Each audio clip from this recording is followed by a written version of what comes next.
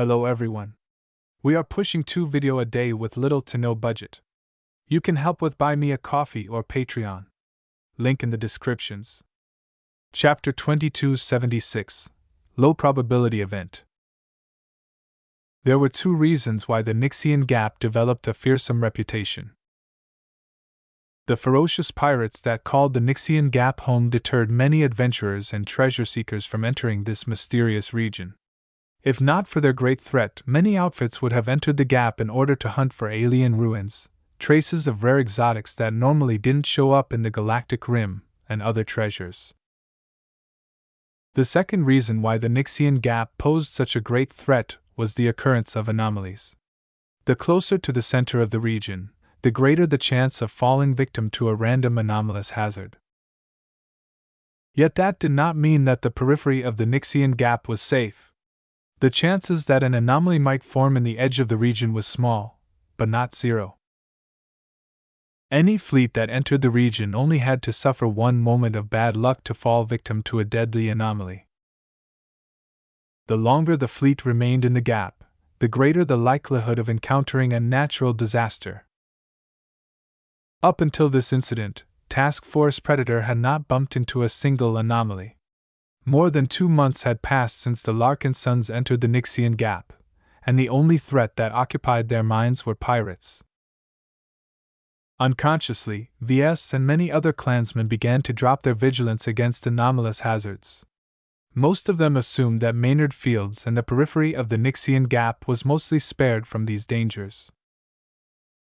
They were right. It was just that matters of random chance sometimes sneaked up on people anyway. Low probability events might still occur no matter how small the odds appeared.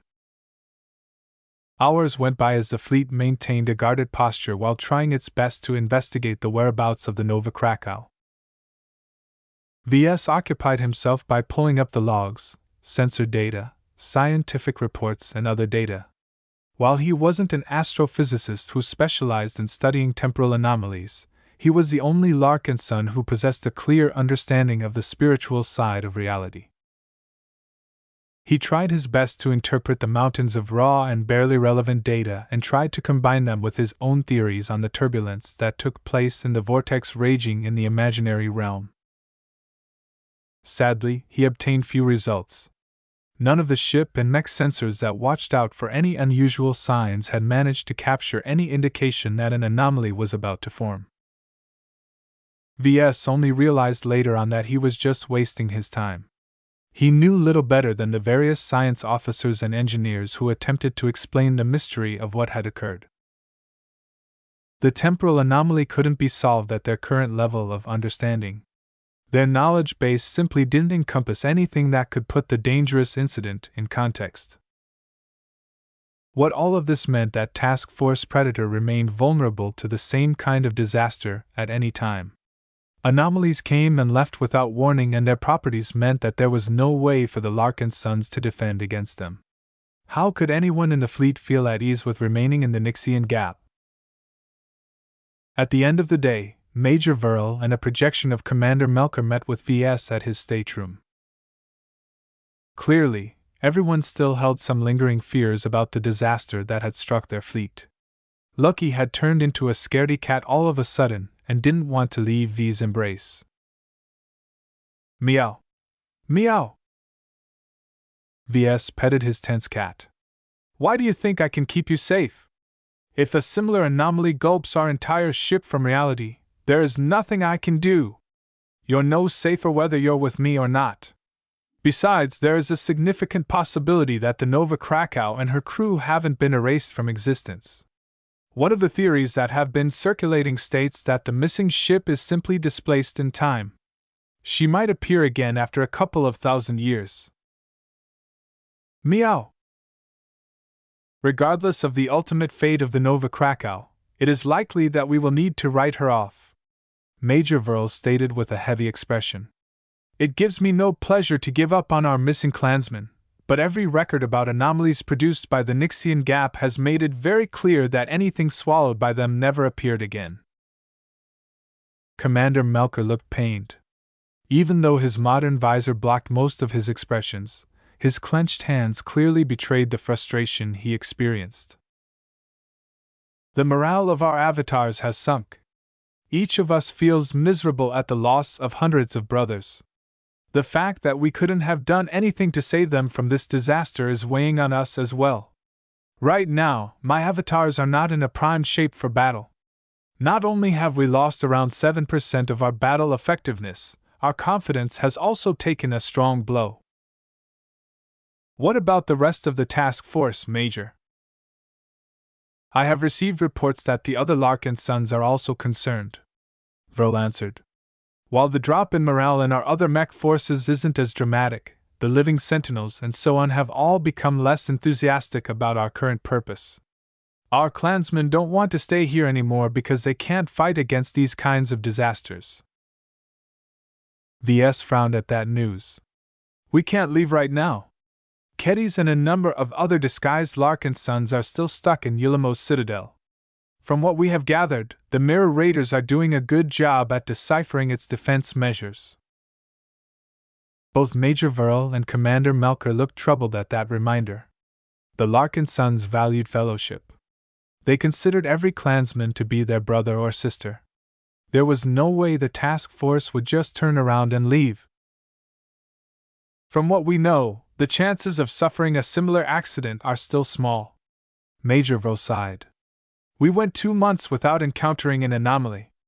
Unless our luck is considerably bad, we will hopefully be spared from similar incidents for at least the same amount of time. In fact, our chances of encountering another anomaly is slightly higher.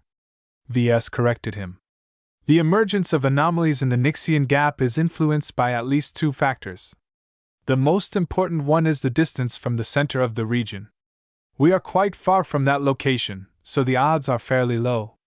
However, don't forget that the asteroids around Yulamo's citadel contain small amounts of higher grades of exotics. From what we know, a higher presence of energetic exotics means that the chances of suffering a disaster is higher. That caused everyone to feel concerned. Staying in this section of Maynard Fields was quite risky. At least Zifford Base was mostly surrounded by asteroids that mostly contained cavanite, which was much less energetic and prone to feeding disasters. How do the dry snakes and the other pirates at Yulamo bear with such a capricious and overwhelming danger? Commander Melker asked. In fact, how are the large pirate alliances in the core regions able to resist suffering the same fate as the Big Two's war fleets? Ves shrugged. We don't entirely know. Calabast came up with 2 guesses. First, the local pirates understand the outbreak of anomalies much better than others. They might even be able to avoid or defend against the hazards. Second, the emergence of anomalies appear to have a strong relation with the presence of energetic exotics. The highly advanced battleships of the CFA and MTA that are filled with high-grade exotics and high technology. What do you think the Nixian Gap will respond to such high concentrations of energy? Those huge and powerful warships might as well be magnets for anomalies. The more powerful the ship, the greater the likelihood that some weird phenomena might devour them whole. In contrast, the low-quality ships and mechs of the local pirate organizations possessed a greater chance of survival. Hardly any of their hardware attracted any danger. Are the pirates immune? Have they figured out a way to defend themselves entirely against anomalies? Again, I don't know, Melker.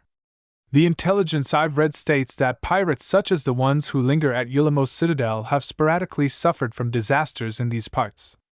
The dry snakes, the mining vessels and random visitors have all fallen victim to anomalies over the years. Perhaps one day, an anomaly might even vanish Yulamo's citadel from existence. Both Vril and Melker shuddered. This was the reality of the Nixian Gap. No pirate or scum was truly safe from these great threats. Ves momentarily thought about his own parents. They had spent years in the Nixian Gap. Not only were they being pursued, they also had to fend off many pirates. Perhaps not even his mother possessed the capability of defending or avoiding against these fearsome hazards. He couldn't do anything for his parents at his current state.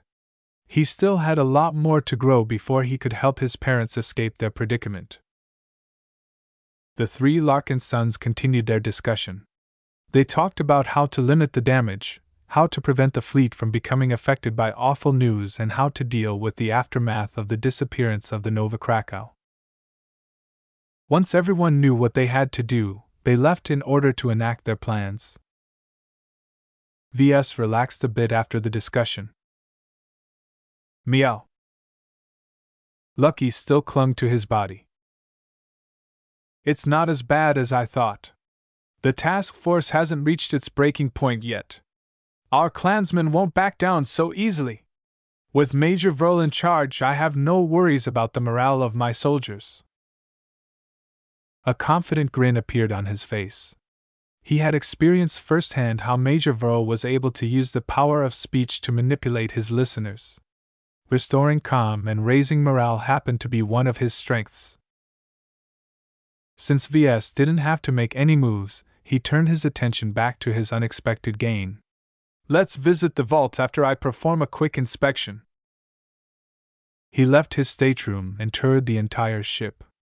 While he trusted the crew of the Scarlet Rose to inspect every component and device, he didn't think they would be able to detect anything on a spiritual level. Ves patiently inspected every single compartment in person. Fortunately, nothing looked out of place. The only sign that something had changed was the strange fluctuations in compartment G13. Obviously, the hidden chamber where Cassandra Breyer's escape pod constantly duplicated itself had also been affected by the disaster. Damn it, has something gone wrong? Alarms should have gone off if any serious changes took place in compartment G13. As the main source of Breyer alloy in the Larkinson clan, Ves really did not want to lose this free source of armor plating. He felt massively relieved when he observed that the Breyer alloy production loop was still intact. The escape pod failed to resist the great heat of the forging machine and melted down without any issue. The corpse of Cassandra Breyer remained as dead and silent as ever.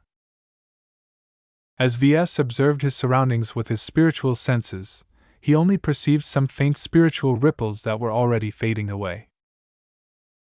Something had happened, but Ves failed to spot anything amiss. He paid very close attention to Cassandra Breyer's corpse, but it looked the same as ever. Was Cassandra Breyer faking it? Did she harvest something as well from the incident? He frowned. Despite exploiting her powers, Ves lacked the confidence to confront Cassandra Breyer in spiritual matters. She was far more powerful than him in that regard.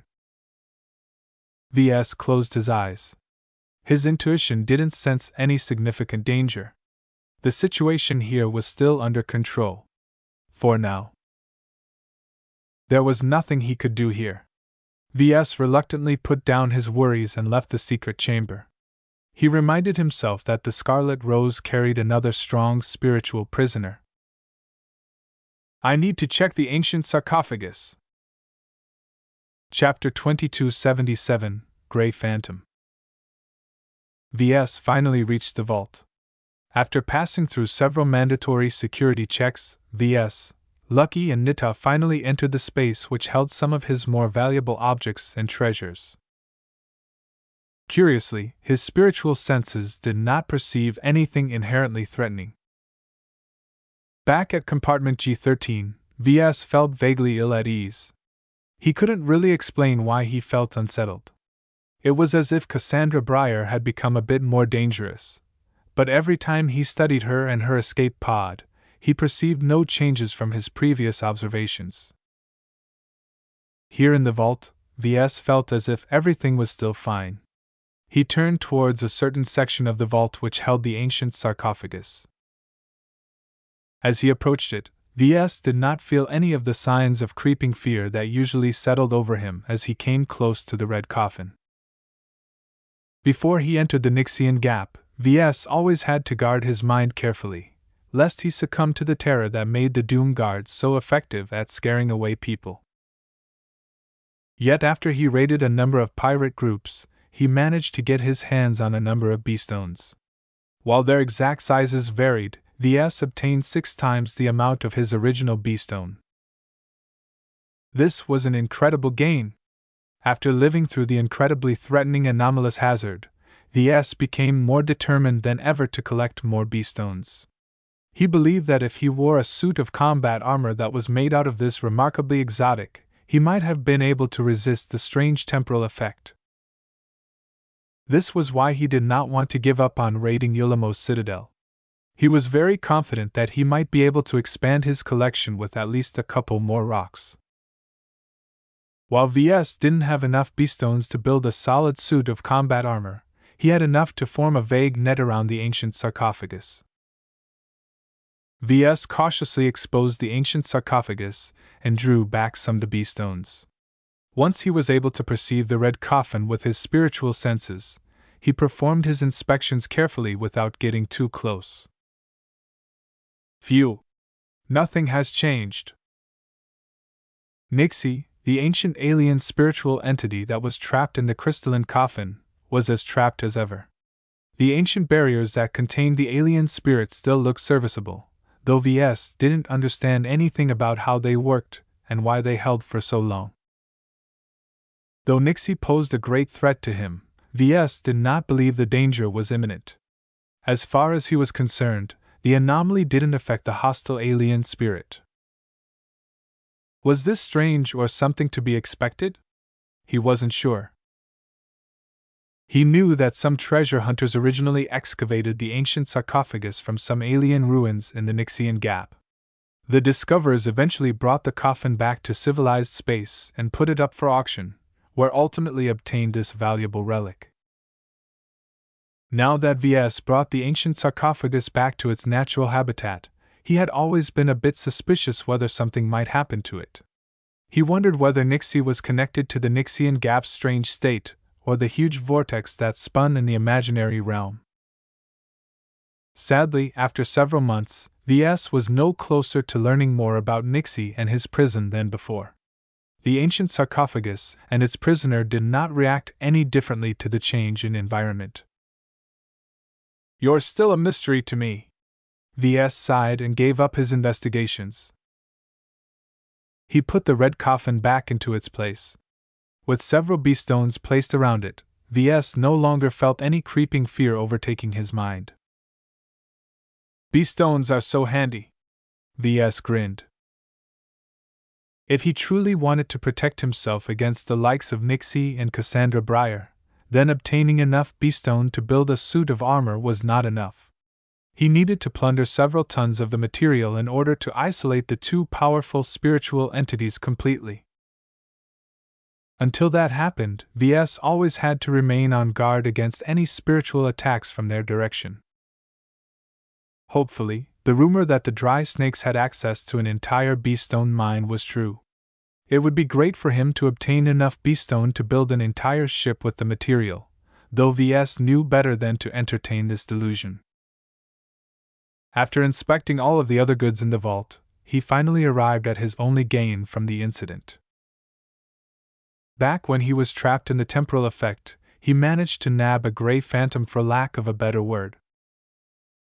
Once he carefully opened the B-stone lockbox and retrieved the P-stone that kept the spiritual entity in place, he took the time to inspect the state of the unknown spiritual entity. The entity appeared like a vague, gray and misty humanoid in his vision. The entity constantly moaned in agony while trying its best to pull itself away from some kind of restraint. The restraint appeared to be an unknown collection of spiritual energy with very incomprehensible properties. Both the trapped entity and its restraint possessed a large amount of alien spiritual attributes that Ves failed to interpret. As for the attributes he did manage to recognize, many of them were negative. Ves detected attributes that reminded him of torture, fear, death, erosion, and more unpleasantries. He frowned. The abundance of these spiritual attributes in his latest spiritual catch meant that there might not be a way for him to communicate with the Grey Phantom. He tried anyway. "Hello? I am Ves Larkinson, a human and a mech designer. Who might you be, Mr. Ghost? Of course, Ves did not say that out loud, but conveyed it to the Grey Phantom through a spiritual communication method. Nothing happened. The Grey Phantom continued to behave as if it was in pain. Hello? Can you understand me? I'm talking to you, you know. No matter what he said, the Grey Phantom continued to ignore his attempts at talking to it. The more he observed the spiritual entity, the more Ves realized that it was old. Very old. Unimaginably old. You're not human, that's for sure. Aside from the agelessness that emanated from the Grey Phantom, Ves also had a feeling that it may have existed in this tortured state for eons. Spending tens of thousands, hundreds of thousands, or even millions of years in this undead, painful state, while floating in the middle of a spiritual vortex in the imaginary realm, did not sound fun. Ves found it difficult to imagine what caused this Grey Phantom to endure such endless torment. How did the spiritual vortex come into existence? Who was the Grey Phantom, and who condemned it to eternal torture? He shuddered a bit. After studying the Grey Phantom's restraint, he suspected that it wasn't natural. Someone put those restraints on the Grey Phantom. The restraints had at least 3 effects as far as Ves was aware of. First, it induced constant pain. Second, it kept the Grey Phantom alive. Third, it trapped the Grey Phantom and stripped it of all of its strength. These were some very scary shackles. Ves warily eyed the restraints. He didn't know whether he was capable of freeing himself from them if they happened to snap onto his spirituality. There was no way he would test its power in person. In fact, he didn't even know whether he could remove the restraint. Maybe I can alleviate your suffering. He concentrated his mind and carefully tried to probe the restraint. Even when Ves applied some force, the restraints still held together. Damn! You're quite strong! None of his rough handling affected the integrity of the restraint, but the Phantom was another story. Each time Ves touched it, the Phantom seemed to bear an unimaginable amount of pain. Afraid of damaging or killing the Grey Phantom, Ves stopped probing it. He didn't want to break something of value, especially when he gained some interesting ideas. Even though he felt disappointed that he wasn't able to get anything useful from the Grey Phantom in its current state, there might be other ways for him to extract value from its existence. This ghost is truly a shell of its former self. The state of the Grey Phantom reminded him of the spiritual fragment that his mother had gifted him. Back then, the spiritual shard that she managed to dig up from somewhere had undergone an incredible amount of erosion. Though Ves found it astounding that the spiritual remnant of the Luminar race leader managed to remain in existence for so long, the constant environmental attacks caused it to lose a lot of weaker elements. Only portions of its strongest obsessions and spiritual attributes remained. When Ves studied the Grey Phantom, he gained a similar impression. Though the Phantom bore much more weaknesses, it also showed some signs of erosion.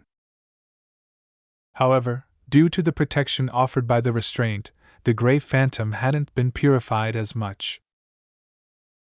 Since it didn't appear that he would get much out of the Grey Phantom out of studying it, Ves wanted to make it useful in other ways. He first thought of using it as a design spirit, only to scrap the idea immediately afterwards. This was no Kalanxo who possessed a calm, sentient mind.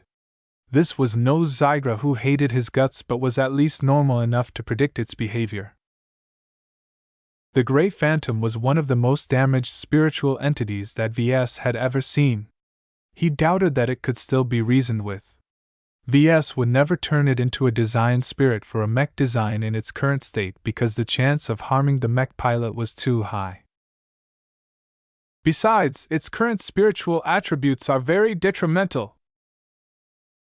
This was why Ves favored the second option. If using it in its raw form was unwise, then Ves just had to process it into something different. By using the Grey Phantom as an ingredient, Ves would be able to combine it with other ingredients to form a completely new spiritual product that inherited some of its traits.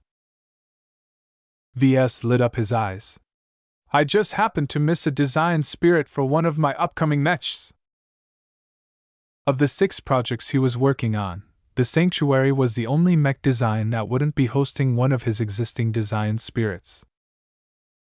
He decided early on that he would be providing his Sanctuary with a new design spirit. However, creating a suitable design spirit to a mech that was supposed to block and restrain glows wasn't easy. At the very least, he needed to find the right spiritual attributes, and this was very difficult.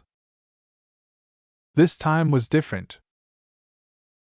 Though the Grey Phantom was polluted with an abundance of negative and incomprehensibly alien spiritual attributes, it contained a modest amount of attributes that Ves found helpful. A portion of the Grey Phantom yearned for safety, liberty, relief, forgiveness, mercy, and so on. Surprisingly, despite spending eternity in agony, the Grey Phantom clung very strongly to these attributes as if nothing else mattered.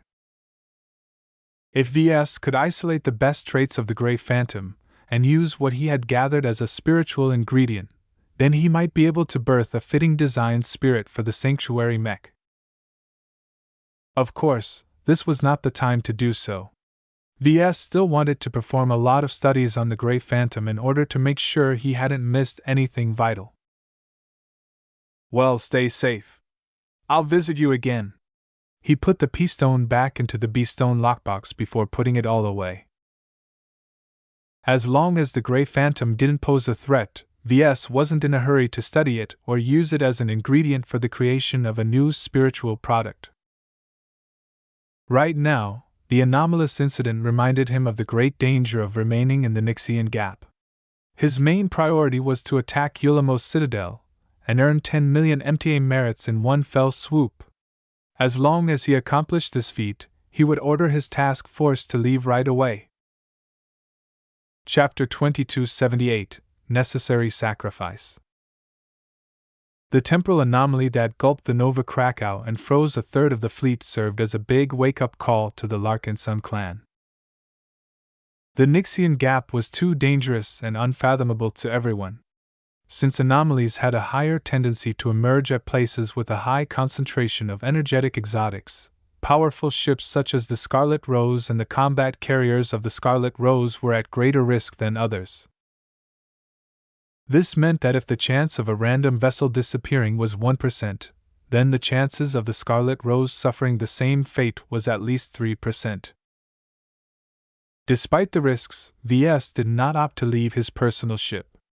The weaker vessels in the task force might offer him a greater chance of survival against inexplicable anomalies, but they were much more vulnerable against pirates. What if a group of pirates fired a warship-grade laser cannon at the ship he was on? A third-class light carrier that boasted relatively frail armor such as the Red Feather would instantly crumble. In contrast, the much smaller Scarlet Rose might get heavily damaged depending on the power of the attack, but would more than not survive a direct blow. Since the Nyxian Gap was infested with pirates, Ves figured that protecting himself against material threats was a lot more important than mitigating his exposure to the unexplainable. The strange incident left a scar in the hearts of the Larkinsons. In order to restore everyone's morale and make them willing to attack Ulamos Citadel, Major Verl visited each and every ship and held a speech to the crew in person.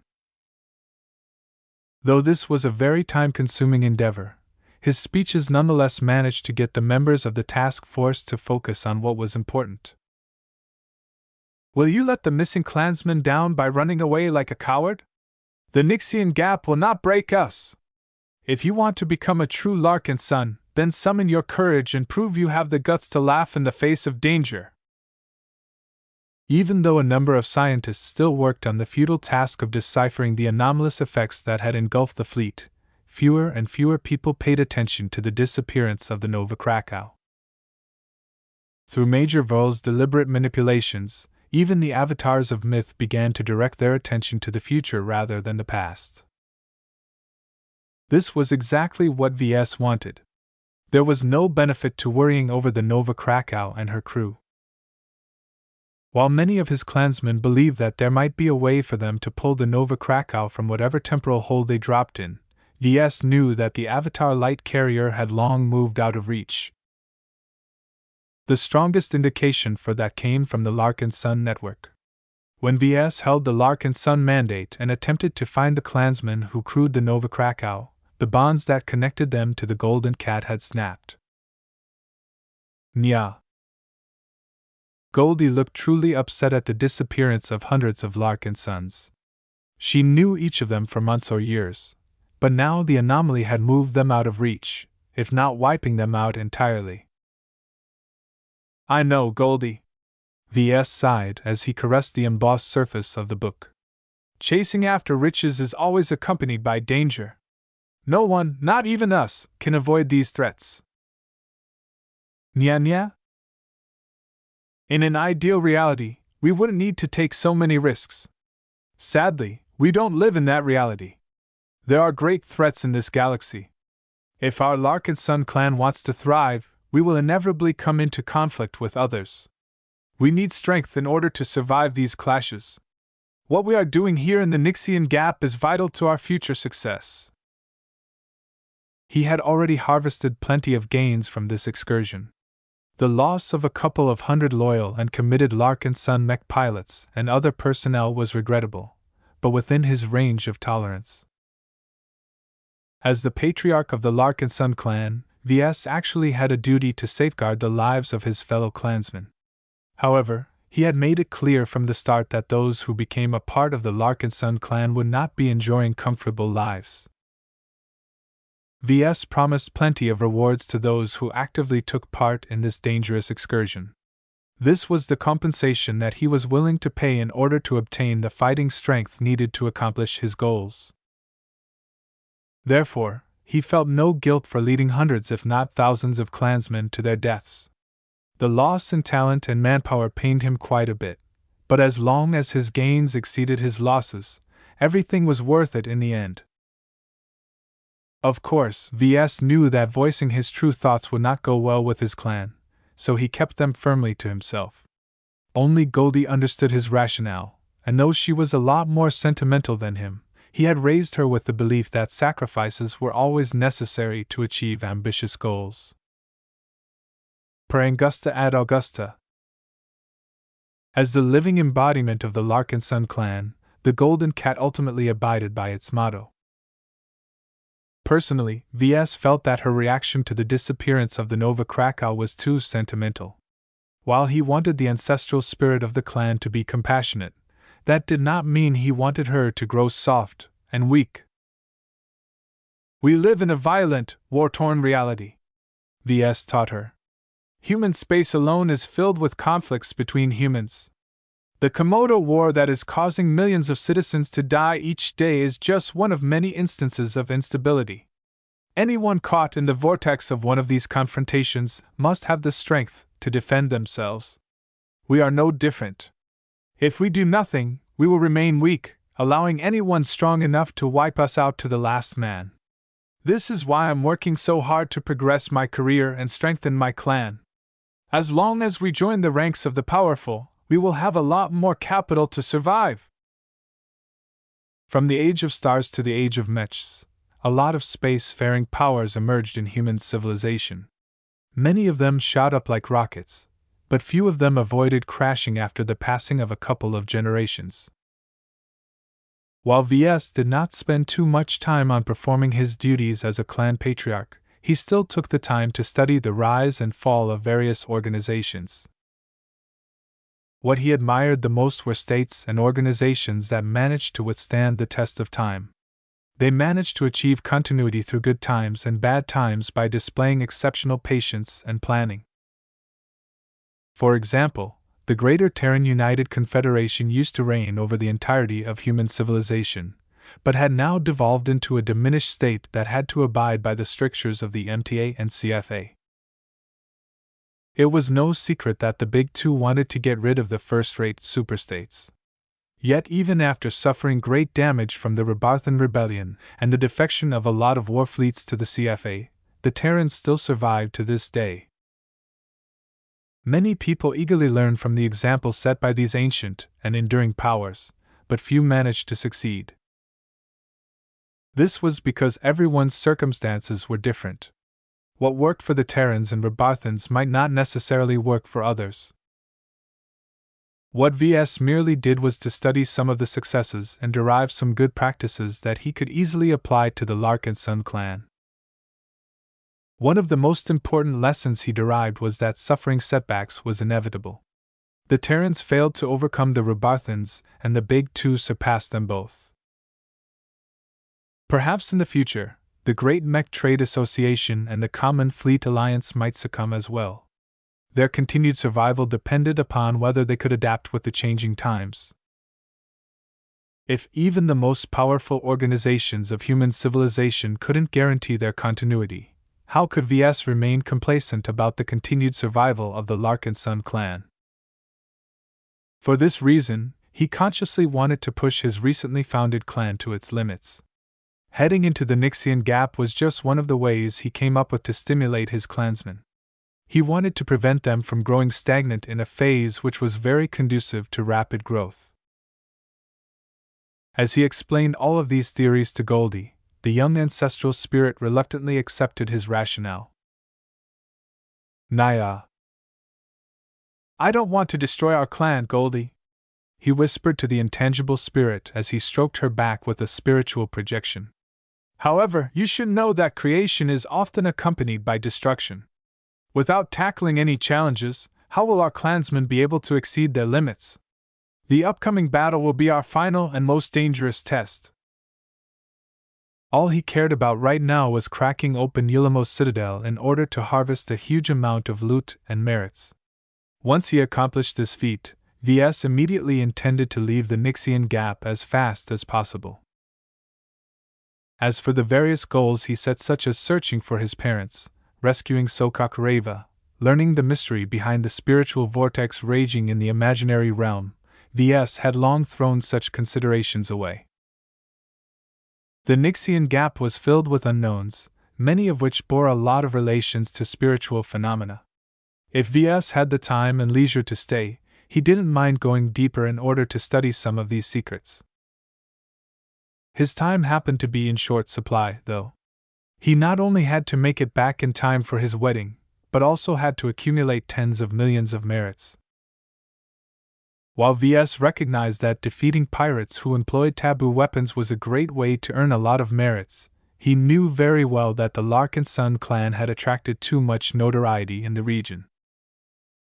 The Nixian pirates who dared to defy the Big Two weren't afraid of Task Force Predator. As long as the locals banded together, even the penitent sisters might not win. Aside from that, the inability to defend against the onset of anomalous hazards had also frightened him a lot. Even a habitual risk-taker like him did not wish to linger any longer in the Nixian Gap than necessary. Since Ves firmly pushed the task force to attack Yulamos Citadel, every clansman in the fleet worked hard to prepare for the tough battle ahead. With thousands of mechs, elaborate defense matrices, and a huge arsenal of taboo weapons, there was no way that Task Force Predator would win while suffering negligible casualties this time. Therefore, Major Verl and every mech commander frequently met together in order to plan their upcoming assault. Even Commander Chansey of the Penitent Sisters dropped some of her airs in order to voice her own concerns during these meetings. As for Ves, he temporarily dropped his design duties in order to help with the preparations. He claimed the mech workshop of the Scarlet Rose to himself and fabricated a number of products. A lot of valuable exotics and materials kept pouring into the Scarlet Rose. In return, the ship disgorged some containers that held something of greater value. While all of these preparations took place, the mech pilots of the various mech forces each took part in many simulated drills. Ever since the Mirror Raiders transmitted a lot of data on Yulamos Citadel, and the pirates that defended it, the Larkinsons finally understood a bit of what they were up against. Many of these simulated battles did not go well. As long as the Nixian pirates made use of just a portion of their superweapons, the Larkinsons easily suffered catastrophic losses. The initial results proved that if the Larkinsons wanted to defeat their foes, they had to take these superweapons off the board right away. It's difficult, but not impossible. Ves often glanced in the direction of Yulamos Citadel during this time. No matter what, in order to advance his ambitions, the base must fall. Chapter 2279 Spiritual Restraint. During the time he assisted with the preparations for the upcoming attack on Yulamos Citadel, Ves also directed some of his attention to studying the Grey Phantom. The more he examined the tortured alien spirit, the less interested he became. There was not much value in the existence of this eroded entity. It was old, undying, and completely incapable of forming any coherent thought. Ves attempted to communicate with it many times. He achieved no results. The only instance where he managed to elicit a reaction was when he did something that hurt the Grey Phantom. The entity released even greater wordless cries when Ves stabbed it with a spiritual projection. Strangely enough, the torture that Ves had inflicted on the Phantom never persisted. For some reason, the ancient alien entity immediately returned to its previous form immediately afterwards. This was very strange to Ves. Normally, spiritual entities were very fragile when they existed by themselves. In fact, such spirits usually succumb to the corrosive winds in the imaginary realm after a period of time. Whether that meant that the actual souls of the deceased had returned to nihility or passed on to a completely different realm, Ves didn't know. He had not performed any studies on life after death. His mother probably knew a lot more, but she was never in the mood to share. Though Ves found the Grey Phantom's condition to be intriguing, he soon found out that this remarkable property did not originate from the entity itself. The more he knew the alien spirit, the less exceptional it appeared. It lost too much. There was no sentient thought left in the Phantom. Long years of torture had rendered the Grey Phantom into an instinctive beast that solely existed to endure the endless soul-searing pain inflicted on its being. This was why the Phantom managed to cling on to a few helpful notions such as relief, forgiveness, and mercy. Without at least some pillars of strength, the Grey Phantom would have certainly devolved into an even more pathetic existence. As Ves spent hours in the vault to study the Grey Phantom, he no longer paid attention to the upper half of the spiritual entity. Instead, he cast his eyes downwards. The interesting part about the Grey Phantom was that it was visible to the naked eye ever since Ves pulled it out of the spiritual vortex. This was why even Calabast and Nita could perceive the spiritual entity with the naked eye. The cause of this effect and many other abnormalities was the spiritual restraint that had fused with the Grey Phantom. Visually, the Grey Phantom looked like a humanoid whose feet and lower legs were engulfed by a swirling cloud of energy. It was this cloud of energy that was truly responsible for turning the Grey Phantom into an undying, tortured soul. Even Ves exhibited a little fear at the spiritual restraint. While the Grey Phantom was fairly weak, Ves could not say for sure whether he would be able to defend himself against the powers of this fearsome spiritual tool. Yes, spiritual tool. Ves recognized the spiritual shackles to be a very sophisticated application of spiritual engineering. While Ves could study the grand dynamo in his mind at any time, it was just a single example to him. Its extreme complexity and profound, high-level principles meant that he couldn't really derive anything valuable from the spiritual energy generator. When he cautiously studied the spiritual restraint from a distance, he vaguely felt a similar degree of incomprehension. It was too advanced. Ves felt as if he was a first-year mech design student staring at a mech designed by a master. The gap was so wide that it would take hundreds, if not thousands of years of dedicated study in order to decipher all of its principles. Obviously, Ves couldn't spare the time on such a marginal endeavor. As powerful and versatile as the spiritual restraint appeared, its design principles were completely alien and did not conform to his own methods. As an innovator, the work of other spiritual engineers merely served as references to him. Ves never wanted to follow the footsteps of others. He preferred to innovate his solutions that fit his needs and capabilities the best. Therefore, Ves also planned to shatter the Grey Phantom and its shackles and reform the broken shards into a completely new spiritual product. This way, not only would he be able to obtain a design spirit for the sanctuary mech, but also convert something incomprehensible into a form that he was more familiar with. Turning something that had completely lost every coherent thought into a design spirit that he could communicate with was a solution that suited him best. Of course, Ves was aware he needed to pay a price for this radical act.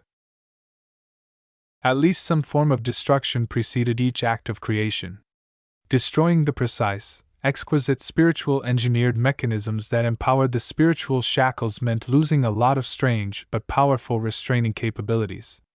Ves would lose access to much of the unknown, alien spiritual engineering principles. "It's a worthy price to pay," he muttered as he continued to stare at the dangerous cloud of energy engulfing the lower half of the Grey Phantom. "It's not as if I'm interested in learning these alien methods in the first place." He didn't mind learning some alien engineering principles if it was worthwhile for him to do so. The reason why he eagerly studied luminar crystal technology was because it was accessible and didn't impose too much demand. This was different.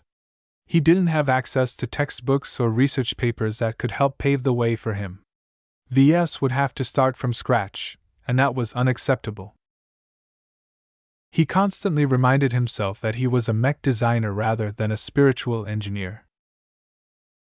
He only dabbled in spiritual engineering because it improved his mech designs. When his studies in spiritual engineering began to form a detriment to his primary profession, then Ves resolutely stopped his current pursuit no matter how interesting it seemed. "I'm only one person. I can only do so much." Therefore, Ves did not exhibit excessive interest in the Grey Phantom's shackles. He only studied and recorded as much as he could observe on the surface. He had no intentions of probing deeper, knowing that he wouldn't be able to make any short-term gains. When Ves reached the limit of what he could learn from the Grey Phantom on the surface, he resolutely halted his examinations. Instead, he began to plan the formation of his latest design spirit. The sanctuary mech was supposed to dampen and weaken any glow that entered its range. Before, Ves did not have any solid ideas on how to accomplish this feat. Yet now that he obtained the Grey Phantom and figured out some of the properties of the spiritual restraint, Ves believed he held the key to achieving the effect he desired. This restraint has an interesting interaction with B-stones. In order to indulge in his curiosity, Ves had commanded a bot to pick up a B-stone and bring it close to the Grey Phantom. When the B-stone touched the Grey Phantom's body, the entity suffered a great amount of discomfort. Sadly, the experiment failed to prove that B-stone could be used to make weapons that were easily capable of harming spiritual entities. The material merely blocked spiritual energy, which vastly limited its offensive properties. What surprised Ves a bit was that B-stone interacted much differently when it came into contact with the spiritual restraint. As far as he knew, as long as a B-stone was big enough, it could block any spiritual energy. Yet as soon as the bot caused the B-stone to overlap with the spiritual restraint, the two showed no signs of repulsion. "This is amazing!" Exceptions were very rare, and now he happened to observe one of them in action. Ves immediately revised his theories on spiritual energy and B-stone upon observing this seemingly impossible phenomenon. B-stones weren't supposed to get along with spirituality. Yet now it did, and that interested him a lot. "What are B-stones, And how are they connected to spiritual restraints? No one could answer this question for him. Ves was completely in the dark as far as he was concerned. All he could tell was that the two were likely related to each other. He came up with numerous new ideas from this experiment. Can I use a beast stone in the creation process? Ves asked himself one day. The idea sounded ridiculous. How could he form a new spiritual life in the presence of something that naturally constrained anything spiritual? Yet the idea simply did not disappear once he came up with it. He believed that as long as he involved the beast stone, he might be able to form a design spirit that completely conformed to his demands. Every other design spirit he created or employed up until now were at least somewhat constrained by beast stones. Adding a new design spirit in his collection that was immune to their blocking effects sounded very interesting. Ves had to plan the creation process carefully, though. He did not intend to waste this opportunity. He took the time to form a number of spiritual images that defined the personality, role, and capabilities of his upcoming spiritual product. He knew quite well that there was not much point to adding lots of detail. Life was inherently chaotic and rarely emerged as planned. What Ves merely did was to add some guidelines to the formation process of the spiritual product so that it did not go out of bounds and evolve in an unplanned direction. Your only role is to constrain glows. Nothing more. The images were relatively pure and one-dimensional by design. He did not tack on anything else because splitting up the purpose of his new design spirit would only weaken its primary function. Ves believed it was better to create something that was strong to begin with and modulate its power expression afterwards depending on the application. If he created something weaker because he added too much complexity, then the resulting design spirit would lack a lot of strength just when he needed it most. The more he planned the creation of his upcoming design spirit, the more he feared its potential. What would happen if the resulting design spirit turned against him? What if it defected to his enemies and used its spiritual restraining powers to neuter his strong spirituality? This was an unacceptable outcome. As someone who believed in good preparation, Ves implemented some additional solutions that would hopefully minimize these frightening possibilities. It would be stupid of me to create my own doom. After a couple of days, Ves was ready to form his latest spiritual product. With his fleet slowly calming down and the preparations for the upcoming base assault nearing completion, Ves calmly prepared the ingredients for his latest act of creation. This might be one of his riskier acts of creation. Yet it would also be one of the more exciting ones due to the innovations he came up with. He couldn't wait to implement his ideas. He grinned. If one of these innovations succeeds, then all of my future spiritual products will possess greater potential as well. Ves moved ahead with this creation process because he believed the resulting spiritual product might be useful in the coming days. Even if he did not instill the newborn entity in any mech, its intrinsic properties and powers might be able to protect him against unconventional threats. Meow. Lucky huddled on the far side of the vault. As a cat who accompanied Ves for years, he keenly recognized that his owner was up to something again. Relax, Ves dismissively replied. This won't be like last time. The main reason the birth of the superior mother went out of control was because I involved my mother. She's not here right now, so there is no way that the situation will spin out of control. Meow. Chapter 2280, Repulsion. Ves did not intend to use a lot of spiritual ingredients this time.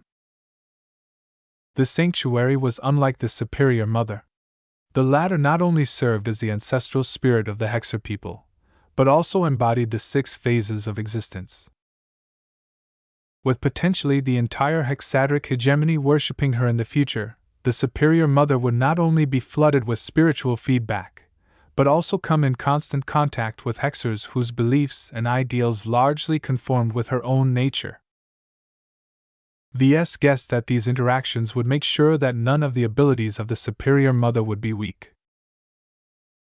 The design spirit of the sanctuary design didn't need to do so much. Ves could already resort to other design spirits if he wanted to fulfill a different purpose or needed some additional versatility. He aimed to instill the strongest spiritual restraining abilities to his next spiritual product. He gave up everything in order to achieve this extreme. This was why he only made use of 4 main ingredients. He did not include the minor ingredients in this consideration. The spiritual images that served as the initial programming of his upcoming creation only guided the birth process. Only the main ingredients were capable of defining the resulting spiritual entity. Ves carefully inspected each main ingredient. The gray phantom that was caught in its spiritual restraint looked as tortured as ever. Nothing had changed despite pulling it out of the imaginary realm for a number of days. As the key ingredient of his new design spirit, Ves knew he had only one shot at making the most appropriate design spirit for the sanctuary. He doubted whether he could stumble upon another turbulent wave in the imaginary realm where he could grab another imprisoned ghost. He was a little bit worried whether he could succeed in killing and shattering the gray phantom.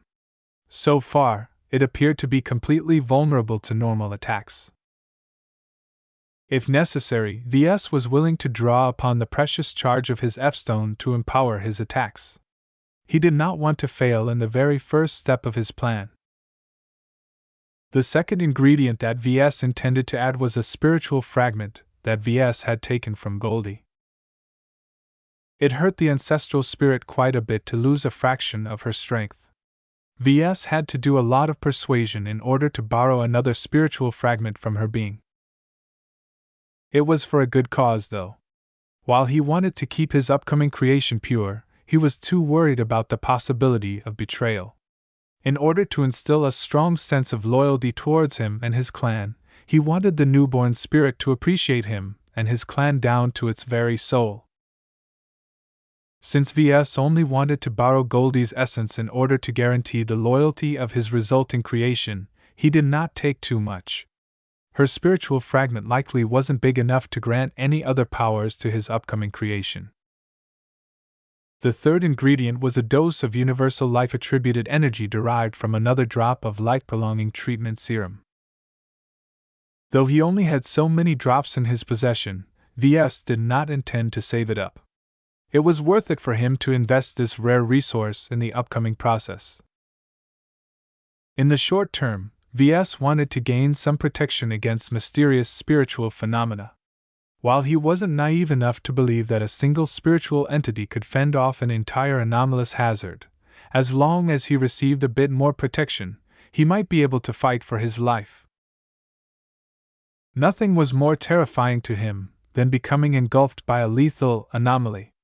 He did not want to become the next victim who lost his bond with the Larkinson network.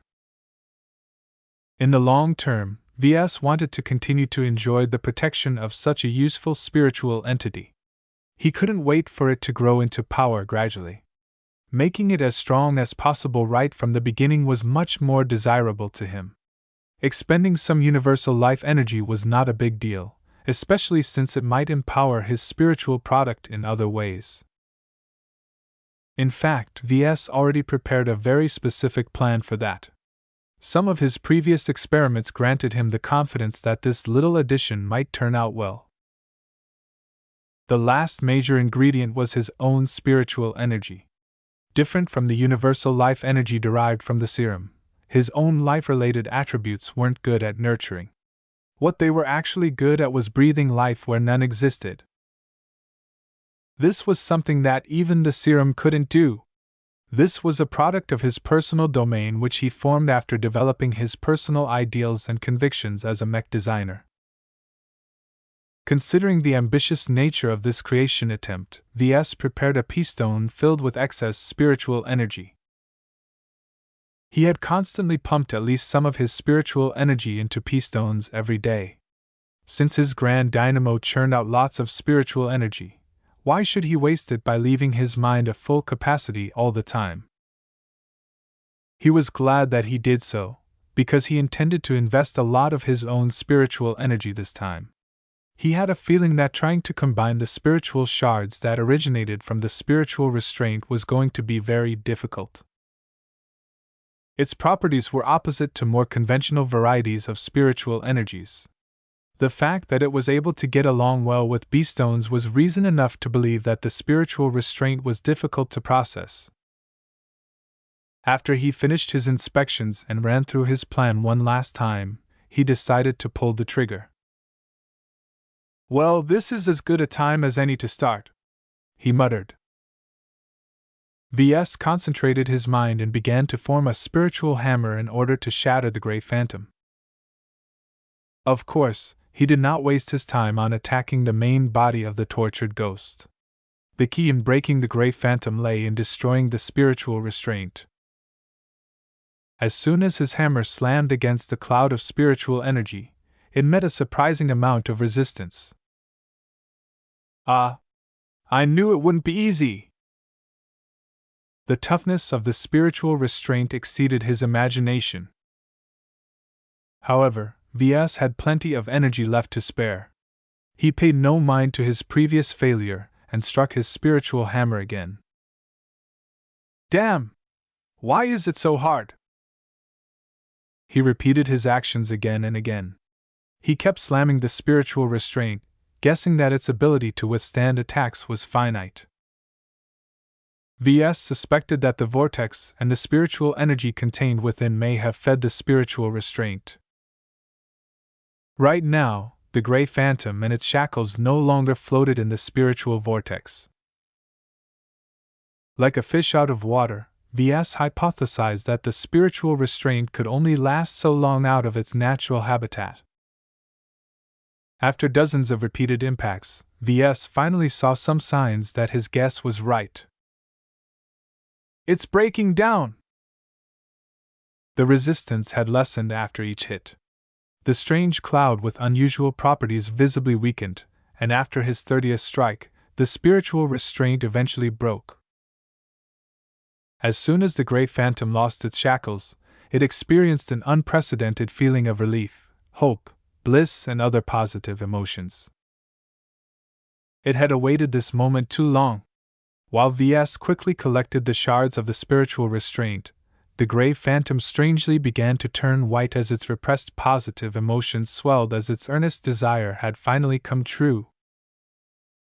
Though Ves honestly did not expect the Grey Phantom to turn into this form, he recognized the value of this unanticipated consequence. "Haha, this is a good opportunity to reduce my loss." Because the Grey Phantom was filled with alien attributes and attributes related to negative states such as pain, hate, despair, hopeless, and so on, Ves initially thought that he needed to cut them all out. After all, for a design spirit that was meant to provide sanctuary, he couldn't allow it to induce any negativity. Yet now, the Grey Phantom had turned white, which was an indication that its positive attributes had spiked while its negative attributes lost a lot of steam. Before this spiritual torture victim could ascend to the afterlife or enter the cycle of reincarnation or something, Ves quickly slammed his spiritual hammer against its spiritual body. The weak ghost shattered after just a couple of hits. "I need to work quickly now." He collected the shards of the phantom into a separate pile and quickly began to sort through them. He pulled out any shard contaminated by a large amount of alien, irrelevant, or negative spiritual attributes and tossed them away, causing them to slowly fade back into the spiritual realm. Ves adopted a fairly strict standard in order to ensure the greatest amount of purity. Only a select few attributes that would be helpful to a mech design like the sanctuary remained in his grasp. Though his filtering process weakened the quantity of usable spiritual shards by at least 70%, Ves didn't care. After processing the first main ingredient, he quickly dealt with the second main ingredient. He shattered Goldie's spiritual fragment and began to blend the resulting shards with the shards of the phantom. As for the shards of the spiritual restraint, he did not toss them all into the mix. Instead, he partitioned them into half. One half of the spiritual shards entered the main pool of shards. As soon as this happened, a strong rejection reaction took place. The spiritual shards that originated from the phantom and Goldie repelled the spiritual shards that originated from the spiritual restraint. Ves already theorized this outcome, and did not panic. Instead, he began to inject a copious amount of spiritual energy that originated from himself and began to cautiously fuse some of the shards together. Ha! It actually works! Ever since his mother noted how impossible it was for him to be able to form life by stitching different kinds of spiritual ingredients together, he suspected that this was one of his greatest strengths. For some reason, he possessed the power to merge incompatible attributes into a unified whole in the process of creating a new life form. Now, he understood a bit more how exceptional this was because the incompatible shards actually fused together with his own spiritual energy as a medium. Of course, the fusion process wasn't easy. Ves felt as if he was forcefully trying to glue the ends of two magnets with the same poles together. While it was possible to overcome the repulsion force, Ves needed to expend an even greater amount of spiritual energy in order to force this result. No matter! I have plenty of energy left to spare! Ves only fused a number of incompatible shards together in order to make sure that this process was sound. Before he continued it, he stopped his current actions and instead directed his attention to the remaining half of the shards that originated from the spiritual restraint. He had something special in mind for these weird shards. Let's see if I can't make something else out of these exceptional remains. He began to fuse the shards together. Since they originally consisted of a single whole, there was no rejection at all. However, it was not his intention to revive the spiritual restraint. Instead, he began to blend in some prepared spiritual images into the mix. While continuing to fuse the shards, he also began to mold and shape the unfinished amalgamation while applying many other spiritual techniques. After several minutes of complex manipulation, during which he also infused a small portion of universal life energy in order to add more strength, Ves finally completed his subcreation. What he created out of some of the remains of the spiritual restraint was something similar to a spiritual construct. And not just any construct. This one happened to share some similarities to Ketty's mind sword. It was a living, evolving spiritual construct that was capable of activating a unique ability. Since his time was limited, Ves only briefly inspected the finished construct before shoving it inside the unborn spiritual product. It was as if he was adding an implant to his upcoming design spirit.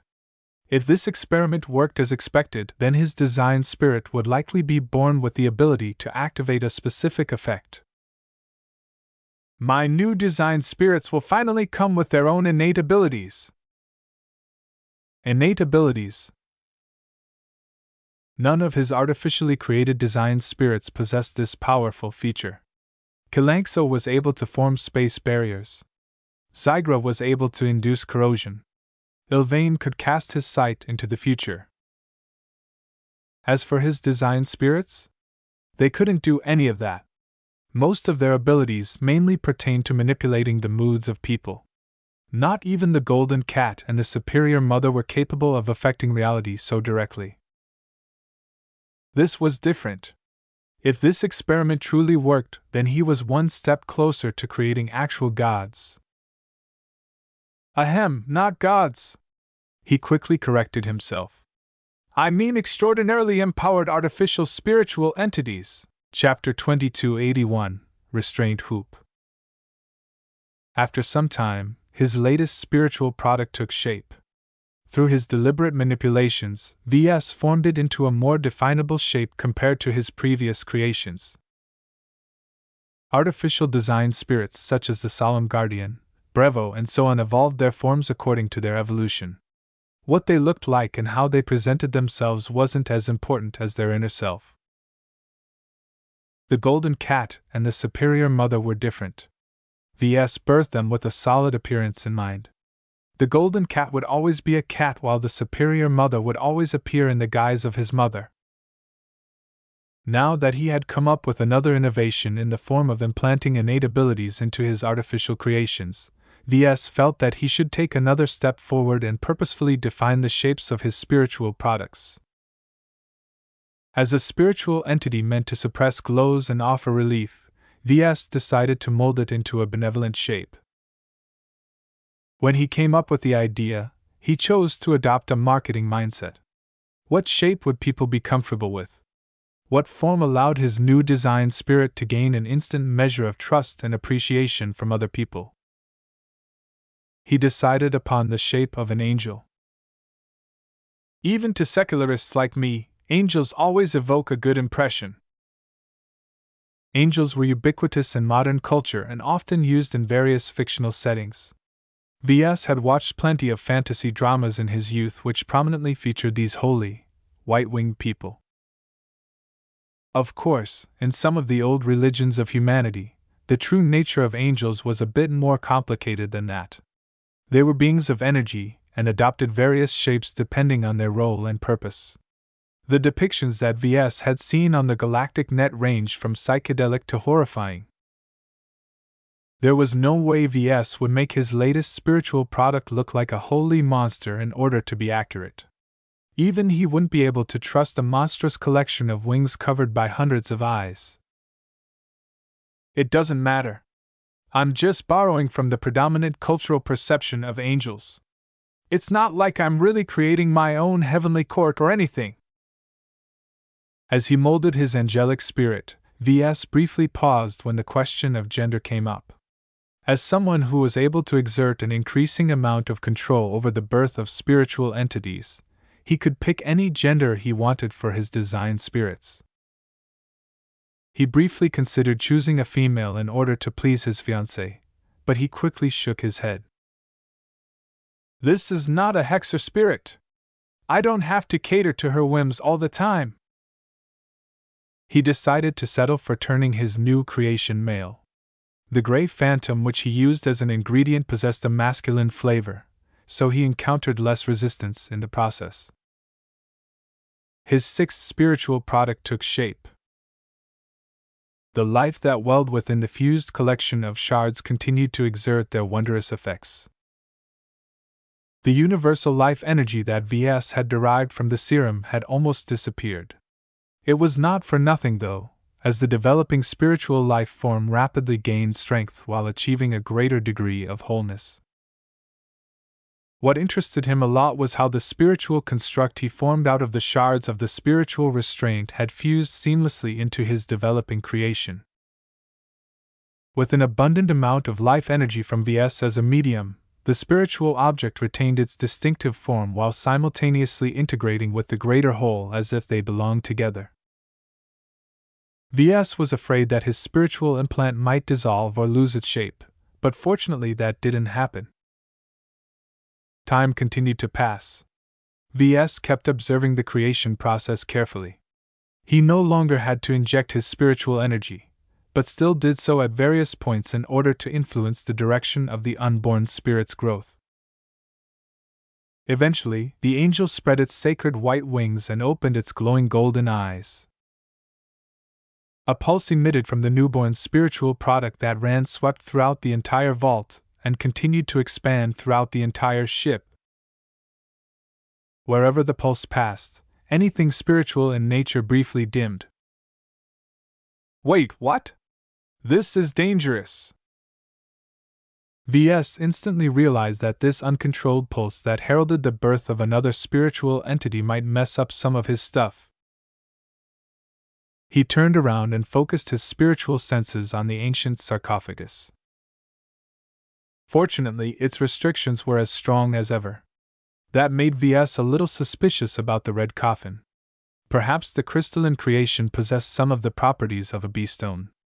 If not for the fact that the coffin was necessary to keep Nixie imprisoned, he would have tried to cut off some samples in order to perform some material research. He turned to his cat. "Are you okay, Lucky?" Meow.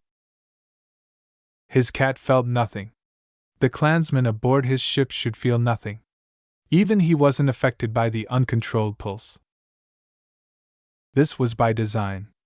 As a creation meant to restrain glows and spiritual phenomena, Ves really wasn't assured the angel might be used against him someday. Even if he managed to instill a considerable amount of loyalty to him and the Larkinson clan in the spiritual product, life had a way of running out of control. Living entities weren't always defined by the circumstances of their birth. No matter how many restrictions that Ves programmed into them, the kind of life that Ves created never possessed the rigidity of AIs. Life was all about growth and evolution. If something about them became a hindrance to their survival or ambitions, then they always had the opportunity to change themselves. For this reason, Ves never put too much stock in behavioral programming. This was why he broke one of his principles for once and carved out a backdoor in his new design spirit's very makeup. No matter what, the angel's special abilities should never be used against him or any members of the Larkinson clan. Ves spent a lot of effort and ingenuity to turn this backdoor into a core aspect of his spiritual product. While it probably wasn't foolproof by any means, it was incredibly hard to subvert this backdoor. "Ha!" he erupted after he noticed that at least one of the features of his new spiritual product worked as he intended. "No matter who you are and who you will turn into, never forget your allegiance." The newborn angel might not have much of a personality as of yet, but the copious amount of universal life energy infused in its spiritual existence had likely accelerated its mental development. The angel was already smart enough to understand Ves. The spiritual entity recognized his own creator and knelt down to show his thanks for coming into existence.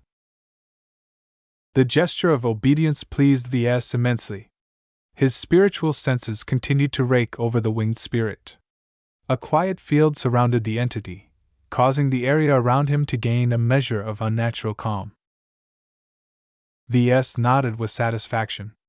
Even though he could feel the new entity's glow, his spiritual energy received no disturbance. For now, the angel was literally incapable of impeding his creator. Even if he did, Ves was not weak by any means. He always held a few tricks back against his own creations. After observing his prostrating angel for some time, Ves pulled out a palm-sized hoop from his pocket. "I name you Lufa, the Angel of Tranquility. Now enter this totem that I have fashioned for you. Don't worry. You will be paired with a mech design soon enough." Lufa's glowing golden eyes pulsed as he received his name. The newborn spiritual entity quickly obeyed his first instructions and entered the hoop that Ves had made. Ves grinned even wider.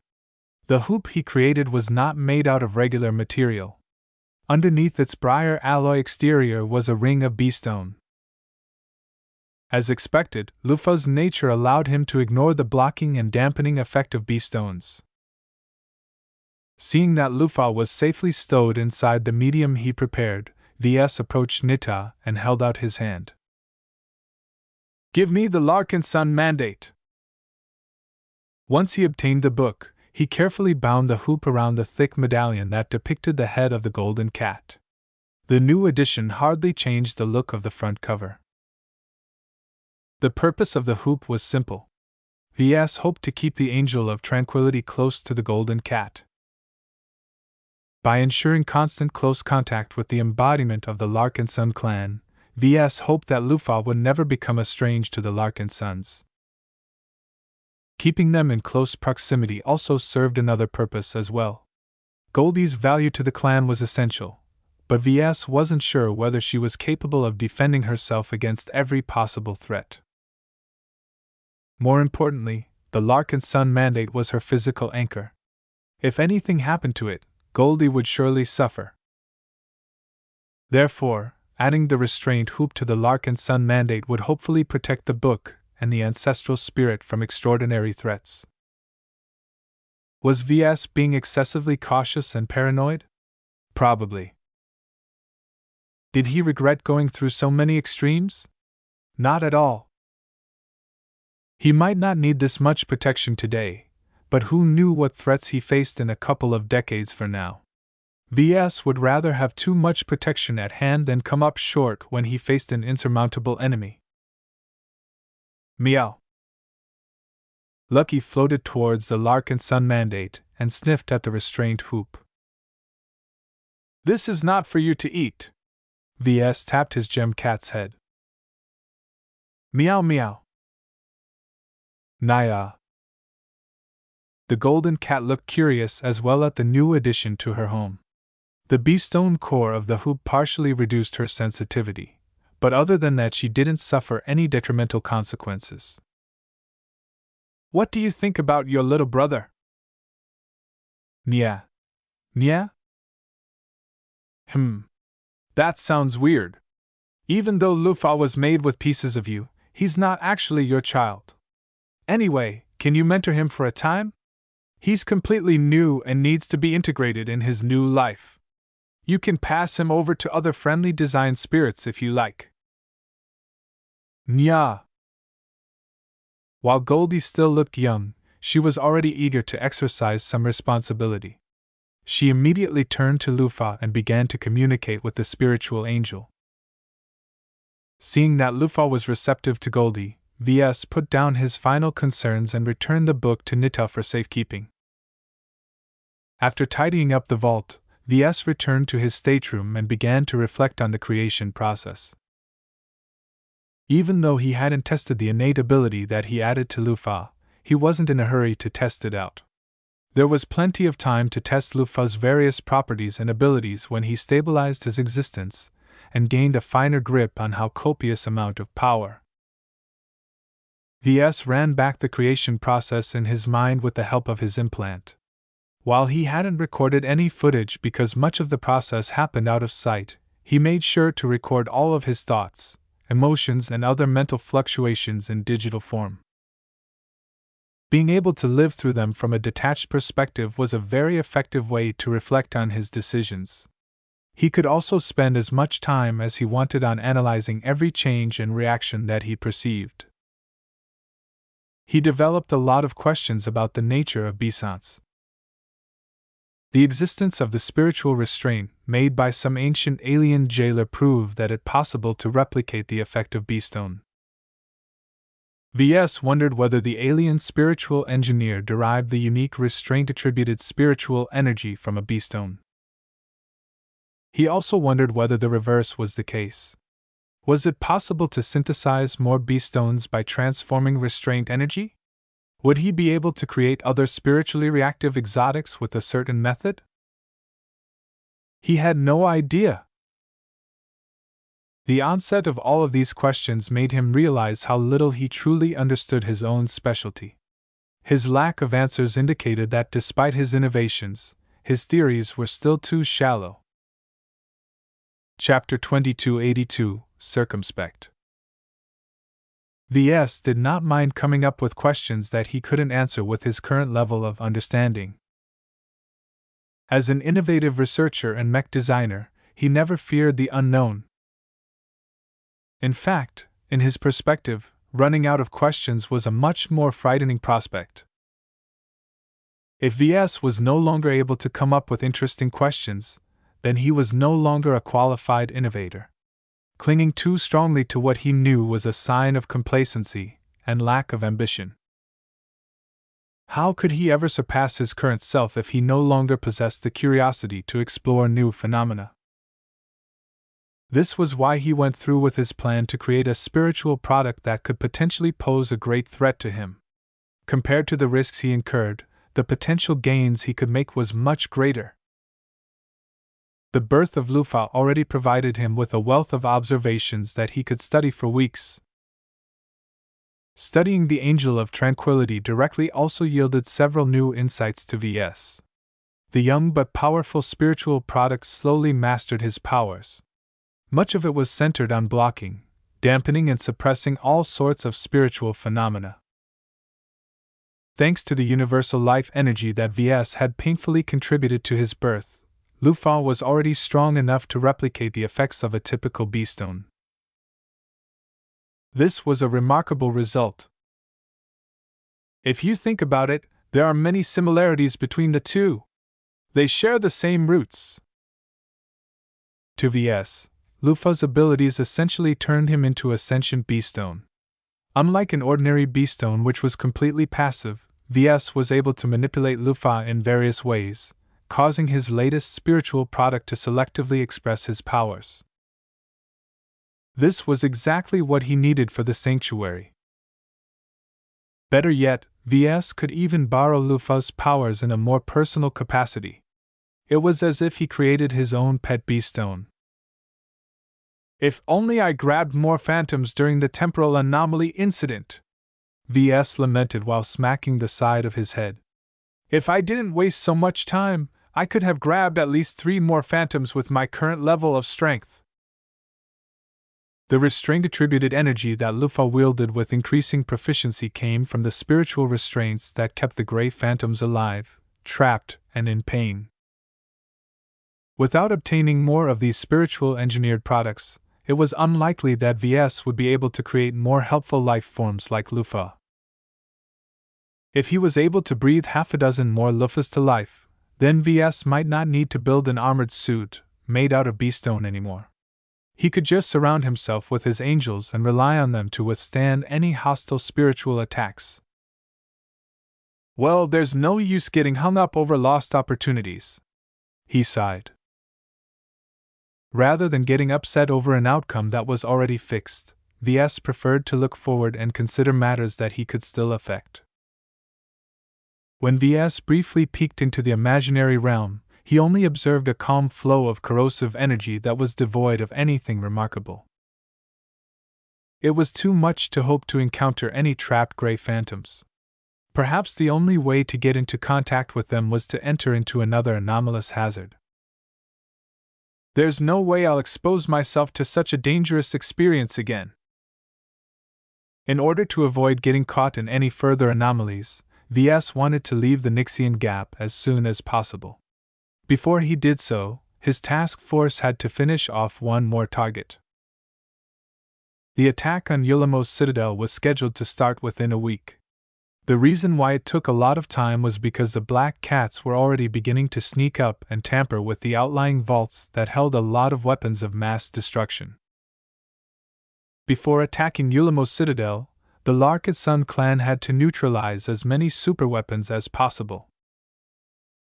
Despite their relatively crude tech, nuclear bombs and upscaled weapon mounts possessed enough power to overwhelm the defenses of second-class mechs. Not all of the sabotage could be done by human infiltrators. Shortly after the birth of Lufa, Ves entrusted Lucky to Calabast. As soon as the gem cat wore the misfortune harness, he began to turn into one of the most effective saboteurs in Maynard Fields and possibly the rest of the Nixian Gap. Even so, the Black Cats did not dare to take too many risks in dispatching Lucky to sabotage various critical systems.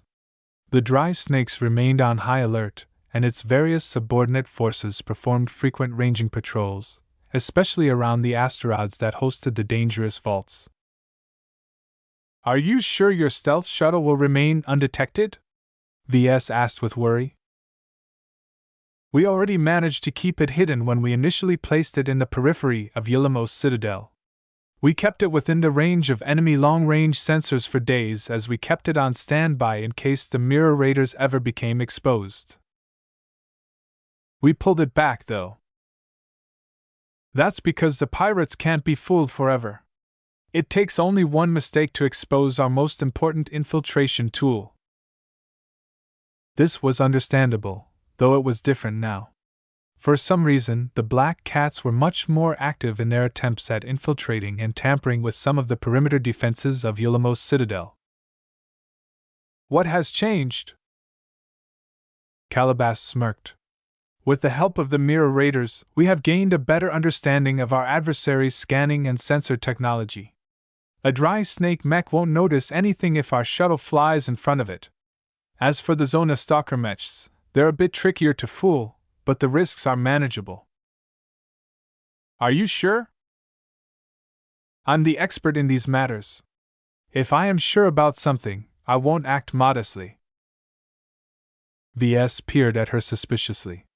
You've been acting a bit circumspect recently. I know you're up to something. Ever since you presented Ulamos Citadel to us, you have been behaving as if you can't wait to bring it to heel. What is it that you are after exactly?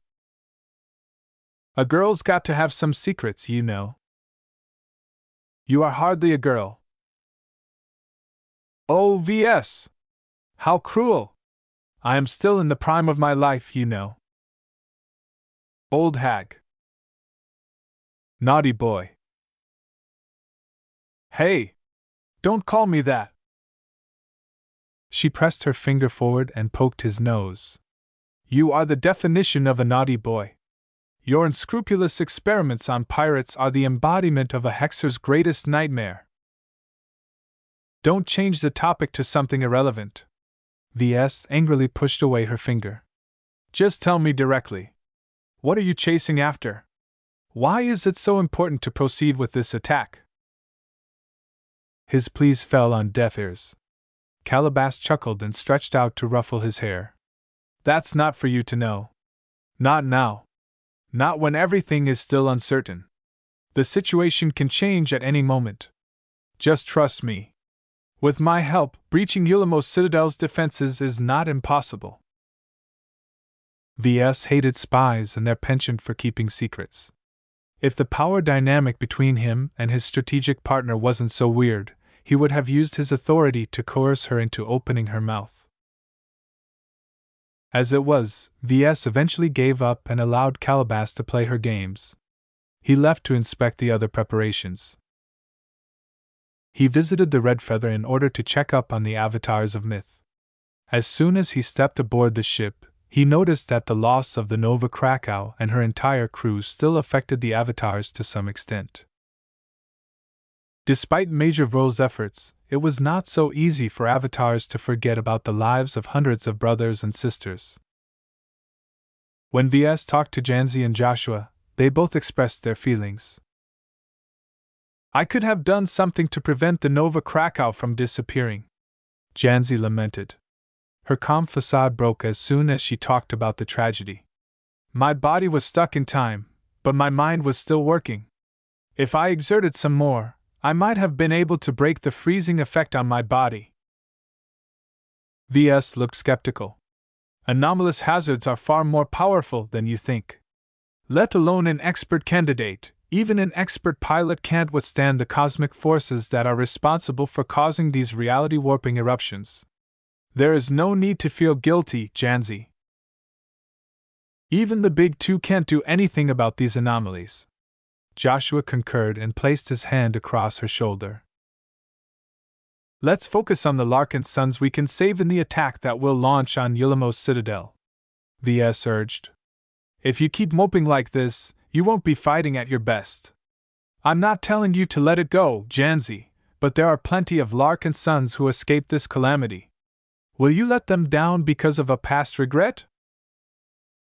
No, Janzi said. She slowly began to regain her fighting spirit. You're right, Ves. Mourning the loss should never get in the way of protecting the living. I know what to do now. Thank you for your concern. No problem. You are one of our most important champions.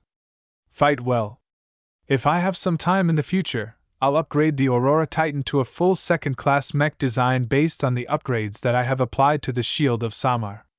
Your mech won't be fitted with a dinky polarizing module anymore. I'll try my best to fit it with a fully fledged shield generator. Her shield of Samar was still a very strong defensive mech. However, as the Larkinson clan gained more second-class mechs, the Aurora Titan-derived mech became increasingly less relevant. Many Bright Warrior mechs were able to fend off almost just as much attacks as Janzi's custom mech. Both of them were clad with copious amounts of briar alloy. The shield of Samar possessed a greater advantage due to its larger frame and its thicker shield, but it was woefully inadequate as a whole.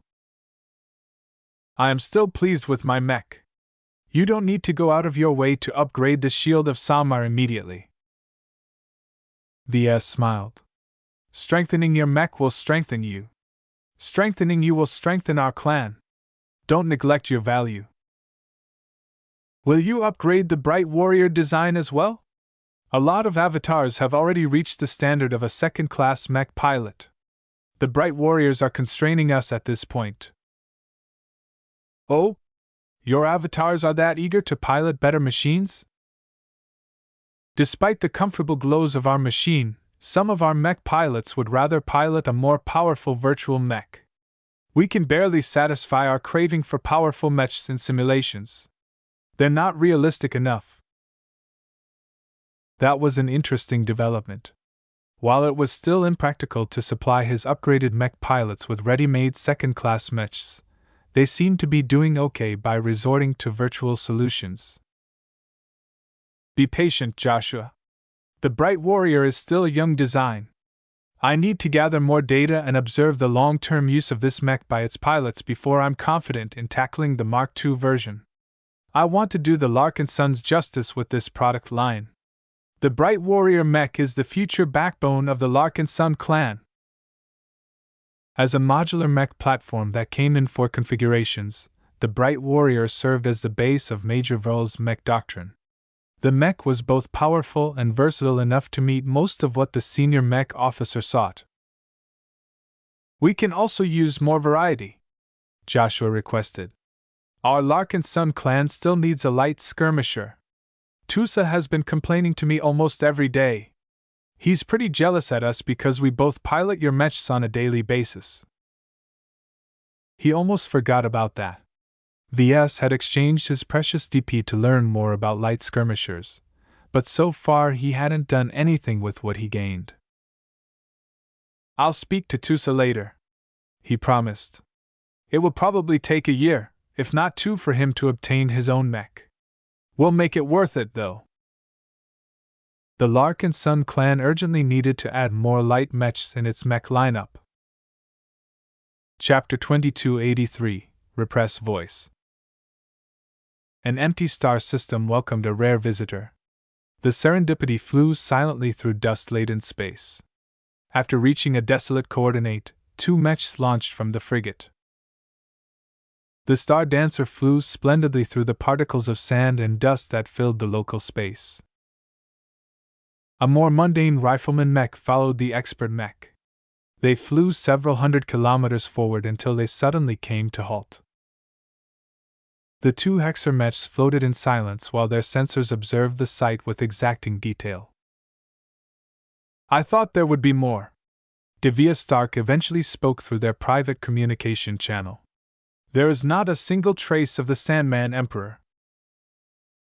Buddhist grunted. There is no debris. The CFA Warfleet must have swept the battlefield for every piece of ship components that the Sandmen have managed to knock loose. The CFA broadcasted their attack on the capital of the Sandman Empire on the galactic net, allowing many people to witness the near debacle. No one thought the Sandman race had transformed an entire planet into one of the biggest Sandman amalgamation ever known. Not even the arrogant Friday men and Hexers could remain calm against such a horrifying threat. The CFA's punitive attack almost ended in failure.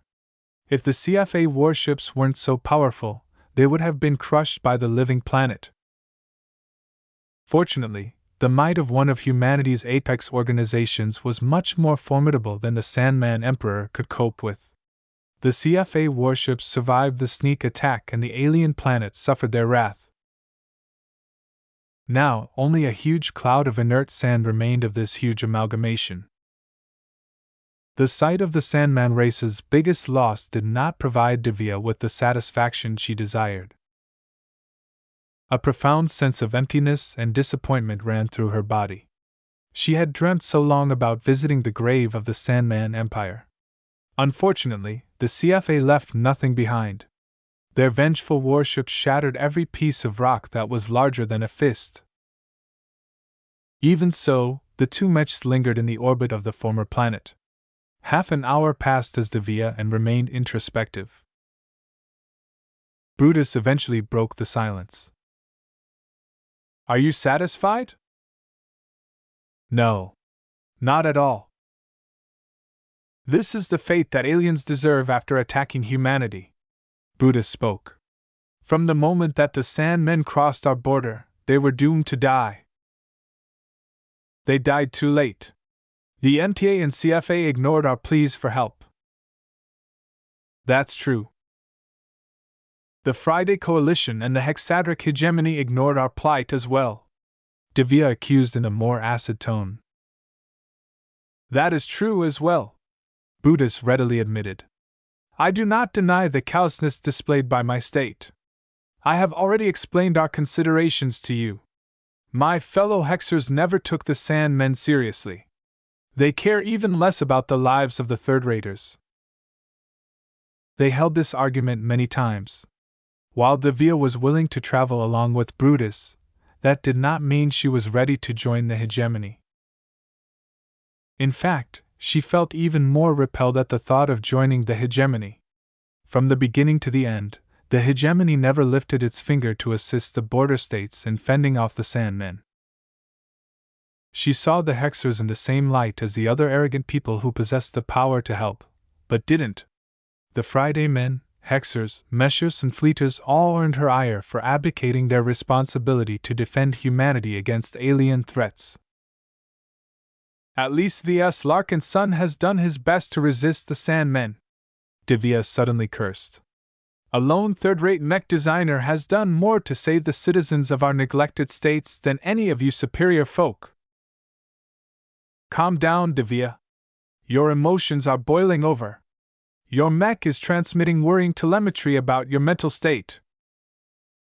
How can I calm down after traveling through so many star systems scoured by the Sandmen?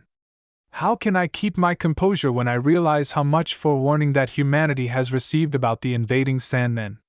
Even when this race uprooted its entire empire to descend upon the Weimar Republic, none of you have dispatched anything more than scouts and disaster tourists. Are we not human? Do our lives not matter? I am disappointed in my state as well. I'm sure that many of my Hexers wanted to help. It's just that we don't have a voice either. That's a lie, Devia angrily barked. Every human has a voice. No matter if you're a first-rater or a third-rater, every human is supposed to be treated with dignity. Yet none of that is true. To many of you, the cries of a single first-rater is louder than the screams of trillions of third-raters. None of you bother to open your ears to the latter because you don't care about us. All you Hexers think about is winning your stupid rivalry against the Friday men. All the MTA cares about is winning their pissing match against the CFA. Does no one care about protecting our race against external threats? I do care, Devia. Please don't mistake us as unfeeling. The hegemony is filled with loving mothers, caring sons, and helpful daughters. From the outside, we are known for our strength, but within our borders, we love each other and constantly work to achieve our ideal society. Ha! You haven't refuted my point at all. You Hexers only care for yourselves, she hissed. You have so much wealth and power. For over 4 centuries, you sat in the most prosperous territories of our star sector, and yet what did you do? You Hexers hoarded all of your riches, letting none of it flow out to the underdeveloped third-rate states that could have used some help. How much wealthier would we be if you second-raters shared just a fraction of your wealth? We do contribute to the development of lesser states, Devia. Our government invests 0.0006% of its annual budget to charitable causes. We have educated millions of repressed women in the less prosperous parts of the star sector. While I admit that we could have done more to help your compatriots out, we are not as heartless as you think. Do not deceive me, Brutus. I know what your people are like. I have spent months on the same ship as you. Do you know how your crew are looking at me? Not with respect, that's for sure. Even the boys on your ship view me as an insect rather than a human. Her mental activity became more and more unstable. Alarms began to ring in the cockpit of her mech, but Devia didn't care about her own health. She had witnessed too much ruin during the journey to this star system. How many years have passed since our race has reached the stars?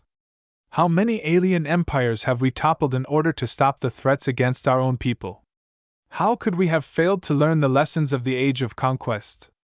400 years after the end of human genocide, we are still consumed by the same obsessions that have haunted us in the past.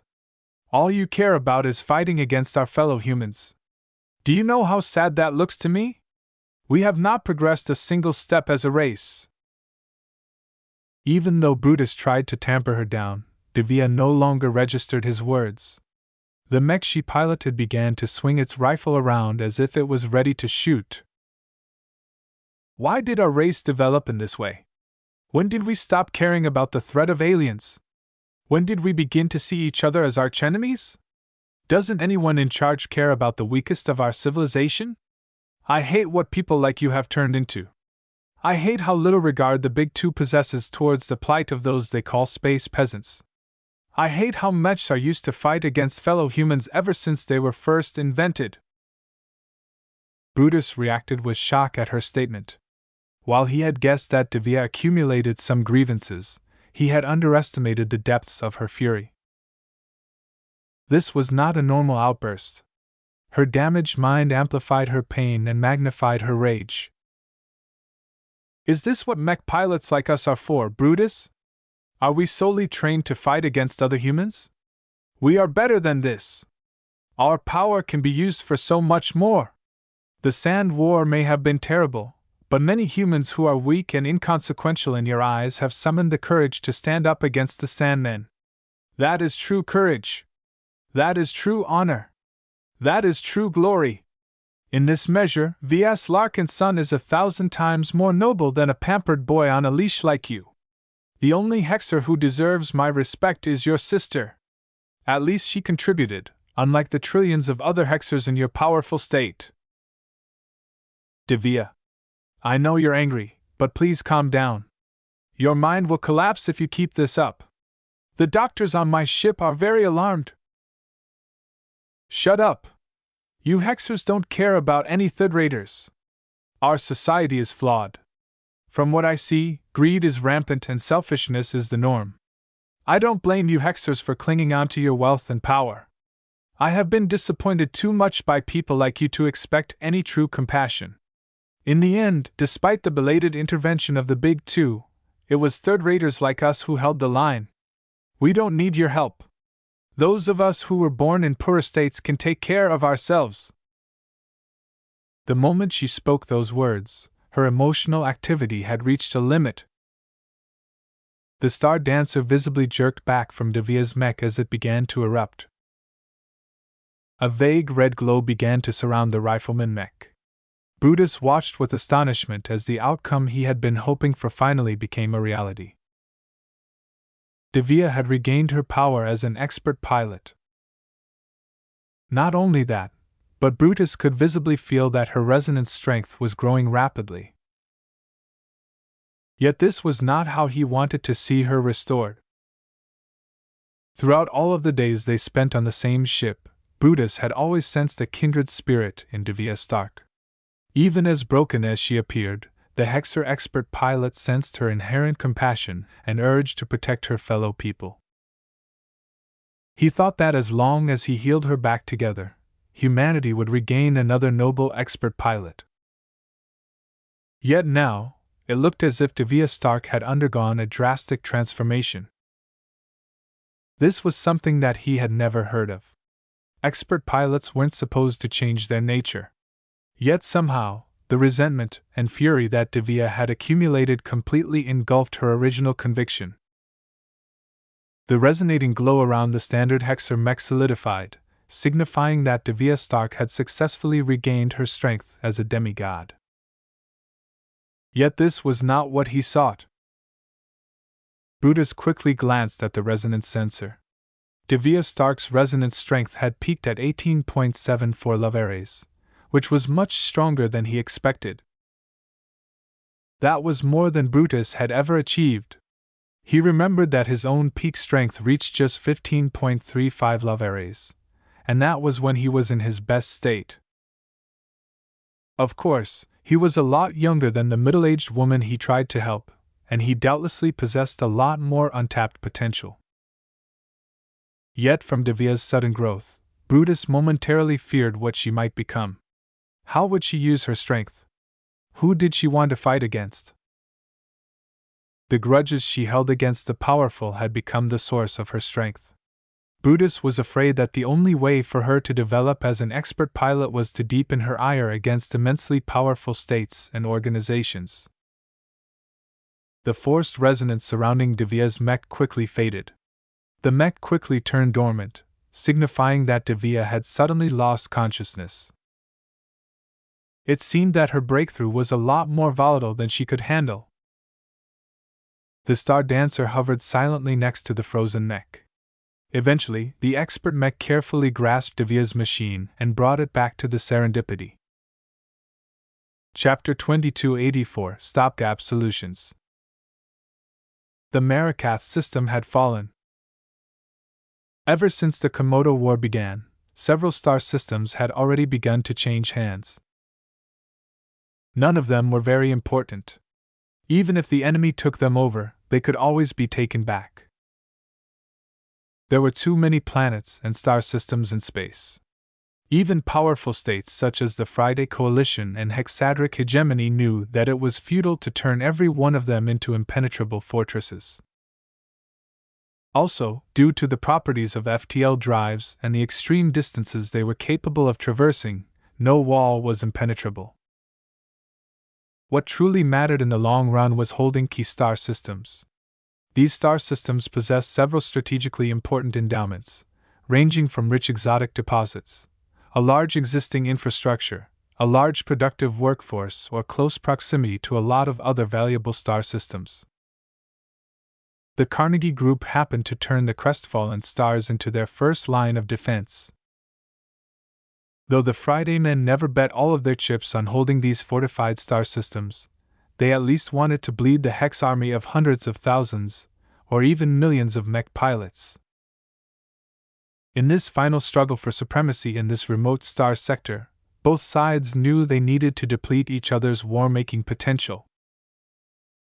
Considering the abundant material resources that both states stockpiled during centuries of peace, it would take far too long to deplete each other's resources. Conquering territory and taking over the enemy's resources, industrial capacity, trade and population was possible, but only up to an extent. While the Hexers believed they possessed the might to overrun their archenemy, the Friday men were a lot more realistic about their chances. In a war like this, the critical resource that both sides needed to preserve the most was their mech pilots. It couldn't be helped. Unlike resources such as Cabinet, mech pilots couldn't be stockpiled over a long period of time. Neither state was capable of increasing the amount of mech pilots in a short amount of time after the outbreak of the Komodo War. While the Friday men and Hexers hastily put their Neglis low-aptitude potentates through a crash course training in piloting mechs, it still took at least a couple of years to yield some results. Until then, the war revolved around diminishing each other's pool of mech pilots as much as possible. From the perspective of the Friday men, this plan was bound to work as long as they lured their hated enemies in unfavorable battles. Aware of the arrogance and conceit of the Hexers, the Carnegie Group and the Vermeer Group had long given up on launching any offenses. Launching an attack was always costlier than defending a stronghold. Therefore, the two coalition partners expressly invested in fortifying a lot of star systems, each of which they considered expendable despite the ludicrous sums of calls pumped into their defenses. Up until a point, the plan appeared to work. The entry of the infamous Blessed Squire changed everything. The Hex Army's wrathful doves may have lost a lot of mechs and mech pilots, but the Fortune Legion's opal tridents failed to meet their quota. The bedraggled survivors evacuated Marikath 3 and the rest of the star system in haste, prioritizing the retrieval of people over war material. The Opal Tridents suffered a shameful defeat. Though they preserved enough manpower to fight again another day, the sudden abandonment of so much mechs, production equipment, supplies, and lots of other gear would set them back for months, preventing them from playing any role in the next couple of months. It was different for the wrathful doves. Though the Hexers bled heavily in order to topple the Marikath system, their morale was sky high, and their eagerness to battle again had reached a peak. "We will go down in history as the first Hexers to conquer a Friday Man fortress system. Let us thank the Superior Mother for giving us strength. For the hegemony! For the Superior Mother!" The fall of the Marikath system triggered a chain reaction. First, the wrathful doves earned an immense amount of glory and honor for their great service. Conquering Marikath ahead of schedule in such an overwhelming fashion, while preserving most of their mech pilots, made the next steps of the Hex army so much easier. While the wrathful doves needed to secure their new prize and weren't quite ready to transfer to another battlefield, most of the reinforcements no longer headed to Marikath. Aside from sending second-line garrison troops to take over Marikath's defense, the other reinforcements changed their route to the other remaining crestfallen stars. The pressure against the Fortune Legion units stationed there intensified as the Hexers built up a greater and greater numerical advantage. On top of that, after weeks of deliberation, procrastination, arguing, deal-making, and persuasion, the Council of Matriarchs in charge of approving mech designs finally made the decision that more and more combat troops were waiting for. The Hexer leaders finally permitted the Hex army to deploy the Blessed Squire model in every battlefield. "We can finally use our new mechs. We could have used them weeks ago. While I respect the matriarchs, they have no idea how many sisters we've lost since then. Why couldn't they approve the Blessed Squire faster? Don't complain. At least we can see what the fuss is about." Hours after the Blessed Squire received official sanction, many frontline mech army groups and mech divisions began to deploy the supportive night mech in great quantities. Each of these Hexers units had already diverted their production capacity to build up a stockpile of Blessed Squires.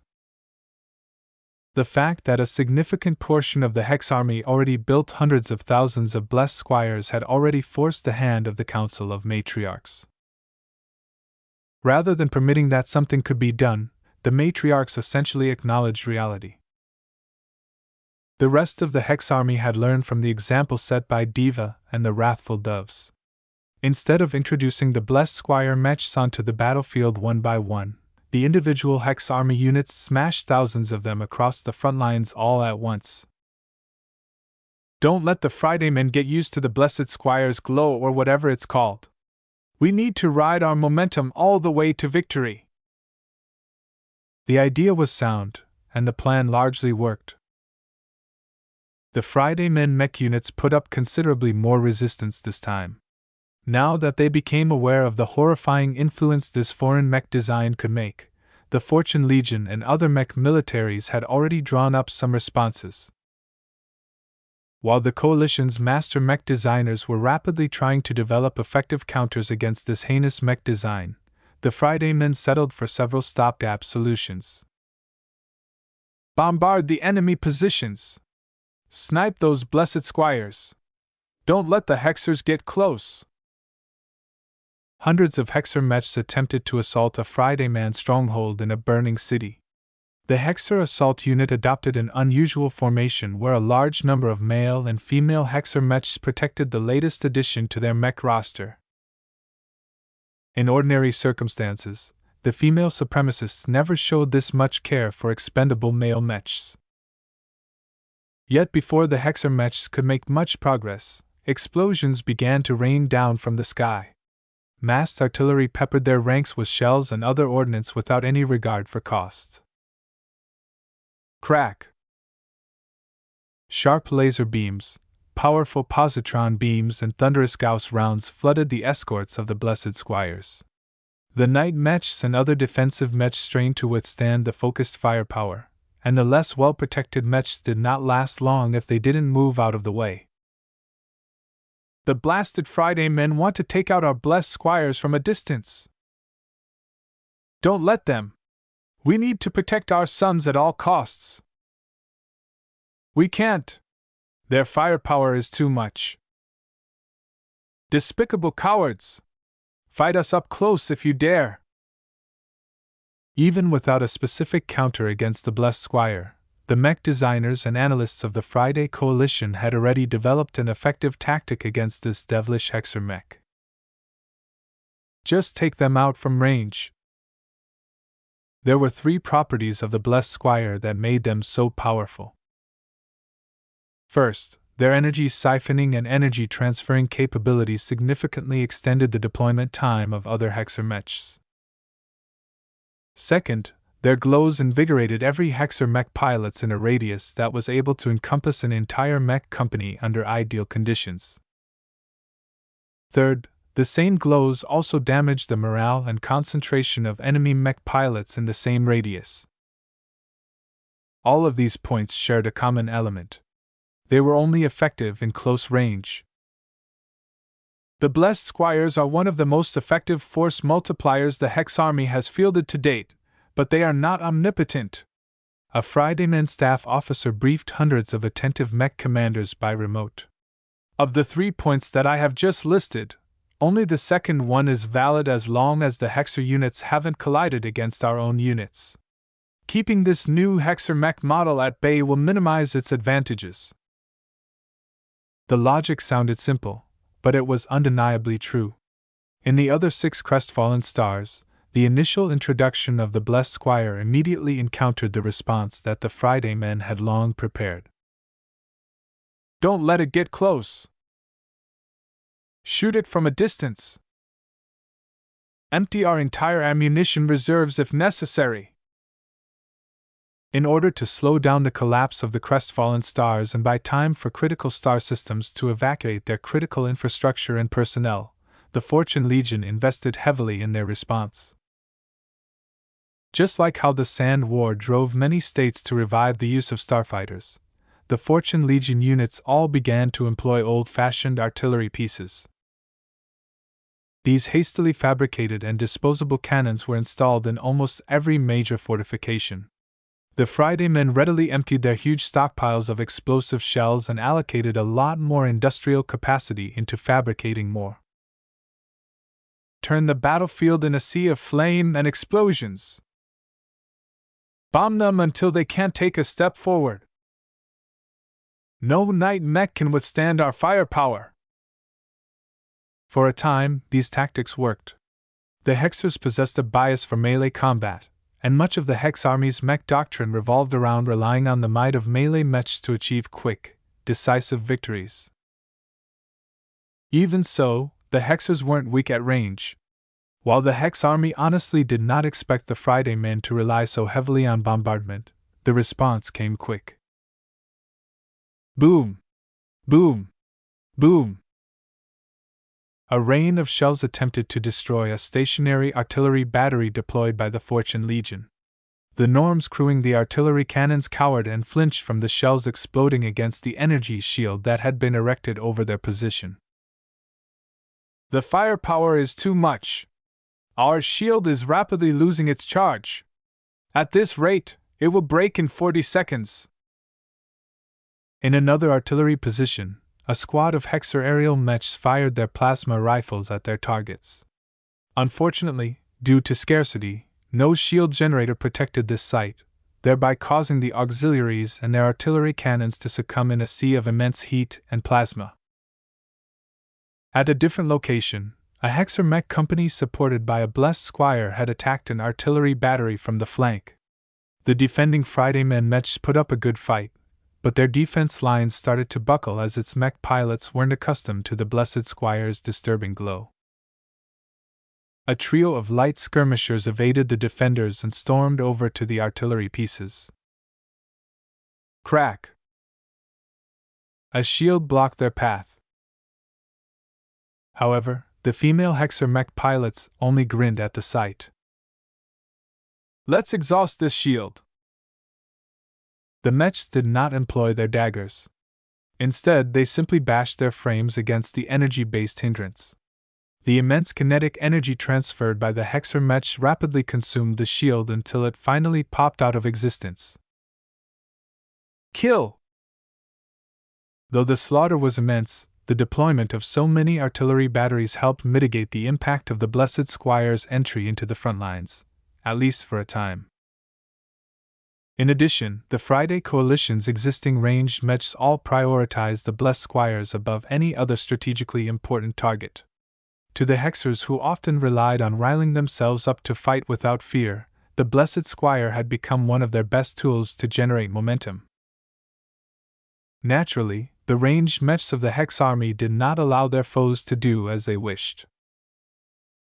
With the Hexer mech units concentrating their night mechs and other defensive mechs around their Blessed Squires, it took an immense amount of firepower to chew through all of that resistance. The same could not be said for the Fridaymen's ranged mechs. Even though they often took advantage of walls and fixed defenses, the fact that they numbered so much meant that they were vulnerable to being defeated in detail, especially when the Fridaymen ranged mechs did not suppress their Hexer counterparts. Under these evolving dynamics, the frontlines of the Komodo War became more turbulent. Chapter 2285 Glow Limitations. Some of the shortcomings of your specialty have come to light, Gloriana pointed out. By resorting heavily on ranged attacks, our Blessed Squires are being shot left and right before they can even make it to the enemy lines. Her physical projection leaned against Ves. The realism of the Dark Break module's projection technology was so great that it was as if her body was actually aboard the Scarlet Rose. This time they did not employ this fantastic tech for its original purpose.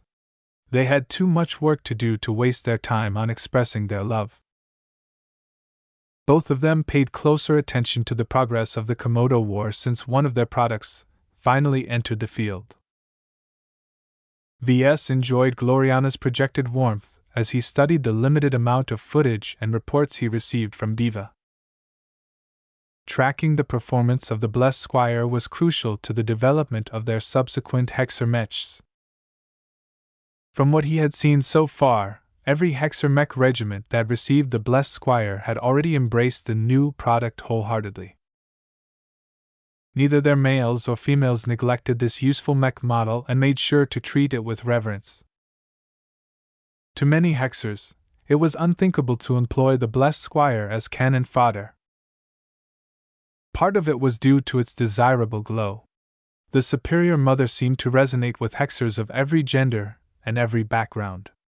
From the lowest classes of commoners to the noble and arrogant high-born females descended from the matriarchal dynasties, everyone who grew up as a Hexer inexplicably valued the Blessed Squires once they experienced its glow.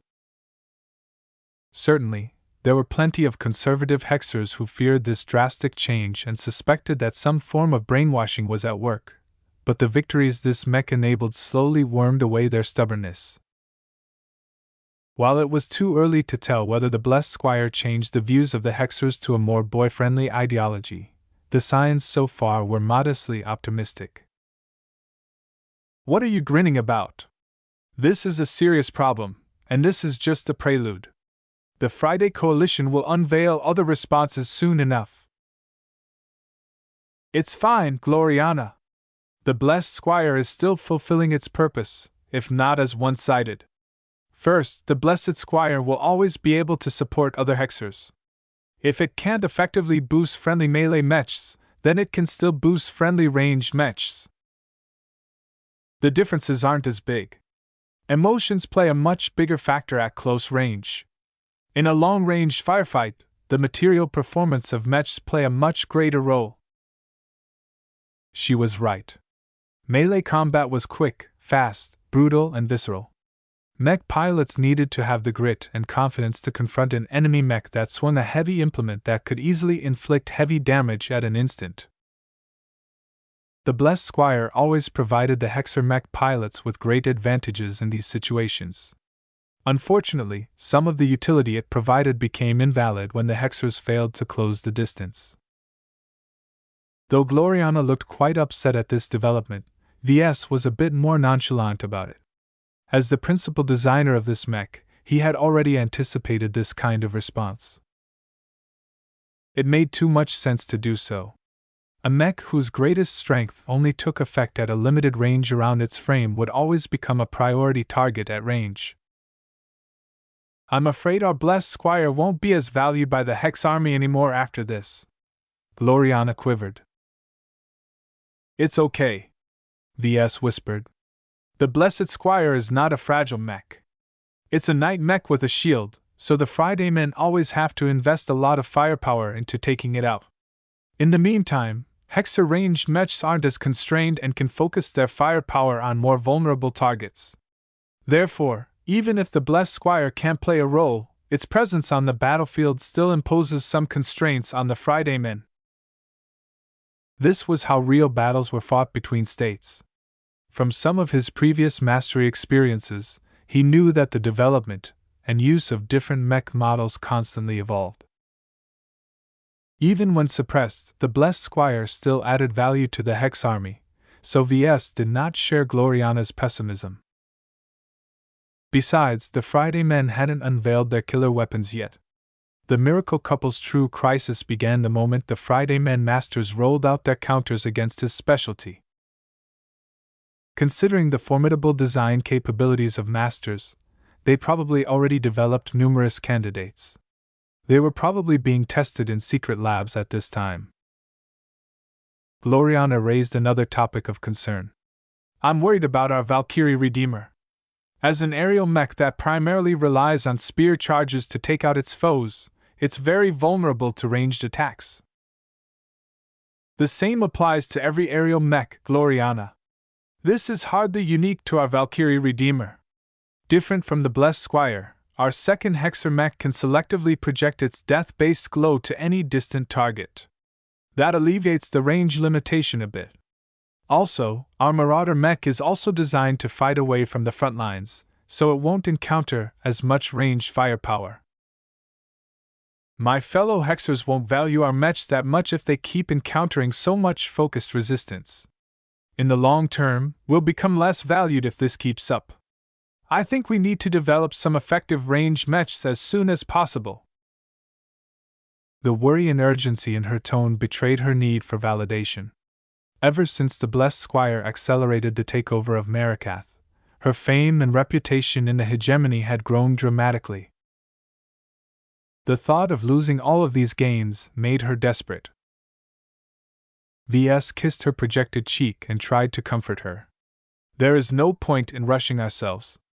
Let's finish our current projects first before embarking on other ones. In the meantime, we can observe all of the counters the Friday men will eventually bring to bear against our initial products.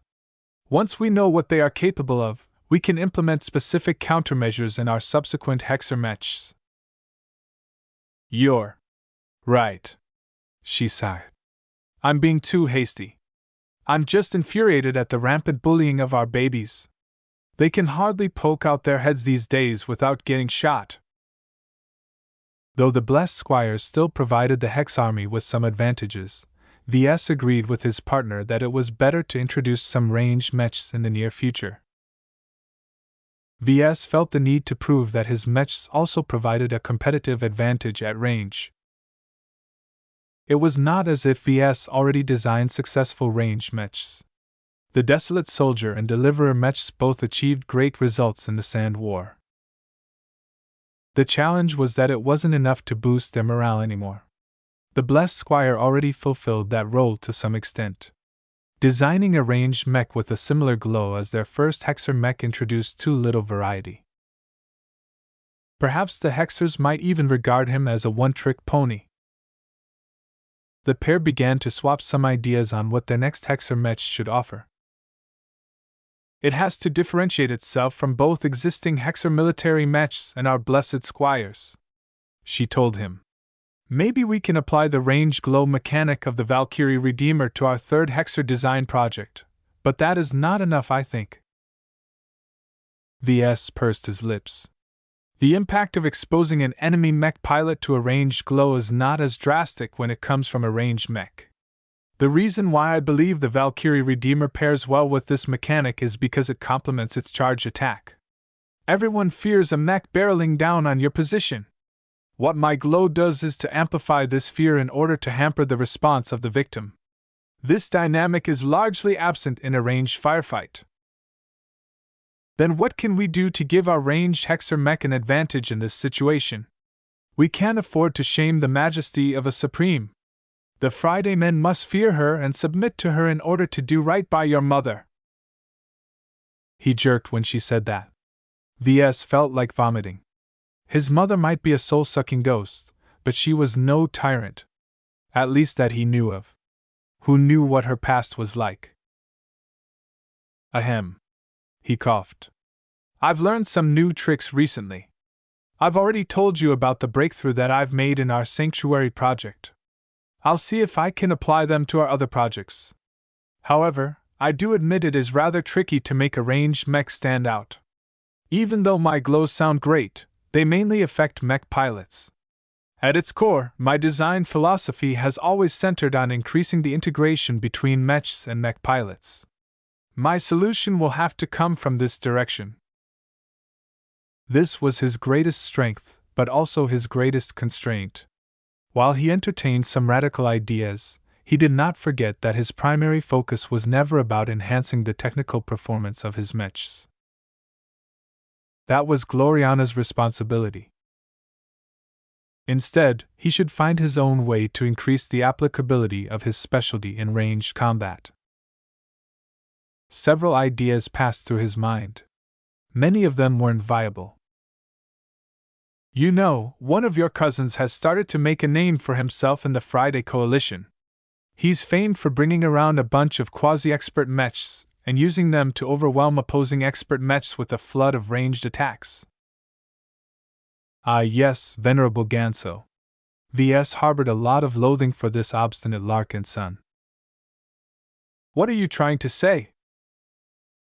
While Ganso deserves death for killing so many Hexer war heroes, I have to admit that Master Huron has developed a novel way of increasing the effective power of expert pilots.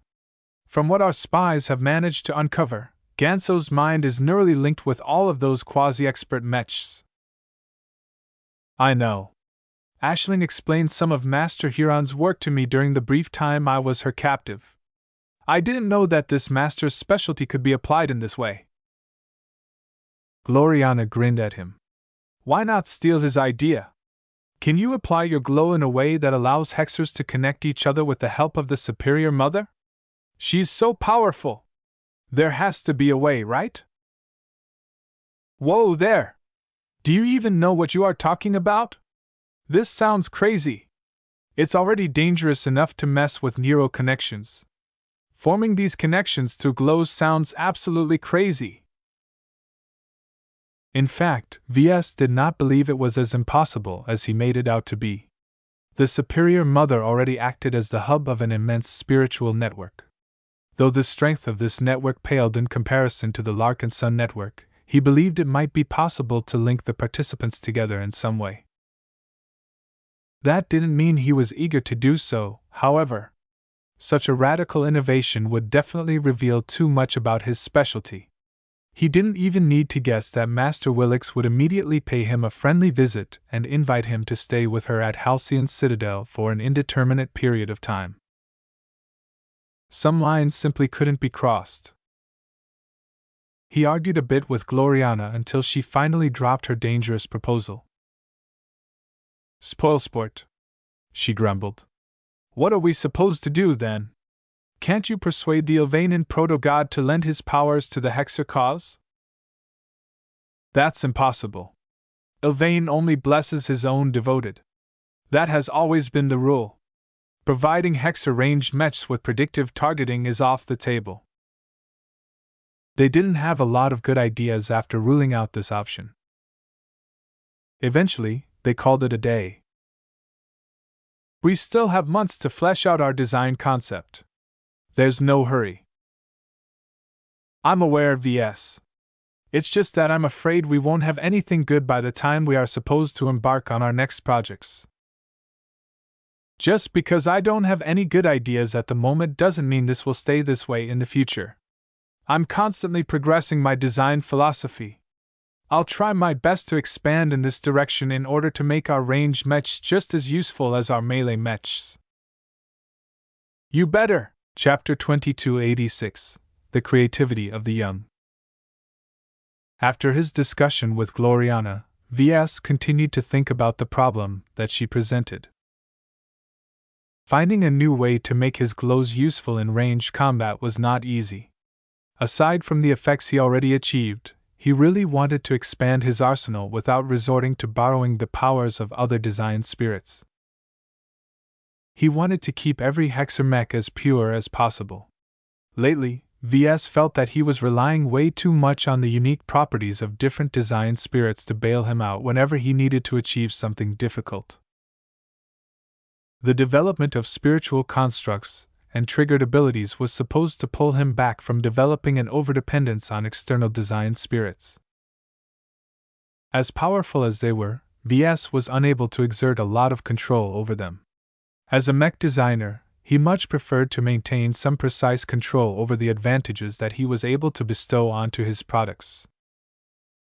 His recent preoccupation with spiritual engineering allowed him to rediscover the charm of creating precise solutions. So far, he believed he had barely scratched the surface of spiritual constructs. As Ves supervised the design teams working diligently on their respective assignments, he continued to mull over the possibilities. His methods of strengthening his products should always center around the mech pilot. So far, his main solutions fell into two broad categories. He either enhanced or suppressed the morale of mech pilots. He did so by manipulating specific emotions such as appealing to their sense of duty or triggering their primal fears. While many of his mech designs had achieved considerable success by accomplishing these methods, Ves no longer became satisfied with these options. "They're too rudimentary for me to feel proud of," he muttered to himself. "My entire design philosophy should not amount to this. Making mechs alive should bring more to the table." Intuitively, Ves sensed that he had come to an important stage in his development as a mech designer. Journeymen like him progressed to senior by expanding their options, deepening their applications, and exploring the greater possibilities of their design philosophies. What Ves was able to accomplish at this moment was very helpful in waging psychological warfare, but he didn't want to limit himself in this corner for the rest of his life. This was especially so because he knew his current solutions did not make much of a difference as the quality of mech pilots rose. Ves had already noticed from the footage of the Blessed Squire in action that elite mech pilots from both sides experienced much less changes when affected by glows. To the superbly trained Hexer elites, their minds were as strong as steel and their confidence in their own strength was already through the roof. A bit of additional courage and mental support hardly boosted their performance. As for the elite Friday men mech pilots who braved the Blessed Squire's glow, they quickly got used to the discomfort pressing on their minds. In their training, they endured much greater hardships. Their tolerance for pain and other forms of harm were already high in order to ensure they remained high-spirited in the toughest of situations. The Friday men and Hexers weren't unique in this sense. Ves recalled that Master Willix and a significant portion of her entourage easily endured the terrifying glow of the Doom Guard up close. "The power of the human mind is not weak," he concluded. "Glows might be effective against regular mech pilots, but the strong are different. I need to develop a different set of solutions to affect their performance." This was very relevant when he considered his aim of traveling to the Red Ocean Dwarf Galaxy. In the early years, only the most ambitious and most successful galactic pioneers were capable of reaching this new frontier. Ves easily imagined that many of the enemies he might stumble upon would be fielding lots of well-trained mech pilots.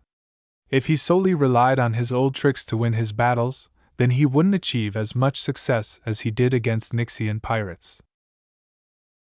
Additionally, Ves noticed that his glows didn't even exert any discernible effects on expert pilots. They were so strong-willed that no amount of external influencing was able to shake their beliefs.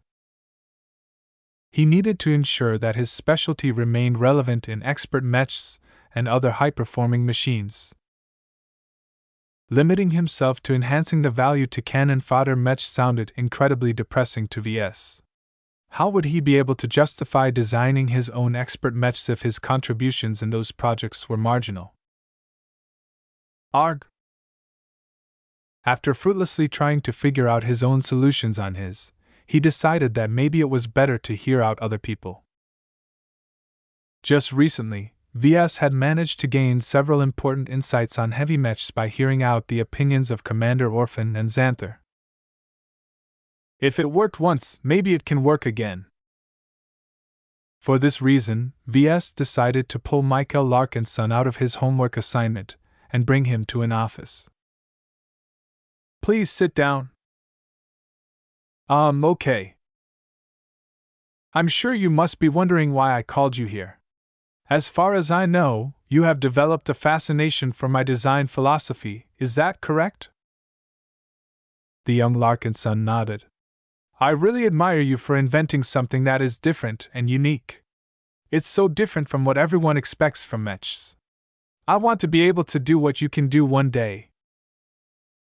A good mech designer is someone who is able to innovate, Michael.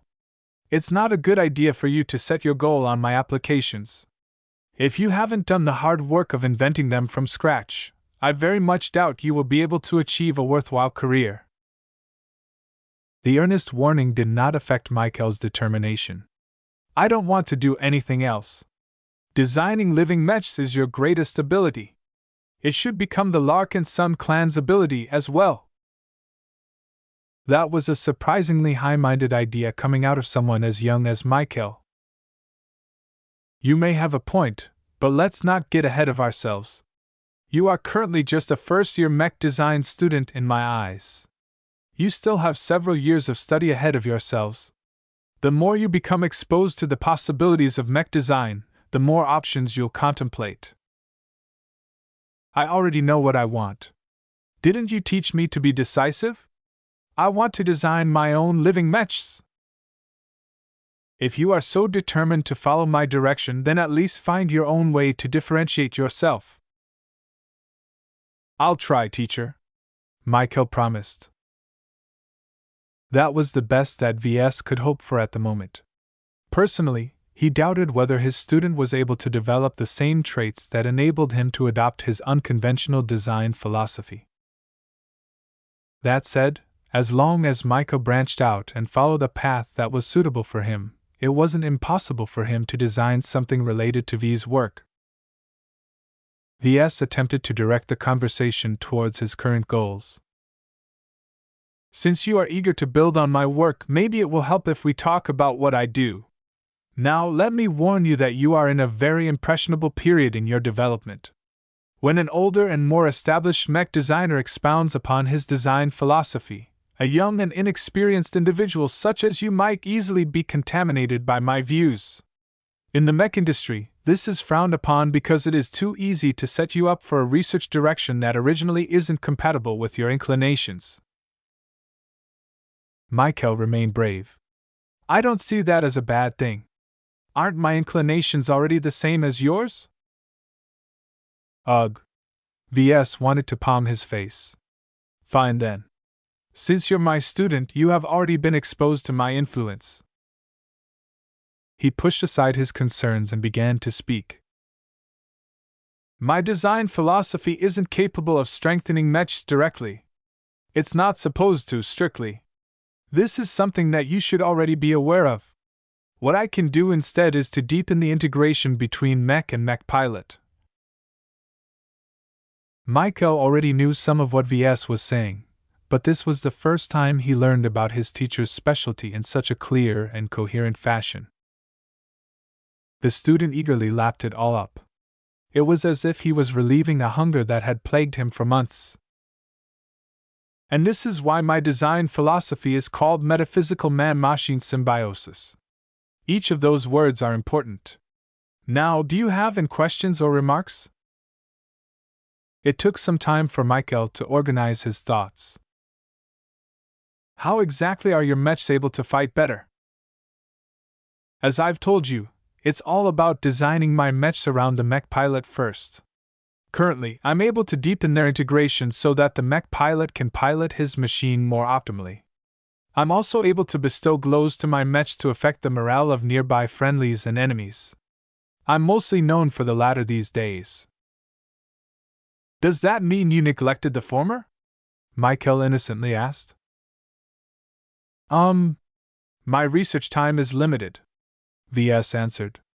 In the past few years, I have been expanding what I can do with glows because I found them to be very effective in increasing the value of my mechs. However, I'm starting to reach a plateau of what I can do with them. Glows are only a single addition to a mech. There are many other ways to make your product stronger. It doesn't really sound like that your glows are related to integrating mechs and mech pilots, teacher. I mean, if your design philosophy is metaphysical man-machine symbiosis, shouldn't you be trying to figure out ways to make mechs more like humans and humans more like mechs? Ves reacted with surprise at Michael's suggestion. It sounded quite compelling. Elaborate, please. Well, maybe it's because I don't know exactly what you're capable of, but when I hear what you want to accomplish, I think that your design philosophy is mainly about making mech pilots better. In one of your earlier lessons, you told us that mechs are already strong, but their performance is constrained by the limitations of the mech pilots. The latter are only human, after all. Why not focus on shoring up their weaknesses? Let me think for a bit. What Michael put forward didn't sound complicated, but it was a direction that Ves had never really considered.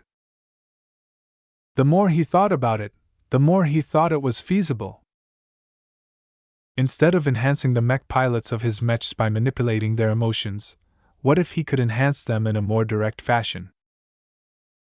Maybe you can figure out a way to increase a mech pilot's marksmanship if you're designing a rifleman mech, Michael suggested. Maybe find a way to increase the reaction time of the mech pilot of a light skirmisher. Can you do this? Maybe it's too much to hope for, but I think that plenty of mech pilots would be glad to pilot a machine that can increase their skill. I think you are onto something. Ves began to smile. It's interesting, but it's not quite what I'm looking for. It's doubtful that I can accomplish the effects that you have described. Instantly turning a bad mech pilot into a good one by causing the mech to dump a lot of skills in them was impossible with his current capabilities. It also possessed the same limitations as glows. This solution was mostly useful to lower grades of mech pilots. Elites and expert pilots didn't need this kind of help. Even so, this fresh direction expanded his horizons. What could he do to empower the mech pilot? What kind of solution would help the Hexer mech pilots gain an advantage in the Komodo War? Interesting, he whispered. A forgotten idea rose up in his mind. While it may not entirely be possible to strengthen a mech if he relied on deepening the integration between mech and mech pilot alone, what if he added the design spirit to the equation? What if he could turn his mechs into actual avatars? Chapter 2287, Doubting Himself. Sometimes, talking and teaching about something that he knew intimately still generated some new insights. Talking about his design philosophy with Michael provided Ves with a fair amount of food for thought. Before this discussion, whenever Ves always directed his attention towards the more advanced applications of his specialty. He tinkered with design spirits, glows, spiritual constructs, spiritual augments, triggered abilities, innate abilities, and so on a daily basis. He had good reason to do so. He needed to obtain a lot of power to achieve his purposes, and he couldn't do so without resorting to the formidable arsenal of spiritual techniques he developed over the years. Ves had come a long way since he first became an apprentice who couldn't accomplish anything more than bestow a little X factor to his mech designs. With the help of his innovations, the living mech company grew to a behemoth that sold hundreds of thousands of mechs on a monthly basis. Due to the threat of his glow-oriented mech designs, hundreds if not more high-ranking mech designers had spent more than 1 trillion hex credits to study them in order to form counters.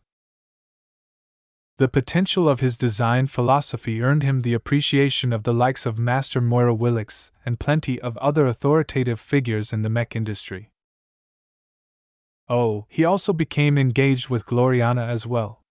Despite her many eccentricities, she was one of the few people who trusted him and he could trust in turn. That was extremely valuable in a galaxy where trust was hard to find. Certainly, the benefits he obtained from the system enabled many of his accomplishments. Yet Ves did not let himself be limited by his greatest secret, but sought to surpass it. Although the system initially pushed him on this path, he formed and developed his design philosophy up to this point through his own efforts.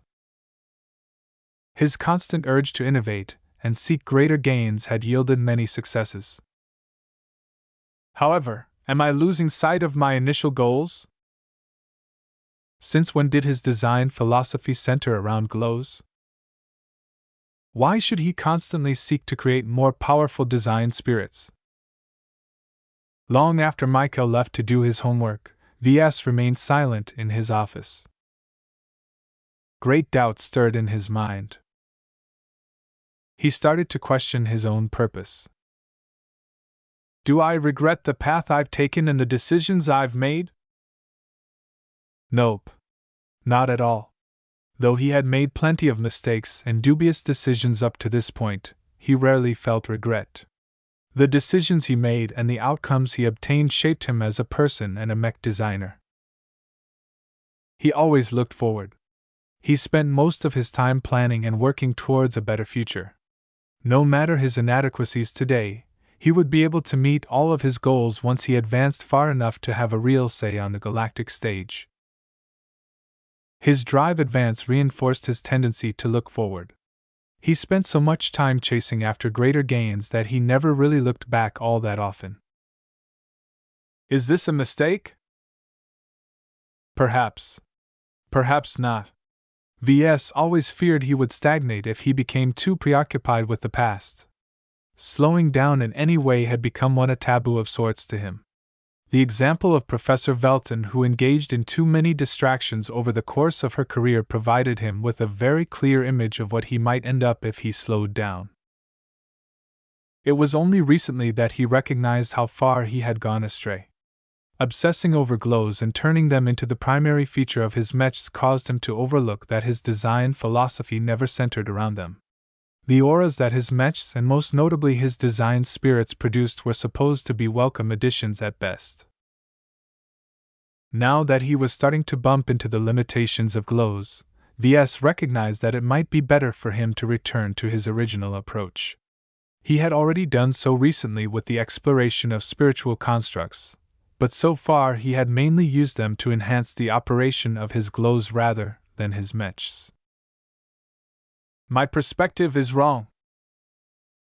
Glows and design spirits were merely tools. Both existed to enhance the performance of the mech and mech pilot in some way. What Ves realized today was that he used to focus on other ways to improve the performance of this pairing. In the beginning, Ves attempted to accomplish the more modest goal of integrating mechs and mech pilots. He sought to increase their synergy by increasing the X factor of his designs. What was his definition of X factor? To him, the X factor represented the alignment between mech pilot, and mech designer.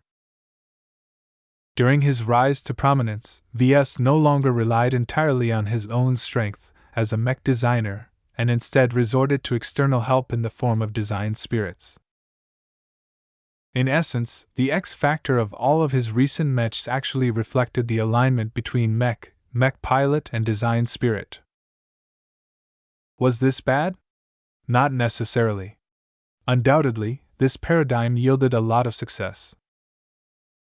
The latent problem was that success in the short term did not guarantee success in the long term. To become a senior who possessed great control over many applications, Ves needed to explore different options while remaining true to his heart. To become a master and realize profound and unique design philosophy, Ves had to find a way to transcend his limitations and achieve the impossible. My design philosophy has never been about creating gods. Why am I trying so hard to do so lately? Perhaps spending a lot of time with Gloriana warped his views. Even though he always rejected her ambition to create gods in the form of mechs, she may have succeeded in contaminating him through constant repetition. Ves reflected back on his latest 3 spiritual products. The Golden Cat and the Superior Mother both surpassed the definition of design spirit.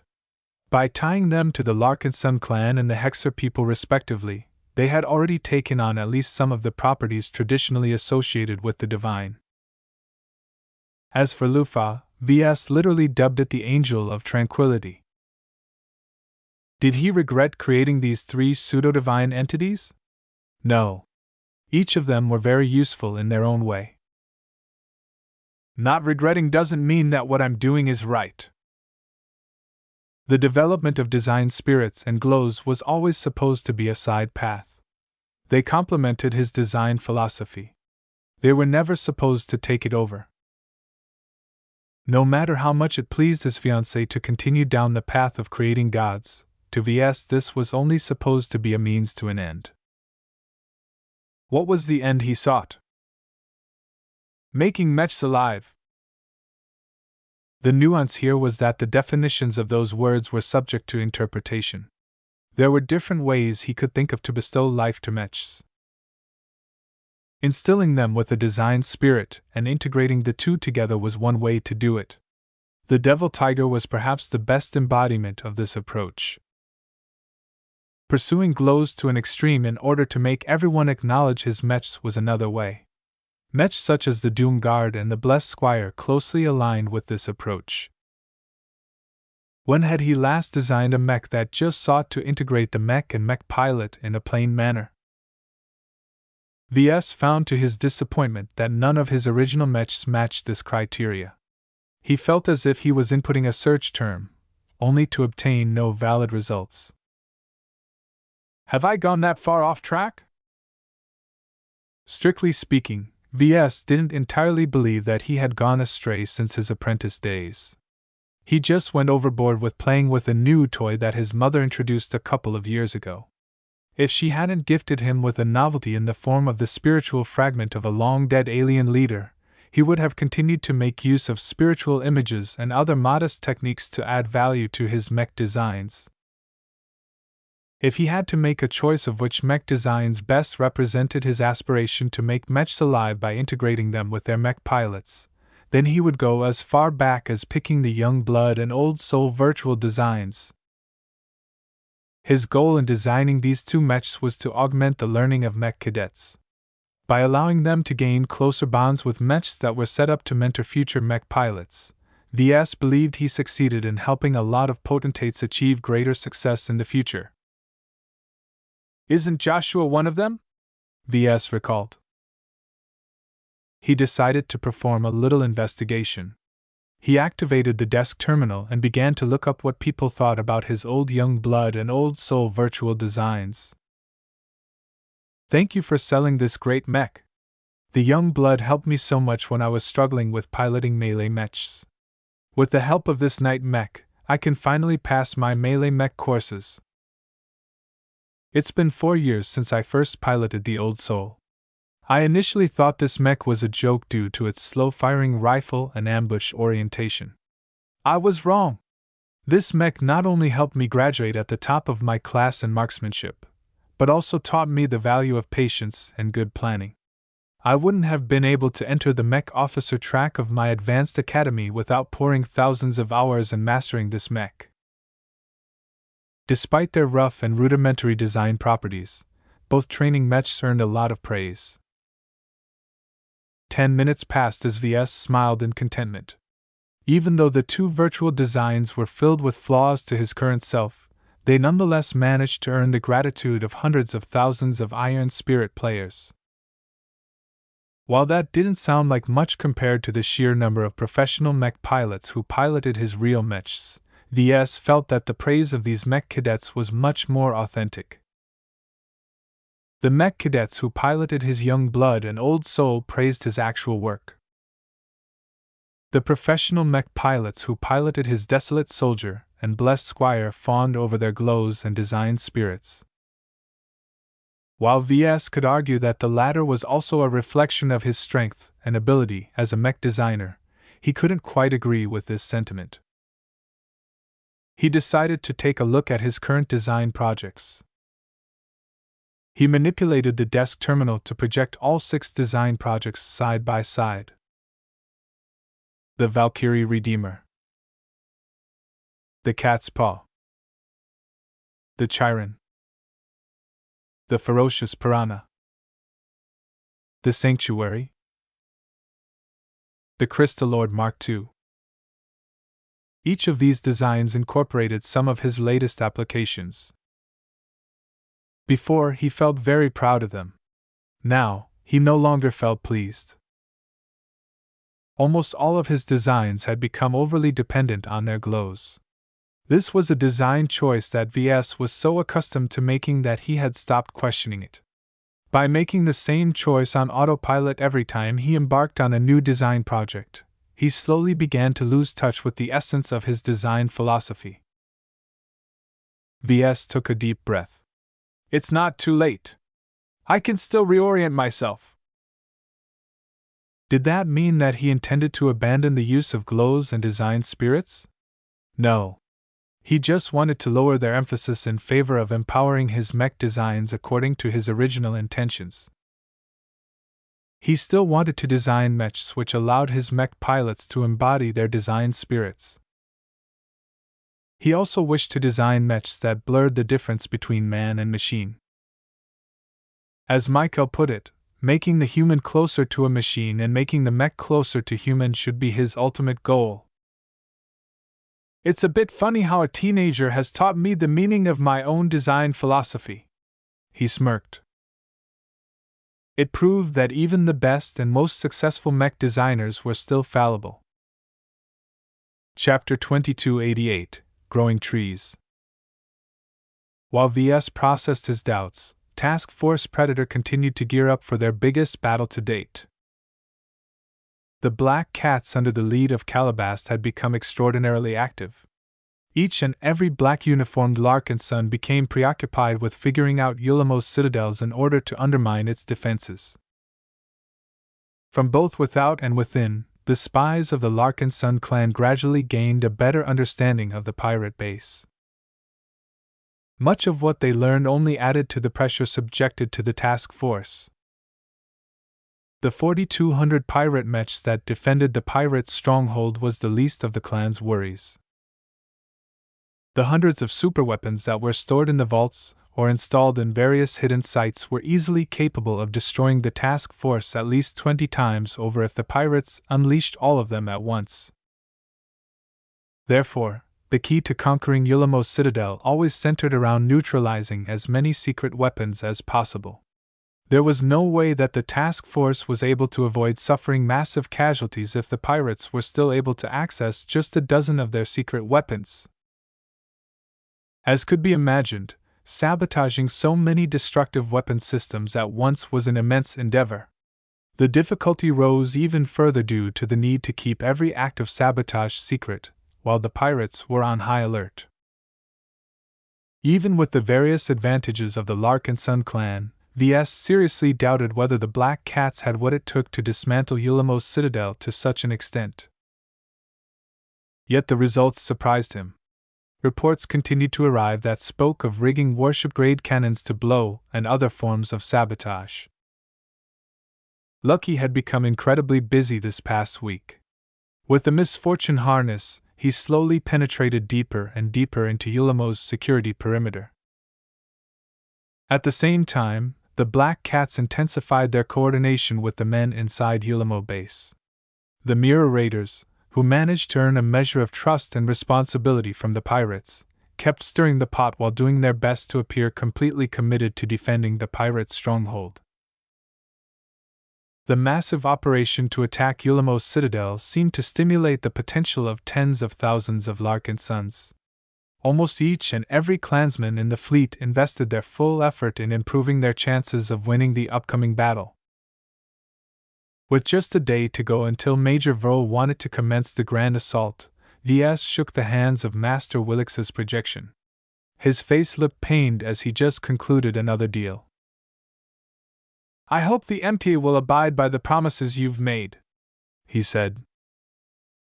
"There won't be a problem, Mr. Larkinson." The projection let go of his hand. "While we are fairly rigid when it comes to rules, we are willing to grant exceptions when the need is great. Naturally, we don't do this for free." "I understand. For what it's worth, I will cheer you on. You and your Larkinsons are doing a great service by removing one of the tumors of the Nixian Gap. Without Ulemo's citadel, many smaller pirate outfits will lose the channel where they can obtain more prohibited weapons." Ves couldn't help but voice one of his doubts. "The amount of superweapons at Ulemo is very exaggerated, and I doubt it's the only pirate stronghold that boasts so much destructive power. The rest of the Nixian Gap is probably just as bad. Will the MTA really stand back and let the pirates accumulate enough forbidden hardware to threaten an entire state?" "This is not an easy subject matter, Mr. Larkinson. While I cannot reveal our internal deliberations about this subject to you, know that the MTA has not gained its position of strength in the galaxy by remaining passive. Our incursion into the Red Ocean Dwarf Galaxy is only one of our more public endeavors." Obviously, she wasn't going to say anything more than this. Ves half suspected that she was utterly serious about handling the Nixian Gap. Whatever the MTA had in store, Ves wouldn't be a part of it. He just wanted to smash one more pirate base before getting out as fast as possible. Before Ves ended the call, he decided to take advantage of Master Willix's good mood. After all, Ves paid a very great price to obtain some concessions from the MTA. This was the best opportunity to gain some answers to some of his mech design-related questions. "If you don't mind, can you explain what a journeyman needs to do to advance to senior? What exactly is the ladder, and why are they better?" Master Willix looked intrigued. "Those are some very big questions, Mr. Larkinson. You are still a very young journeyman. The process to advance to senior is difficult and lengthy. While it is technically easier to advance to senior because any journeyman has the potential to do so, in practice you need to work hard and remain persistent in exploring what you are capable of. To become a journeyman means you are qualified to explore the breadth and depth of your design philosophy." "So what does that actually mean?" Ves looked confused. "Other mech designers often tell me that I need to explore and expand the applications of my specialty. What I am struggling with is that I don't know how much I need to branch out and how much depth I should aim for. Why should journeymen be doing all of this? How will this enable me to become a senior?" "You are too impatient, Mr. Larkinson. The road to becoming a senior is long and time-consuming. I highly recommend you not to become fixated with advancing to the next rank. No matter how much of a genius you are, it will typically take at least a couple of decades for even the most prodigious journeymen to make this jump. As for how they know they are ready, the sublimation process will happen naturally after making sufficient gains." That only sounded vaguely helpful to Ves. Master Willix noticed his confusion. "There is a very helpful analogy in the mech industry that might help you visualize the advancement process from journeyman. First, imagine that you are trying to grow a tree." "A tree?" "Yes. This tree of yours represents your design philosophy. At your current stage, it should just be a sapling, though I suspect you have outgrown many of your peers due to all of your notable accomplishments. Regardless, your little tree still has much more room for growth. What is important is that you and every other journeyman can direct the growth of your trees." Was this how the MTA and other high-ranking mech designers viewed the design seeds of journeymen? Ves found it surprisingly apt. Some of you want to widen the applications of your design philosophies, Willix continued. This means that they aim to grow more branches on the trees in order to make them wider and broader. Others wish to strengthen their limited number of applications to an extreme.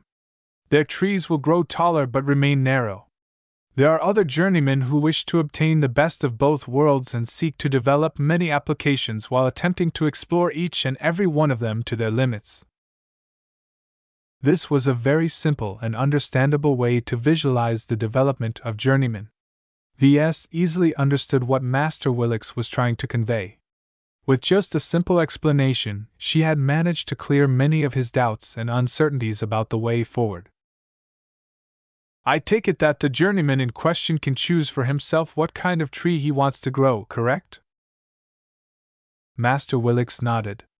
That is true, but some design philosophies are more conducive to specific tree shapes. There is no right answer. Oh? Isn't it best to go for the third option and try to grow a tall and wide tree? Not necessarily. This is just an analogy. It doesn't completely reflect your actual development process. Nonetheless, it still illustrates some of the approaches available for you. Do you want to fulfill a single goal as best as possible? Do you want to develop hundreds of different applications? Or do you wish to engage in both, knowing that you won't be able to achieve as much success in either? Ves couldn't answer this question right now. He wanted to reach and surpass the limits of his design philosophy. He also wanted to develop a diverse set of solutions. Are the three approaches you mentioned the only ones that are valid? He asked. No. Far from it. They encompass the majority of the approaches eventually adopted by journeymen, but there are stranger mech designers in the galaxy who grew their trees in an abnormal fashion. Okay? Don't force yourself to follow a specific approach, Master Willix warned. Just follow your whims and do what you think can help you progress a step further. If you decide to grow a tall and narrow tree, don't think that it is less valuable. Mech designers who dedicated themselves to achieving a single goal have made incredible accomplishments. As for those who grew short and wide trees, their design philosophies have gone on to introduce entire paradigms in the field of mech design. What about the last kind of tree? The mech designers who possess endless ambition and try to grow the widest and tallest of trees rarely make it to master. They can become some of the most powerful seniors in the mech industry, but they mostly run out of years before they can make the final step.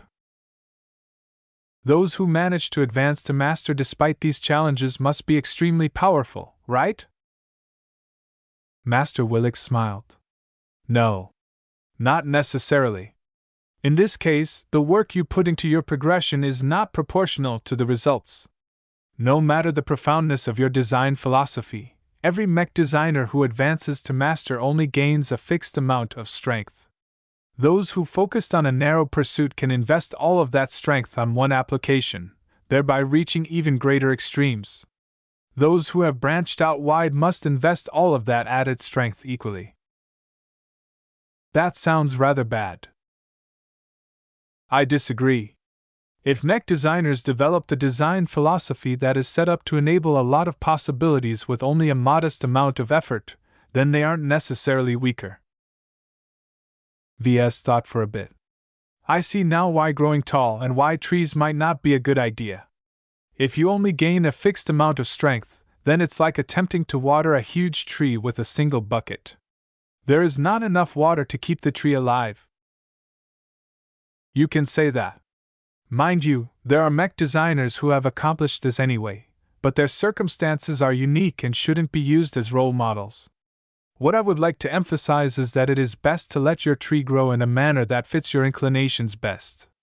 You can consider the implications of your tree once it matures at the senior stage. They talked a bit more before Master Willix finally ended the call.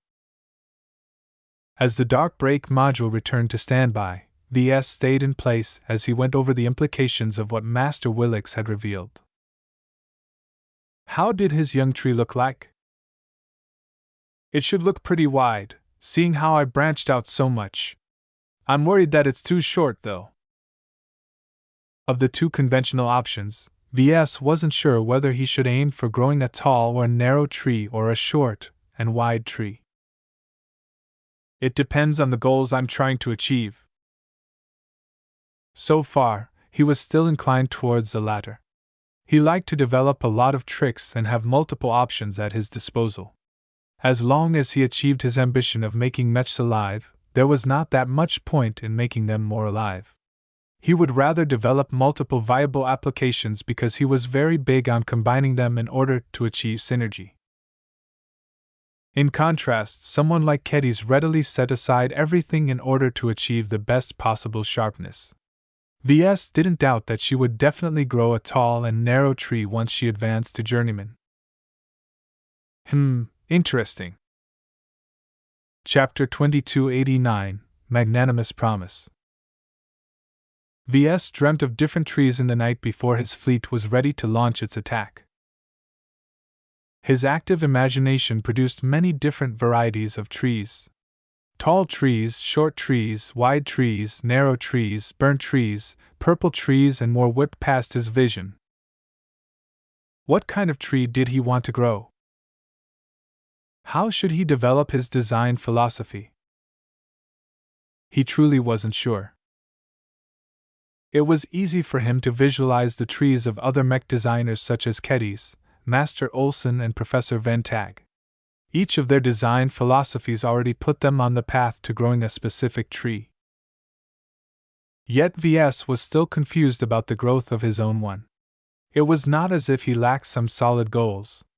He just felt that multiple approaches were viable. Either of the two most common trees could become a good fit depending on how he wanted to develop his specialty. When he woke up in the bed of his stateroom, he came no closer to resolving his doubts. This annoyed him quite a bit, even though Master Willix told him not to overthink this matter. So far, he believed his development trajectory equated best to a short but wide tree. Though VS felt a bit doubtful about growing a height challenge tree, if this was how his specialty in the future, then it was best not to resist this trend. Who cares if my tree is short? He muttered under his breath. The total volume of my tree is not any worse than a tall and narrow tree. He rose from his bed and followed his usual morning routine. His grooming bot took exceeding care in shaving off his stubble. Since today was the day that Task Force Predator launched its attack on Yulamos Citadel, VS wanted to make sure he presented himself at his best. After enjoying a brief breakfast, he strode to the bridge where Major Verl was already in the process of putting all of the pieces in place. Good morning, sir. Verl greeted him. The avatars, sentinels, battle criers, vandals, and sword maidens are in the process of prepping and launching their mechs for battle. The penitent sisters are taking a little longer. The women have wasted too much time on their prayers this morning. Huh! Apparently, they wish to gain the Superior Mother's blessing. VS chuckled at that. The Superior Mother is asleep right now. They should try again later. He sat down at the central seat that Major Verl vacated and watched the bridge officers make their final preparations. The Bridge of the Scarlet Rose was not exactly set up to direct a major battle involving thousands of mechs on both sides. Therefore, after a brief chat with VS, Major Verl departed to the hangar bay in order to transfer to the much larger Red Feather. VS patiently tapped the armrest of his seat. Hundreds of mechs launched into space. More were on their way, though the bandwidth of the carrier ships constrained their launch speed. As far as the Black Cats were aware of, the Dry Snakes and their underlings were capable of fielding up to 4,300 mechs, though their variability was great. The greatest source of uncertainty came from the newly erected Yulamo militia, which gathered a number of previously independent pirate outfits. The Mirror Raiders had become a part of the Yulamo militia as well. It was one of the major reasons why the Larkinson clan gained greater access to the pirates' stronghold's defenses. As for the task force Predator, the Avatars, Sentinels, Battle Criers, Vandals and Sword Maidens were only able to muster around 1,300 mechs. Of course, this did not take into account the Penitent Sisters. They had suffered the fewest losses of any mech force so far. Their amazingly resilient mechs bullied every pirate mech they encountered due to their impenetrable defenses. The only way for pirates to defeat their second-class mechs was to employ their superweapons.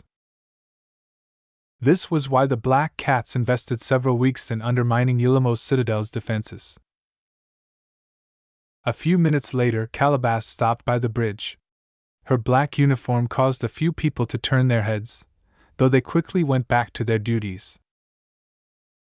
"VS. The big day has come. Are you sure you want to proceed with this attack? Once you let your boys loose, you won't be able to go back." "They aren't my boys. They are the soldiers of our clan. They fight on behalf of every Larkinson."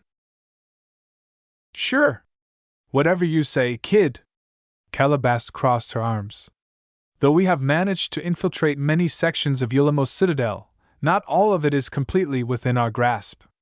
We cannot rule out the possibility that the pirates are still able to deploy weapons that are powerful enough to wipe out several of our mech companies at once." VS let out a deep breath. "I'm aware of the risks. I take responsibility for whatever consequence we suffer. I'm happy as long as we win this battle without losing the majority of our mech pilots." In fact, even Task Force Predator lost 90% of its mech pilots. VS could still live with the results. He mainly wanted to preserve the expert candidates of his clan as well as some other key figures such as the Ingvar siblings and Dietrich. As for everyone else, they were largely expendable in his eyes. Their lives and deaths only saddened him on a general basis. He doubted whether he would shed an actual tear. The bigger reason why he wanted to avoid losing most of the lives of his clansmen was because he wanted to retain his standing in the clan. It would become very hard to retain his position as clan patriarch if his decisions directly led to the deaths of more than 1,000 Larkin sons. VS could easily imagine that more than 80% of the Larkin Son Assembly would vote to strip him from his title. Therefore, VS was making a huge gamble right now. Succeed, and his Larkinson clan would be able to grow leaps and bounds after getting bloodied in a major battle. Fail, and he would become subject to an incredible amount of condemnation. Regardless of how much money his design work generated for the clan, no amount of money was worth suffering such an immense amount of losses. "This might be a good time to hold a speech," Calabash suggested. "While our mech pilots are already prepared to fight a tough and dangerous opponent, it helps to remind them what they are fighting for. We aren't an army defending our homes and family, you know. We are about to launch an unprovoked attack against strong and vicious pirates. While they doubtlessly deserve to get beaten, it's not our business to do the Big Two's dirty work." She had a point. A speech might not make a big difference, but any improvement was welcome. If his Larkin sons fought a little bit harder, the pirates might collapse a bit earlier. "Comms, please open a channel to every ship. I want to speak to every single Larkin son in the fleet." It didn't take much time to set up the address. Thousands of projections of VS appeared in front of the faces of every single Larkin son. The clan patriarch, wearing his red and white patriarch uniform, had stood up from his seat and faced every Larkin son that was about to take part in the upcoming battle, whether directly or indirectly. "Larkin sons," he began. "Today is the day we fight our most challenging battle to date. Think of who we fought to get here. Davy's Ghosts, the Rust Grinders, the Mountain Kings, the Krona Lords. All of these pirate groups and more have put up a fight against our clan, to no avail. Not even the powerful Alidus Alliance with their elite Alidus Archons managed to stop our rampage. Every Larkinson who listened to VS felt proud at the mention of the defeated pirate groups. Task Force Predator did not disappoint its name. The Larkinsons eagerly hunted every pirate in their way.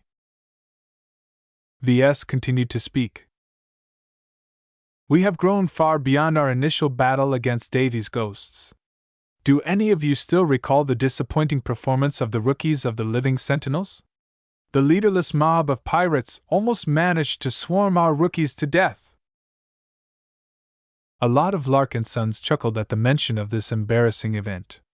If VS spoke these words a month ago, he would have probably attracted a lot of animosity. Not anymore. Even the rookie sentinels joined in the laughter. Each of them had grown immensely after learning that harsh lesson. They rookies quickly gained experience over the course of successive battles against pirates. Every other Larkinsons aside from the elite and battle-hardened veterans grew immensely over the course of just a couple of months.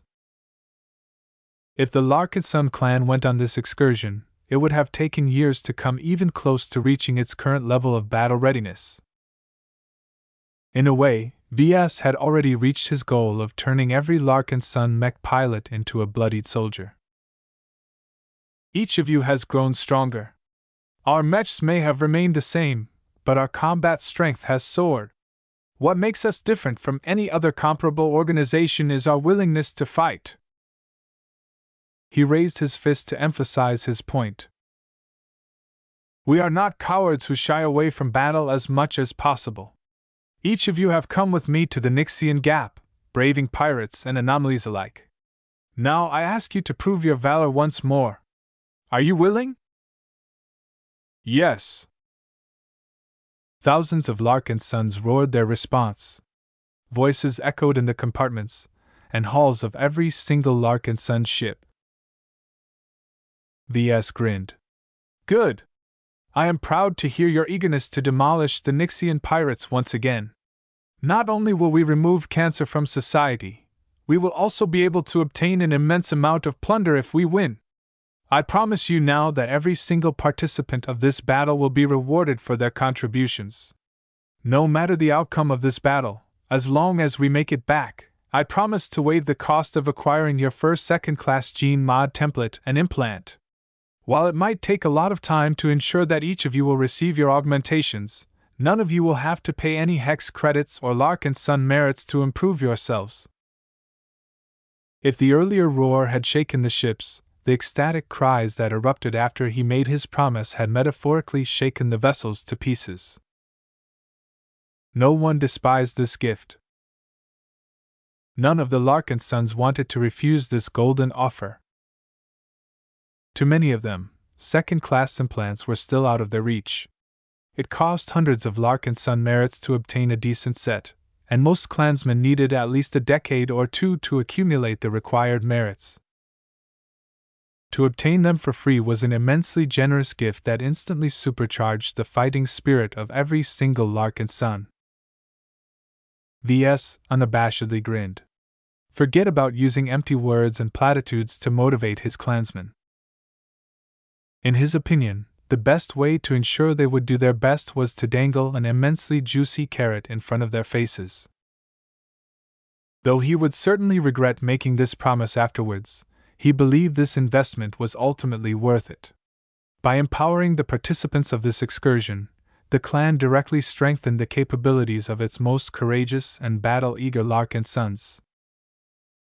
In the medium and long term, the braver Larkinsons would gain more prominence over the more cautious and risk-averse clansmen.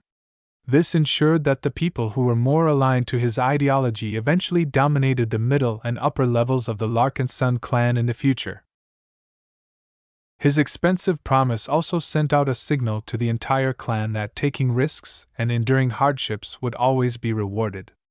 A proper Larkinson should be proactive rather than reactive. Now prepare to fight, my Larkinsons! Fight for your clan! Fight for your fellow Larkinsons! Fight for yourself, because each and every one of you will achieve greatness. This is my promise! Chapter 2290, The Battle of Yulamos Citadel. almost 2,000 mechs advanced towards the outer perimeter of Yulamo's citadel. The Larkinson clan did not hide their approach. The energy signatures of so many space-borne mechs advancing at once could not be hidden. Though the asteroids and complicated environment of Maynard Fields helped cover up their emissions, it wouldn't be long before the Dry Snakes and its subordinate groups discovered that something was amiss. Still, no alarms began to ring as the Larkinson mechs flew closer and closer. In order to mitigate the potential losses stemming from getting attacked by a nuclear mine or other destructive area weapon, the Larkinson clan opted to utilize dispersed formations this time. While that made it difficult for the mechs to support each other, there was no serious downside as long as the pirate mechs did not come close. The last thing Ves and the Larkinsons wanted to see was a powerful detonation annihilating several mech companies at once. Therefore, the various mech forces approaching the outer defenses of Yulamo's citadel resembled a swarm. Initially, the swarm moved forth in unison, but at a certain point, it began to split up. Several splinters diverged from each other and headed towards specific coordinates. What was even stranger was that a small transport and a number of shuttles tagged along these splinters as well. The units that had received special orders did not entirely consist of mechs. Commander Orphan piloted a spearman mech and led one of these units. Hundreds of mechs of the flagrant vandals and other forces obeyed her orders, though so far she merely followed a prescribed plan. None of her usual levity could be seen from her today. Attacking Yulamo's citadel was a difficult endeavor that relied on many events to go right. The clan drafted an elaborate, multi-step plan to dismantle the threats of Yulamo's citadel and the pirates who reigned over it. If even a single step didn't go as planned, hundreds of Larkinsons might die. Such responsibility weighed heavily on her. In fact, she harbored quite a lot of misgivings about this operation. It was one thing to smash some regular pirates. It was another thing to attack pirates who possessed enough superweapons to wipe out entire cities at once. None of the mech pilots of the Larkinson clan felt safe in their fragile machines. As the clan continued to prosper, more and more mech pilots felt as if their cheap, low-spec machines were no longer suitable to them. They deserved to pilot better, especially when they heard that the LMC earned more than 1 trillion hex credits in the past couple of months. Sadly, the timing wasn't right and many mech pilots still needed time to obtain the right qualifications. Only the expert candidates and the avatars assigned to the Bright Warriors possessed a little bit more confidence. The iconic mech of the Larkinson clan may just be a bridge mech, but its defense was superb. It might just be possible for the mechs to survive getting hit by a weaker superweapon. That said, the clan only outfitted a couple of avatar mech companies with Bright Warriors. The Commander Orphan and her flagrant vandals only had to make do with their old last-gen military mech models. I have to get a hold of Ves or Major Verl and tell them to replace our old mechs as soon as possible. With the growing wealth of the Larkinson clan, even Orphan could see that fielding third-class mechs became less relevant over time. Attracted by the power and majesty of second-class mechs, every mech pilot who joined the clan urgently trained to obtain the qualifications to pilot these powerful machines. Their need became even greater once they entered the Nixian Gap. The casualties they suffered could have been reduced if they piloted better mechs. Therefore, almost every Larkinson mech pilot trained or studied earnestly whenever they were awake. They craved fighting actual battles and pirates because they improved by leaps and bounds. Each time they fought a serious battle, they discovered their shortcomings. They were also able to validate their newly acquired skills and polish them even further in the furnace of battle. Commander Orphan was fairly proud of her vandals. Even though they consisted of average brighter military mech pilots, their discipline and training was superior to most of the mech pilots of the Larkinson clan. Hopefully, her new bosses would recognize their strength and provide them with new machines once they returned to civilized space. If not, she was more than willing to raise hell to stand up for the interests of her fellow Vandals. Commander, we're approaching our target. A Vandal mech captain spoke. The vault we are heading towards is currently guarded by around 3 mech companies, of which 2 are on standby. We expect their long-range sensors to detect us within 5 minutes. As for the vault defenses, if the Black Cats have done their job, we can easily take their vault. What forces are we up against? So far, 2 of the mech companies are from the Dry Snakes. The third one appears to be from Farman's Zone. Understood. Commander Orphan did not ask about the fixed defenses of the vault. Even though the pirates built enough turrets and other protective measures to resist or stall the advance of hundreds of mechs, none of the pirates knew that those base defenses were completely compromised. While it was challenging for the Black Cats to sabotage the core defensive systems of Yulamo's citadel, the vaults that held a lot of destructive weapons were different.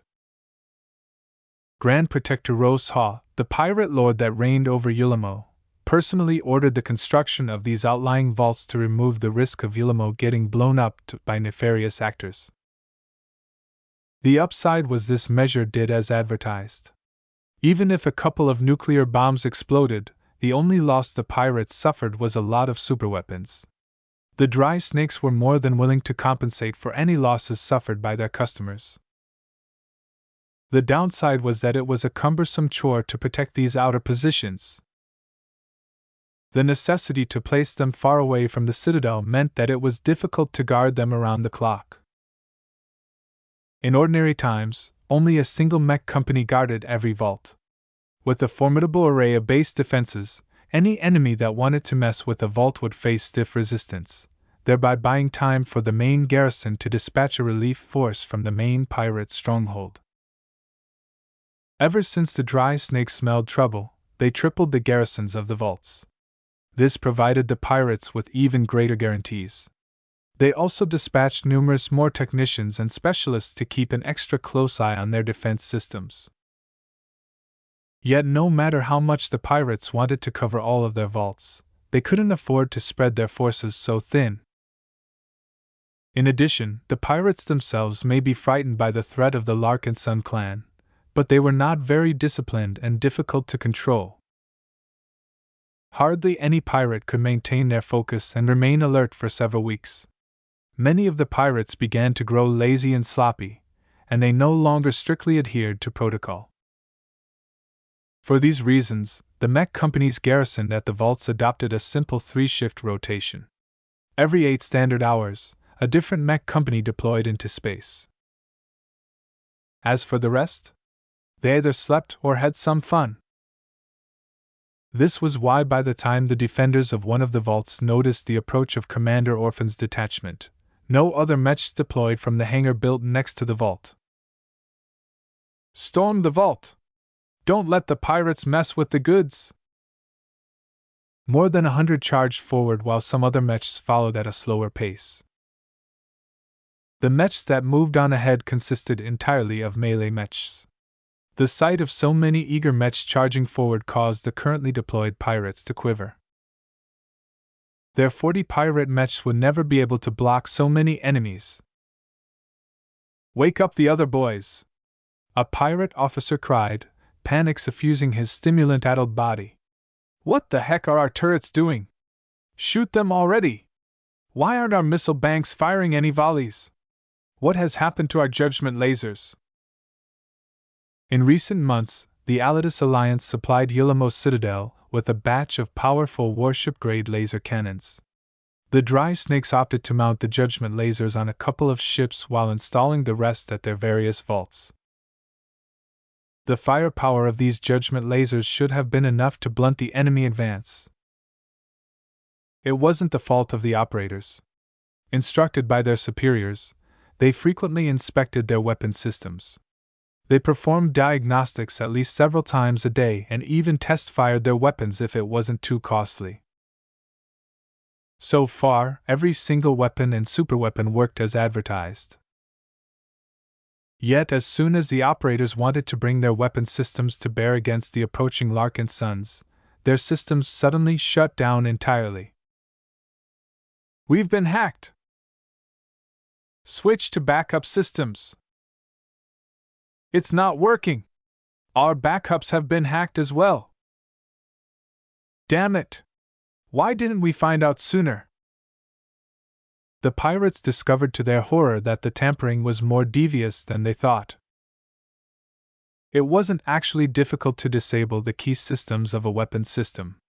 What was truly challenging was to tamper with them in a way to keep them functional until the key moment arrived. All the while, the tampering had to remain hidden, lest the pirates find out and fix the issue. "Switch to emergency manual operation. I don't care if we have to eyeball our aim, just get our weapons firing as soon as possible." As more and more operators began to bypass the compromised electronic systems of their weapon platforms, a hidden command suddenly activated. Boom! Boom! Boom! Various defensive systems blew up and became engulfed by explosions as systems overloaded. Explosive ordnance detonated in their racks, and smaller precision explosives wrecked a lot of key systems. Hundreds of average pirate operators were swept away by the destructive fury. The few who survived were stunned by what had happened and completely lost their nerves. Over 80% of the vault defenses succumbed to sabotage. The few laser turrets that began to attack the incoming Larkinson mech soon attracted a heavy response from the attackers. Upon Commander Orphan's command, her ranged mechs fired all of their guns at the surviving base defenses. Though they were protected by a large amount of cabinet-based armor, the fact that they were completely stationary made it easy for the Larkinsons to concentrate their fire. The ranged mechs of the Larkinson clan all linked their firing systems together. Through automating their aim, the ranged mechs all fired their weapons at very specific targets, with pinpoint accuracy. Such an extreme degree of concentration of fire meant that much of the armor protecting the defensive systems hardly played a role. With hundreds of laser beams and physical projectiles brought to bear at the same target, a lot of holes were rapidly being drilled in quick succession. At this time, the melee mechs also ran over the active pirate mechs. Dry snakes or not, their admittedly decent mechs simply couldn't withstand more than 100 well-trained Larkinson mech pilots paired with higher quality mechs. Additional enemy mechs are sorting from the hangar bay. You know what to do. Stop them before they all manage to deploy, Commander Orphan barked. A few squads of Vandal mechs intercepted the new arrivals while some Cannoneer mechs brought their ballistic cannons to bear at the hangar bay. The Cannoneer mechs fired their large guns, propelling specially prepared explosive shells at their targets. The weak energy screen that protected the opening succumbed after a single impact. Subsequent shells flew straight through and exploded in the large interior. Numerous mech technicians and mech pilots in the open died with each explosion. The Cannoneer mechs did not relent and continued to fire into the hangar, spreading death and destruction to such a powerful extent that no more pirate mechs launched into space. With the mechs and base defenses of the vault taken out, Commander Orphan sighed in relief. Fortunately, none of the big weapons ever had a chance to fire. Commander, our sensors are detecting massed pirate mechs approaching our position. ETA 4 minutes. Reform our mechs, install them as best as possible. Tell me if additional pirates are on the way. Now that the Larkinsons neutralized most of the pirate defenders, the shuttles and transports began to approach the vault. Armored infantry exited the shuttles and began to sweep up the panicked and demoralized pirates inside the vault complex. Meanwhile, a well-protected team of engineers and weapon operators emerged from the transports. A number of bots also began to unload some heavy hardware such as power generators. Their goal was clear. The Larkinsons wanted to breach the vault and take over as many superweapons as possible in order to use them against their former owners. What a crazy plan! Orphan uttered. Chapter 2291, Superweapon Bonanza. Even though the Larkinsons had good cause, it was still illegal for them to break the taboo on weapons of mass destruction. This was an absolute rule, and one the Big Two had never compromised on. Even when Ves pleaded to Master Willix to give him permission to employ these destructive weapons, it turned out that she lacked the authority to consent to such a controversial request. Still, many of those superweapons were very potent. Turning some of them against Ulamos Citadel would definitely make it easier to breach the main stronghold's defense network. Ves pushed on regardless. Eventually, Master Willix promised to advocate on his behalf to an upper administrator at Center Point. Whoever she talked to, Master Willix eventually returned to Ves with an offer. The MTA is ready to grant this exception to you on a temporary basis, but only at a heavy price. How much? Ves asked. 2 million MTA merits. That much? This is a reasonable price considering the consequences of this decision. This price is non-negotiable, Mr. Larkinson. Surrendering 2 million MTA merits just to be able to make use of every superweapon they captured from the pirates was almost unbearable to Ves. The only reason why he didn't reject this insane demand was because he knew that it was an investment. Of all of the taboo weapons at Ulamos Citadel that the Black Cats had tallied so far, the estimated merit bounty of them far surpassed this sum of merits. Ves briefly entertained the notion of turning down the MTA's offer. Without permission, the Larkinson clan risked annihilation if they still decided to make use of the pirate-owned superweapons. He could never take such a reckless decision. As for setting the powerful superweapons aside, that was not in his consideration. The pirates played dirty and possessed too many advantages. I agree, Ves eventually decided. Can I make another request as well? Ves and Master Willix eventually forged a deal that greatly increased Task Force Predator's chances of victory. Though Ves instantly lost more than half of the merits he accumulated up to this point, he believed it was worth it. The potential gains of conquering Ulamos Citadel would allow him to recoup his investment several times over while suffering much less losses. Still, obtaining a temporary pass from the MTA was not enough. Ves had to put a lot of effort into convincing his fellow clansmen to hijack and make use of prohibited weapons. Breaking taboos was as easy as shaving his stubble to Ves. In contrast, many other clansmen had grown up with the taboos ingrained in their very souls. It was very difficult for them to accept the notion of making use of prohibited weapons, even if they only intended to use them against the scum of the galaxy. Fortunately, Ves possessed a lot of clout and authority within the clan. As long as he pressed hard enough clansmen volunteered to taint their hands. Of course, they received plenty of bonuses such as Larkinson merits for their trouble.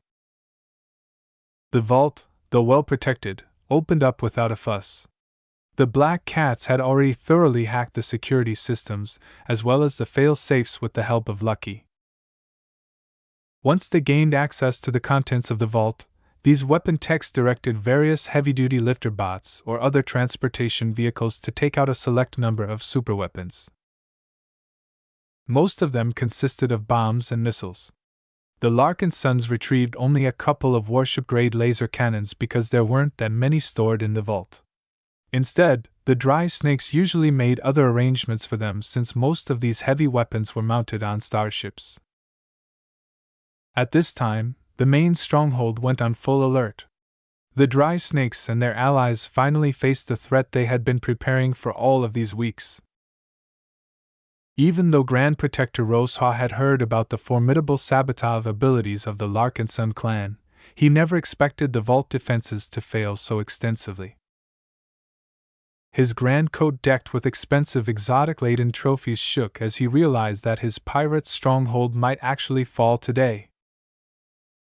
This is impossible! One of his pirate officers responsible for setting up the defenses stated. Our men have checked those systems over and over. It shouldn't have been possible to tamper with them to such an extent that they failed right when those bastards decided to launch their attack. They managed to succeed regardless, Rosehaw angrily grumbled. His men were already in disarray due to the huge failure in preventing the Larkinsons from taking over their outer vaults. You promised that our defenses would hold. You failed. Before the pirate officer could offer any further excuses, the leader of the Dry Snakes pulled out a resplendent-looking hand cannon and shot the man in the head. Bang! Grand Protector Rosehaw may have become old, but he was still a pirate. His furious eyes raked over his other subordinates, but none of them wanted to attract his ire. Inspect every single defensive system and other critical systems, the Grand Protector commanded. Preemptively load every hardware and software backup that can be applied in 30 minutes. If any of you fail me to this extent, your fate will be the same. The pirates inside the main base entered into an even greater frenzy. At the restricted sections that the Mirror Raiders failed to penetrate, the highly loyal Dry Snake's weapon operators each checked and reconfigured their respective defensive systems. Others began to gear up and ready themselves for a difficult fight. The Mirror Raiders were no exception. The Dry Snakes ordered them to deploy their 2 mech companies and join the rest of the loosely organized Ulamo militia. Of course, the Dry Snakes did not trust the members of the hastily formed militia force entirely. The Mirror Raiders were stationed far away from any core Ulamo positions. None of the disguised Larkinsons minded this assignment. Lieutenant Commander ABIs, Lieutenant Sendra and Dietrich all entered their pirate mechs and obediently followed the arrangements of their supposed pirate overlords. In order to discourage any trouble, the various mech outfits that had chosen to join the Ulamo militia had to split up their mechs by squads. This caused the Mirror Raiders to be unable to keep all of their mechs together. As for the non-mech pilots of the Mirror Raiders, the pirate authorities made different arrangements for them. This was why Kedis, who was ostensibly just a powerful bodyguard, was put on pacification duty. Her job was to keep the civilians in the public marketplace contained and in control. She was hoping to do more. The time wasn't right, but she already looked forward to unsheathing her cutlass and cutting her way through every opposition. Time passed as the Larkinsons and the pirates both prepared for the second round of fighting.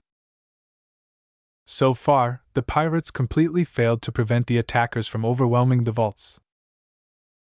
Their unexpectedly rapid collapse not only led to the death or capture of many weapon operators and technical personnel, but also caused the pirates to lose around 360 mechs at once. The latter was a painful loss, as that meant the pirate defenders were only left with around 3,900 mechs. The huge setback caused Grand Protector Rosehaw to recall the relief forces that were making their way to the vaults. It had already become clear that it was a mistake to split his forces up, because he recognized that the Larkinson mechs were superior on an individual basis. It was at this time that the Larkinsons unscrupulously began to make use of the superweapons they retrieved from the vaults. In contrast, the pirates were only able to bring a portion of their base defenses online. Several defensive networks and enormous base cannons failed to initiate as the software of these weapons rebelled. Due to various limitations, only a small proportion of base defenses experienced hardware failures. Of course, several critical defensive systems remained untouched. After performing some extensive checks, their operators immediately attempted to bring their weapons to bear against the enemies within reach.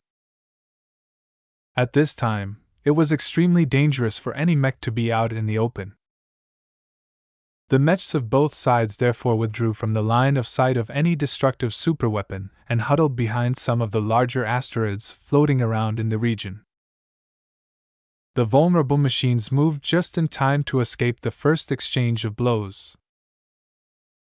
More than a dozen warship-grade laser beams instantly impacted the conquered vaults. The dry snakes were very proud of their judgment lasers. Each of them possessed the power to take out a second-class mech with a single full-powered blow. Taste our ghost string missiles! Hundreds of missiles launched into space. Some of them bore conventional warheads, but at least a handful of them hosted nuclear warheads. Due to some clever means, it was difficult to identify which missile contained an enhanced payload. Even so, the Larkinsons were already prepared. Their ranged mechs peeked out from behind their asteroids to intercept as many missiles as possible. The penitent sister ranged mechs performed the best. Their superior targeting systems and splitting laser beams caused them to take out at least 7 missiles per shot. Ha ha! Is that your best? Asteroids continued to bear more and more marks of catastrophic laser impacts. It did not matter. There were so many asteroids floating around in Maynard fields that the Larkinson mech simply flew behind another one if their current rock was starting to look shaky. The Larkinson weapon techs quickly brought more and more weapon systems online. While they were very cautious about employing the warship laser cannons they retrieved from the vault, they were much more haphazard when it came to launching other weapons. Since much of the weapons in the vault were made by various pirate groups, their diversity was great. Missiles with varying nuclear and other dangerous payloads launched towards the defenses of Yulimo Base. Various turrets and thousands of pirate mechs urgently intercepted the incoming ordnance. Though their accuracy was not as good as that of the Larkinsons, their superior numbers along with the reduced amount of missiles from the vaults caused Yulimo's citadel to remain unaffected. Dozens of radial explosions soon filled up the surrounding space. Though many of the nuclear missiles had been shot to pieces without triggering their dangerous payloads, other ones still managed to explode midway, throwing up lots of energy and interference in the areas between the vaults and the main stronghold. Our sensors are frizzing up. We're firing blind. As more and more nuclear and exotic ordnance silently turned a patch of space into hell, the pirate sensor systems became less and less able to distinguish what went on. They could only fire their weapons at fixed locations. The Larkinsons suffered from this problem as well, but only up to an extent. They already accounted for this outcome and made preparations accordingly.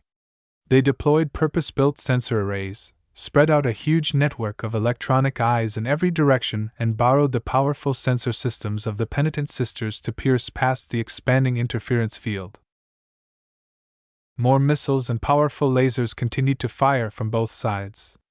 What was different was that the pirates failed to hit anything important, while the Larkinsons accurately brought their hijacked superweapons to bear against the fixed weapon emplacements. Numerous judgment lasers collapsed as deadly laser beams and tactical nuclear missiles succeeded in taking them out. The threat of the pirates rapidly diminished as their functional superweapons became less and less. Grand Protector Rosha looked distressed as Yulimo's citadel rapidly lost their most powerful form of protection. Unfortunately, the party for the Larkinsons did not last long. The vaults did not carry that many superweapons. They quickly exhausted the stolen missiles. The huge laser cannons also succumbed as they couldn't avoid exposing their locations after firing huge, linear laser beams. Though many of the weapon operators anticipated this outcome and did their best to control the weapon systems by remote, more than 100 of them still lost their lives. The second round had passed. The Larkinsons exhausted all of their stolen superweapons, but the price had been worth it. Yulimo's citadel only retained a fraction of their most threatening arsenal. Grand Protector Rosha looked grave as Yulimo's citadel began to get stripped apart piece by piece. Even so, the pirates still managed to retain all of their mechs and enough defenses to keep putting up a fight. The pirates also retained another trump card. Rosha began to clench his fist. If I resort to this option, I'll have to give up everything. If possible, He didn't want to resort to his final option until there was no other choice. Chapter 2292 Lopsided Firefight. In the first and second round of fighting, thousands of people had already died. The pirates suffered the brunt of the casualties. Almost their entire garrisons at the outer vaults had died. The Larkinson infantrymen didn't have the time or leisure to take too many captives. More pirates died at the main stronghold. Many of the destructive weapon systems that the dry snakes brought to bear against the Larkinsons were crewed by specially trained pirates. When the weapons they operated got struck by massive overpowering lasers or a tactical nuclear missile, the people around them usually died as well. Screams echoed throughout several locations on the moon-sized asteroid as they became awash with destructive heat and energy. Fortunately for the pirates, they built their critical base areas deeper underground. Most of the superweapons failed to threaten Yulamo's citadel proper. In the lull that ensued, the Larkinson clan already moved on to the next step. They spread their mechs around. Their ranged mechs continued to use the surrounding asteroids as cover as they fired their weapons at the known pirate superweapon positions that survived the previous exchange of fire.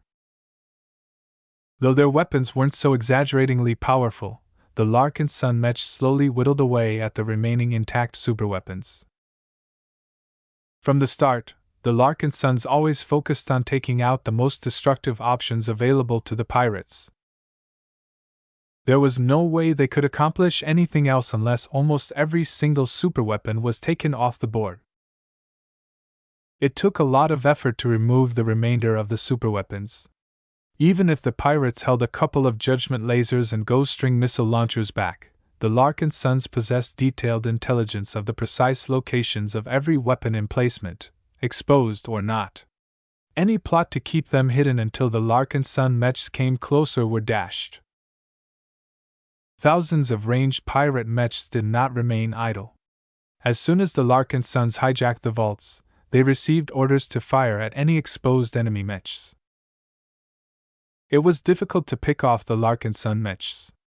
There was so much distance between the main base and the outlying vaults that roaming asteroids frequently blocked their line of sight. The same could not be said for the Larkinson mechs. Yulamo presented a wealth of targets. In contrast, the pirate mechs huddling behind their starships, fortifications, or asteroids were having a very hard time hitting anything but empty space or solid cover. "You blasted scum! Hit something already!" a pirate liaison screamed in the command channel of the Yulamo militia. A squad of mirror raider mechs huddled behind a fortified trench the pirates had dug into a stationary asteroid. Dietrich's generic pirate mech attempted to hit the distant mechs of the avatars of myth. Even though he and his fellow mirror raiders purposefully reduced their accuracy to a level typically expected of pirates, they did not dare to miss too often. Even so, the few laser beams and projectiles that happened to hit a Larkinson mech effectively achieved no result. He grinned. He attacked the Bright Warrior and Aurora Titan mechs without any guilt. Their defenses were so high that it was extremely unlikely that the Mirror Raiders would be able to kill a single Larkinson.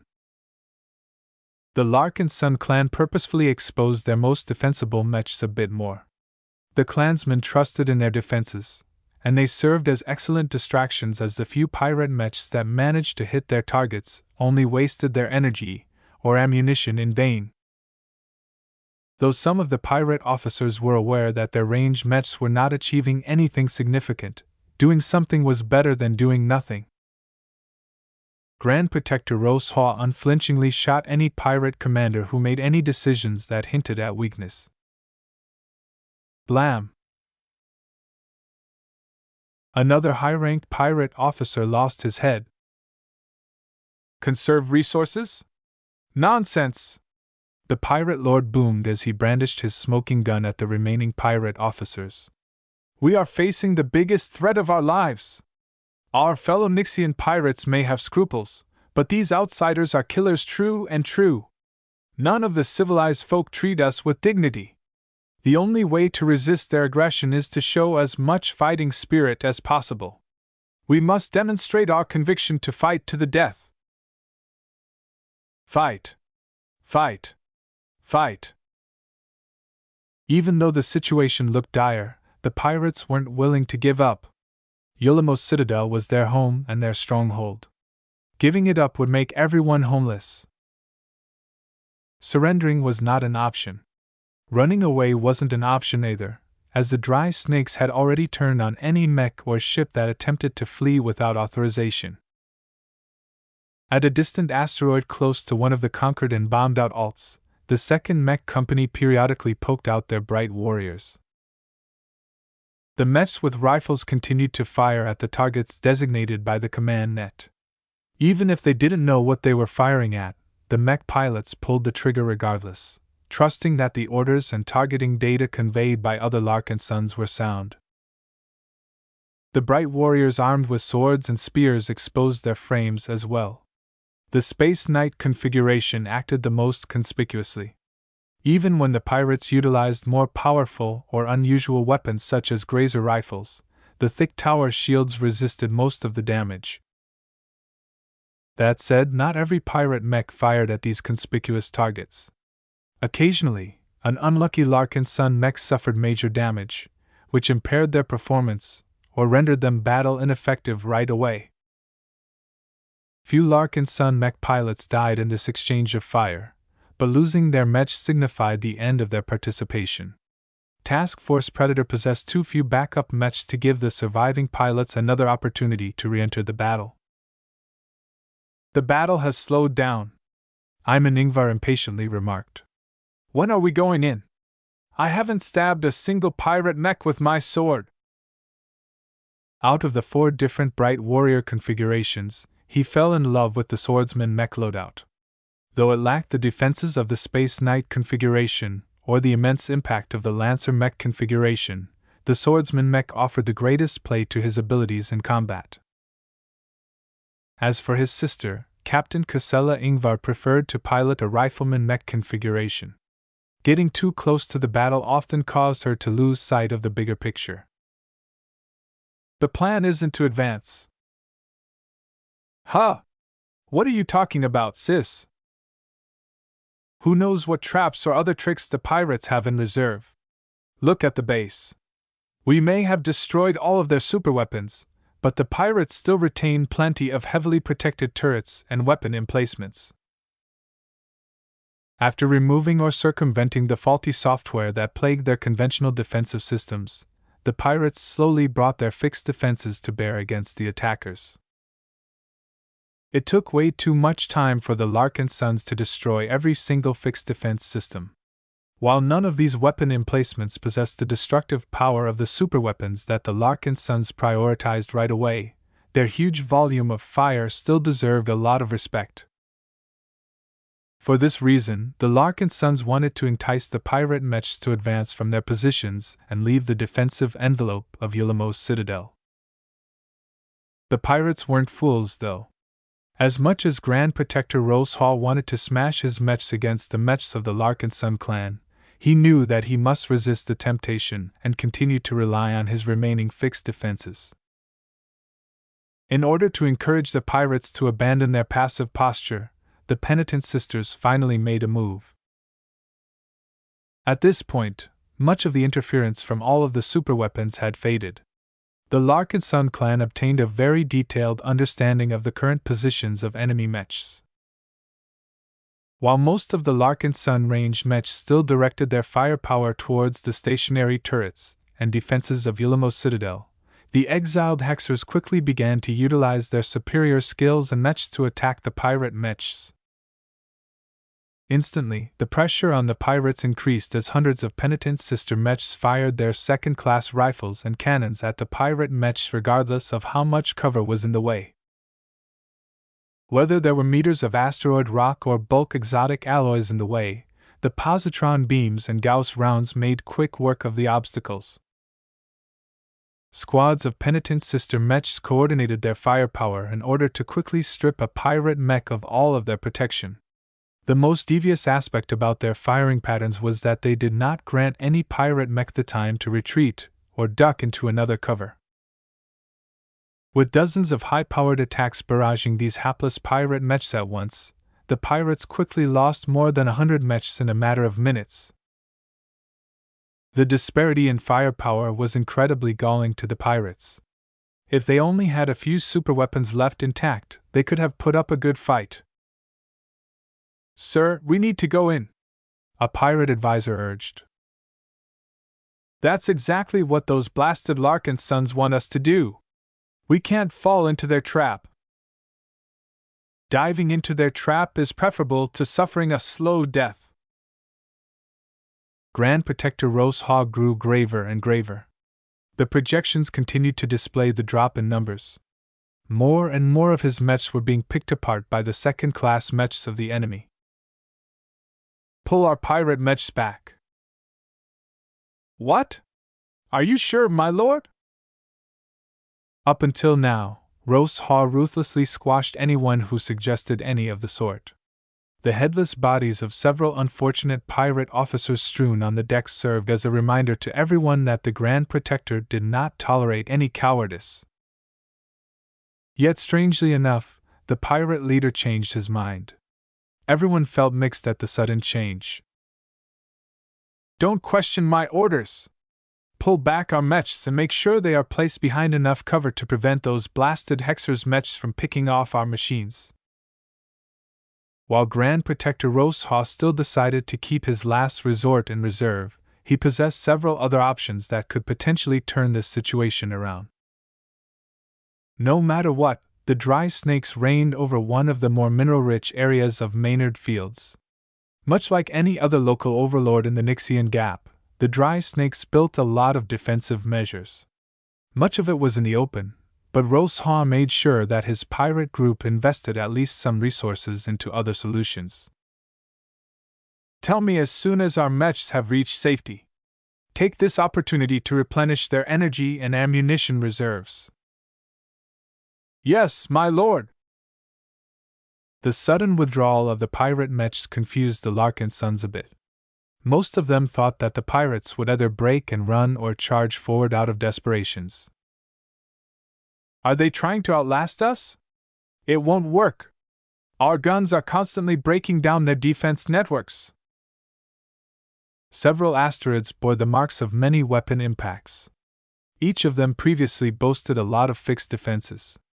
Now, most of their guns and weapon batteries only consisted of ruined craters and molten slag. As long as the Larkinson clan destroyed every turret and weapon emplacement, the defensive advantage of the pirates would no longer play a meaningful role. As long as the Larkinsons reduced this battle to a contest between mechs, the pirates would certainly lose. Back at the Scarlet Rose, Ves began to frown as an unsettling feeling settled over his mind. He became puzzled at this response as well. "What are the pirates doing? Have we detected any unusual activity?" "No, sir," a bridge officer replied. "We have detected elevated energy signatures or traces of unstable exotics that are typically added to nuclear warheads." Before Ves could issue another request, the battlefield centered around Yulamos Citadel suddenly changed. A huge black sphere spread out from the moon-sized asteroid and expanded across many kilometers. The surrounding asteroids were each engulfed by the wave of blackness until they swept over every Larkinson and penitent sister mech. "What the hell is happening?" Ves stood up from his chair. "Report." "Sir, according to our sensors, an atypical anomaly has swept over the battlefield. Both the pirates and our combat forces are isolated from our fleet." Ves couldn't believe what had happened. This was definitely not a coincidence. The pirates had somehow managed to summon an artificial anomaly. Chapter 2293 Unnatural Darkness. The Battle of Yulamos Citadel took an unexpected turn. Somehow, the Nixian pirates caused the besieged stronghold and a wide area around it to become engulfed in an anomalous hazard. While Ves, the Black Cats, and the other analysts of the Larkinson clan guessed that the pirates might resort to drastic measures, this was something else. Who knew that the dry snakes were crazy enough to call upon the most fearsome phenomenon of the Nixian Gap? Ves and the Larkinson clan had never encountered such a drastic means of flipping the board. For a few seconds on the bridge of the Scarlet Rose, everyone looked shocked as the main visuals depicted an ominous, shadowy sphere enveloping the entire battlefield. It was as if some incomprehensible monster took a bite out of space. Horror and confusion began to spread throughout the ships and the few hundred mechs that the Larkinson clan kept in reserve. What is going on? Are they gone? Just like this? We have lost all communications with the units engulfed in the unknown anomaly. We need to rescue our brothers right away. Don't panic. Everything can be explained. Throughout the fleet, the hundreds of scientists and engineers attempted to interpret the confusing sensor data. The sensor readings made little sense, as most of the sensors had never been designed to observe such an abnormal phenomenon to begin with. What had happened exceeded the Larkinson clan's comprehension by a huge margin. Ves joined the frenzy as well. Even though he did not specialize in astrophysics or any other field related to spatial phenomena, he tried his best to decipher what was going on. It was too bad that he failed to spot a discernible pattern that he could use to figure out this anomaly. For several minutes, Task Force Predator attempted various moves. Several ships dispatched small, disposable drones and sent them through the sphere. They were never heard from again. The connection to the drones cut off. Even when these devices received instructions to leave the sphere immediately afterwards, somehow each of them failed to emerge from the anomaly. What about sending a ship? Maybe we can still maintain contact through the quantum entanglement node. Are you stupid? A chief engineer spat. Many anomalies in the Nixian Gap completely garble the connection between quantum entangled particles. Though more clansmen began to suggest they should enter the anomalous region in order to rescue their trapped compatriots, the risks were far too great to make such a reckless move. Sending in the entire fleet might potentially doom Task Force Predator entirely. What puzzled Ves was how the pirates could possibly have such a trump card in reserve. After several weeks of probing and infiltration, the Black Cats should have figured most if not all of the strengths of Yulamo's citadel. How could they have missed something as dramatic as this move? He decided to call the leader of the Black Cats. Her projection depicted a spy master who was out of her comfort zone. She looked devoid of her usual poise, and her customary smirk was nowhere to be seen. Calabast! What is going on? We are investigating the circumstances. Prior to our attack, we truly haven't found any indications that the dry snakes or their subordinate forces are capable of evoking an anomalous hazard on command. We have even researched every independent pirate outfit for abnormal capabilities, but as far as we know, they are all ordinary. Have you investigated any other unusual people or organizations at Yulamo? Ves pressed. We have, but none of them appear capable of evoking such a huge movement.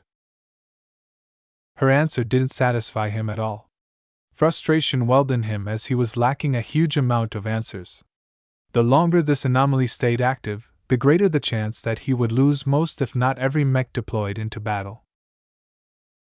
If it came down to it, losing thousands of mechs was an acceptable price. Though Ves valued mechs a lot as a principle, they were built for a purpose. He could always build new machines as long as he gained access to some production facilities in the Nixian Gap. What truly pained him was the prospect losing the lives of the mech pilots who were trapped inside the anomaly. Such a huge loss not only meant that Task Force Predator would permanently lose a lot of battle strength. This would make it very difficult for the fleet to defend itself against vengeful pirates. In addition, VS would have huge pressure in the clan if he returned to civilized space with just a fraction of his fighting forces.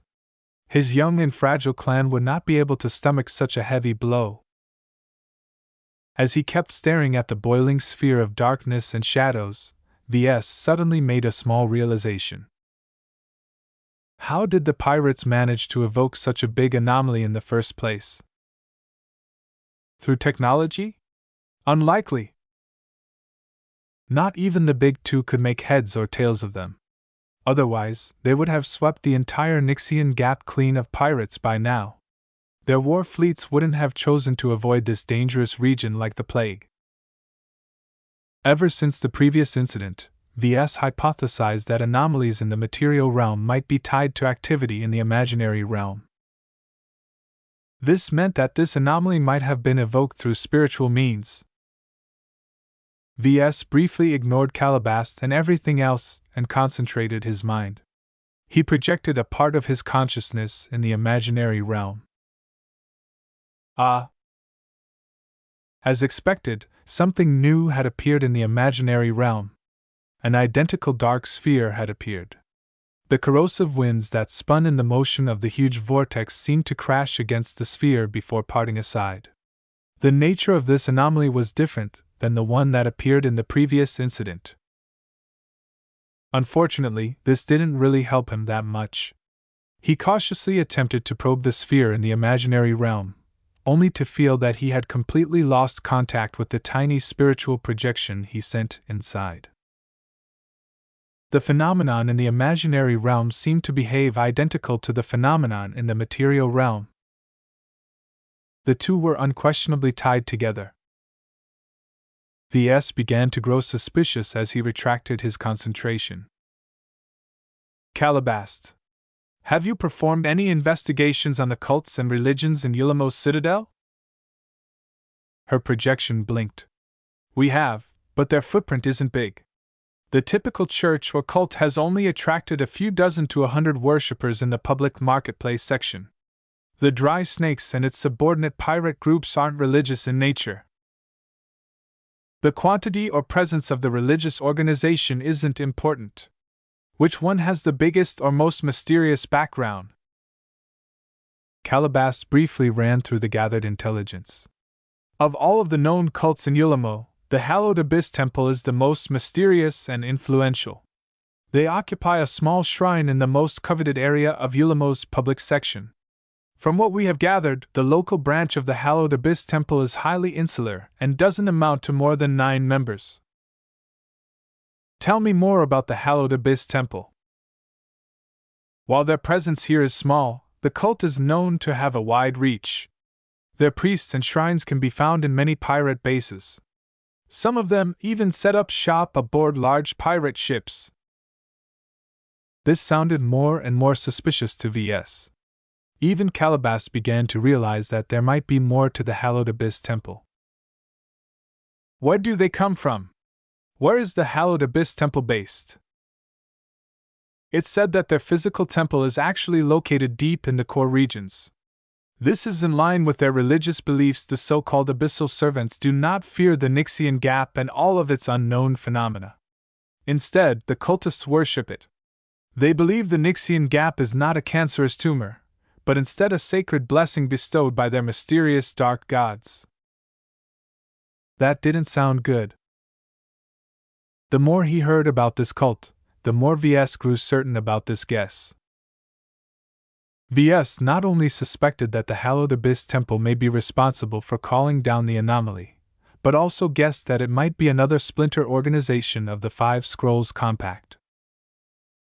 If the Hallowed Abyss Temple was truly based in the depths of the core regions, then it shouldn't be too far away from the mysterious regional headquarters of the Compact.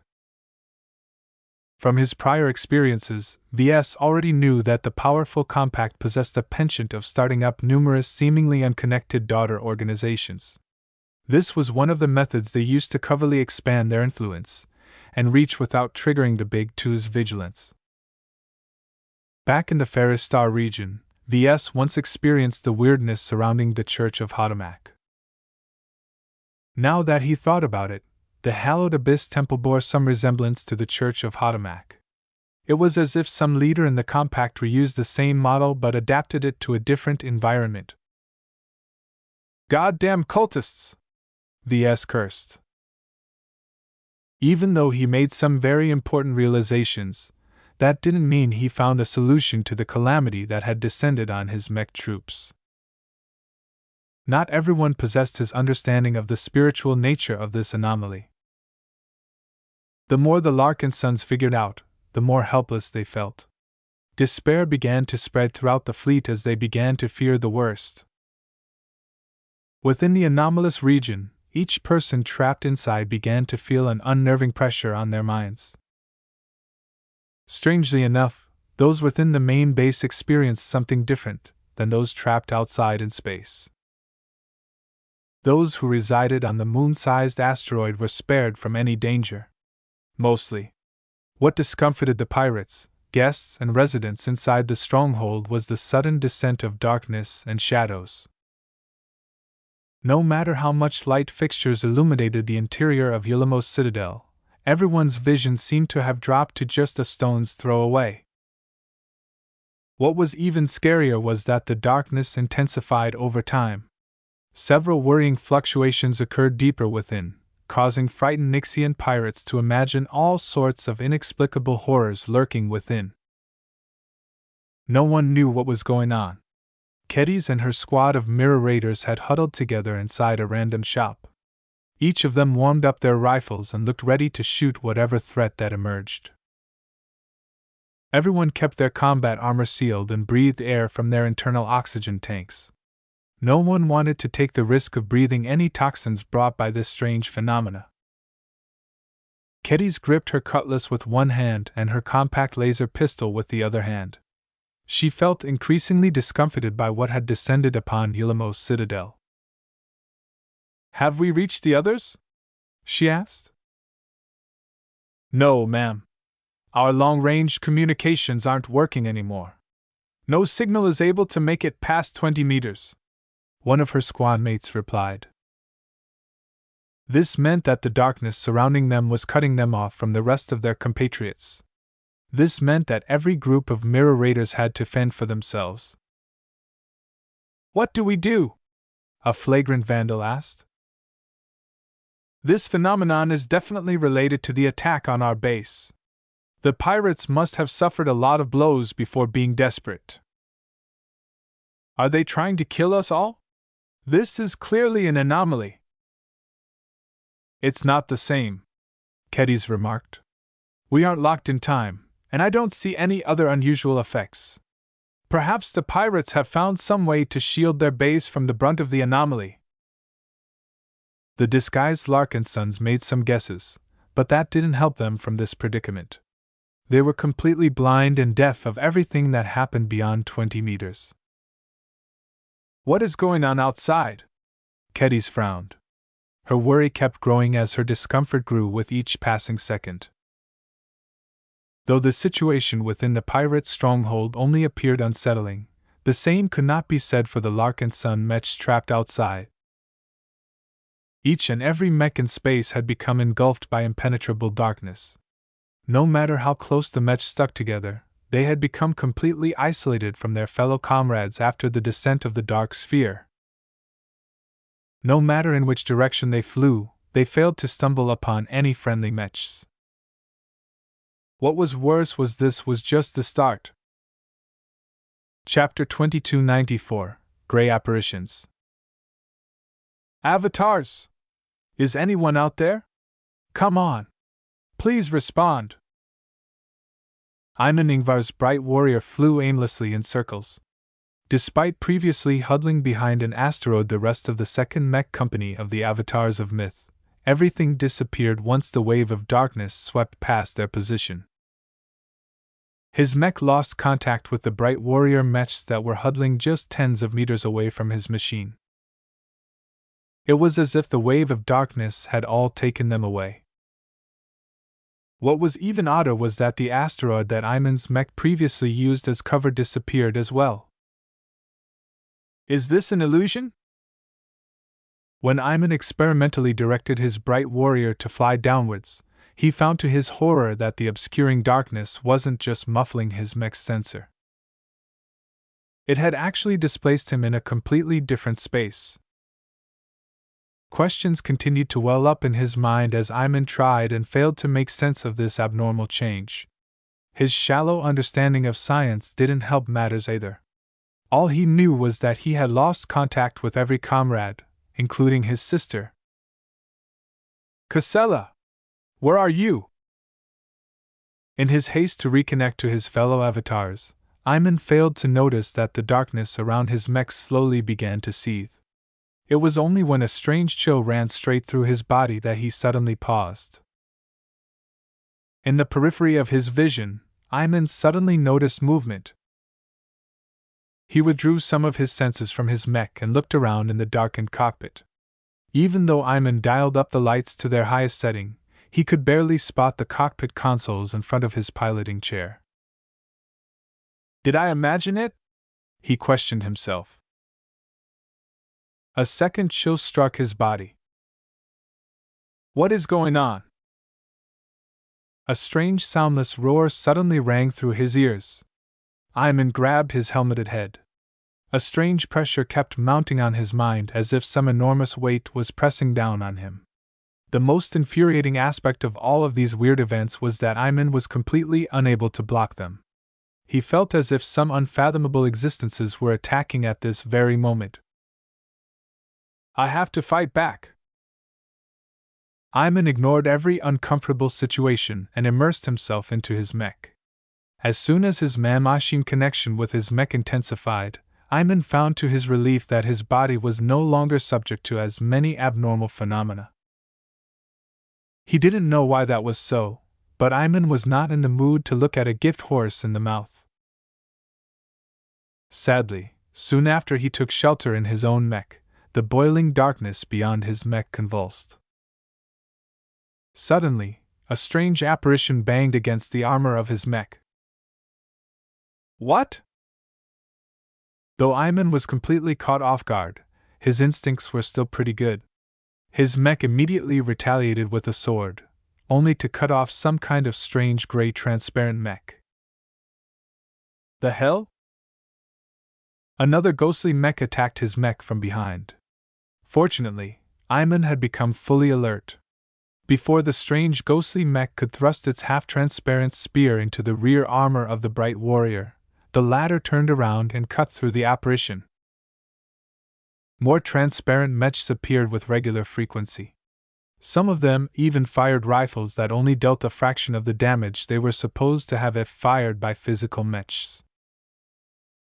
Iman was forced to fly his bright warrior through the darkness in order to take out these strange mechs. All the while, Iman continued to guess at their origin. What was the deal with them? Were they real, or were they merely figments of his imagination that had come to life? Wait a minute. Some of these mechs look familiar. Though the grayish mechs had been stripped of all color, as a mech pilot Iman was trained to study the physical properties of the mechs he fought. He gradually recognized that the designs of the ghost mechs matched the mechs fielded by the pirates he had just fought. He even guessed that these ghost mechs all consisted of machines that the Larkinson clan and penitent sisters had previously taken out in the previous rounds of battle. This was because the gray mechs each exhibited at least some battle damage. This damage caused the ghost mechs to function less optimally. Slowly but surely, Iman managed to keep a grip on the situation. No matter the odd appearance of these hostile apparitions, they were considerably weaker than their actual physical counterparts. First, their transparent nature caused them to inflict less damage than they should be capable of doing. Second, that same nature caused every attack made by his mech to deal amplified damage to the enemy mechs. In fact, much of the gray mechs that weren't immediately cut in half stopped functioning after suffering catastrophic internal damage.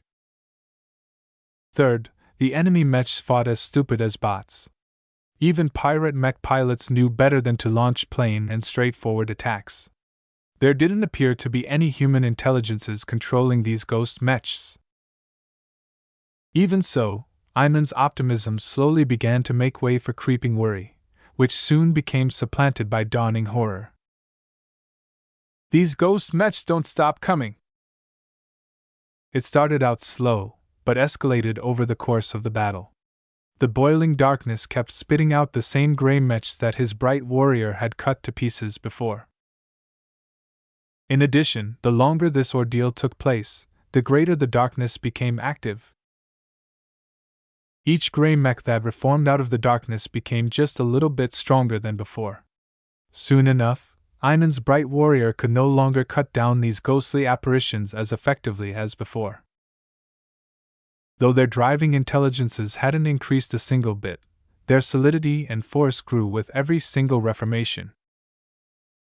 Iman tried to be clever and stopped trying to take out the ghost mechs. Unfortunately, this caused their numbers to build up. If this kept on, his bright warrior would quickly be mobbed by more than 100 ghost mechs attacking from each direction. Even if his bright warrior was clad with incredibly resilient briar alloy, that many attacks would definitely exceed its defensive capabilities. What will it take for you to stay down?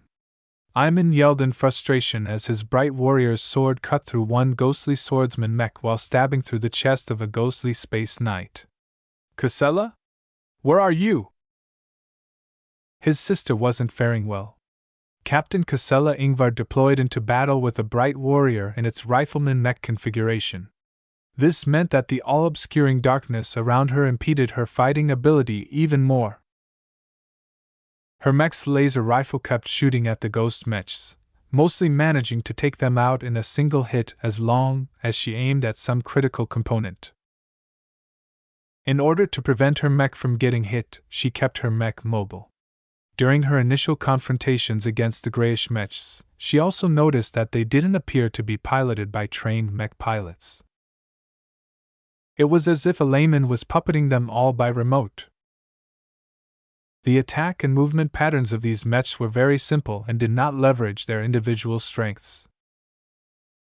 They also did not employ any tactics other than attacking her mech in the most direct manner possible.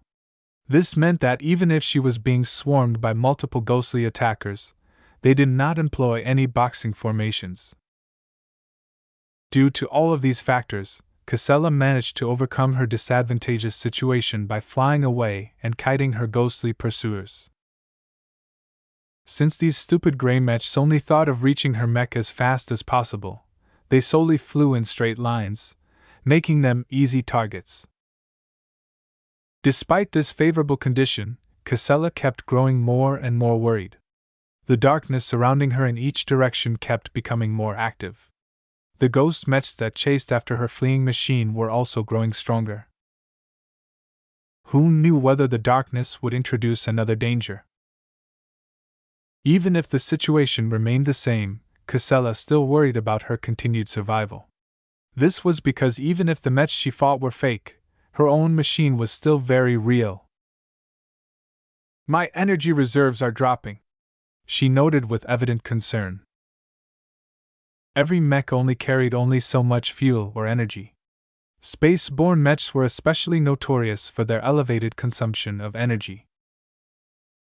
Some mechs designed for efficiency could last for hours even if their flight systems were being stressed. Other mechs designed for peak performance were not as frugal. They were mostly meant to control their energy consumption until a critical moment had arrived. The Bright Warrior's rifleman mech configuration consumed more energy than the other configurations. Its laser rifle drained energy with every shot, and its constant maneuvering didn't help matters either. Even though Casella dialed down the power of the laser rifle to a point where it was just enough to kill a ghost mech, how long would her mech's energy reserves last?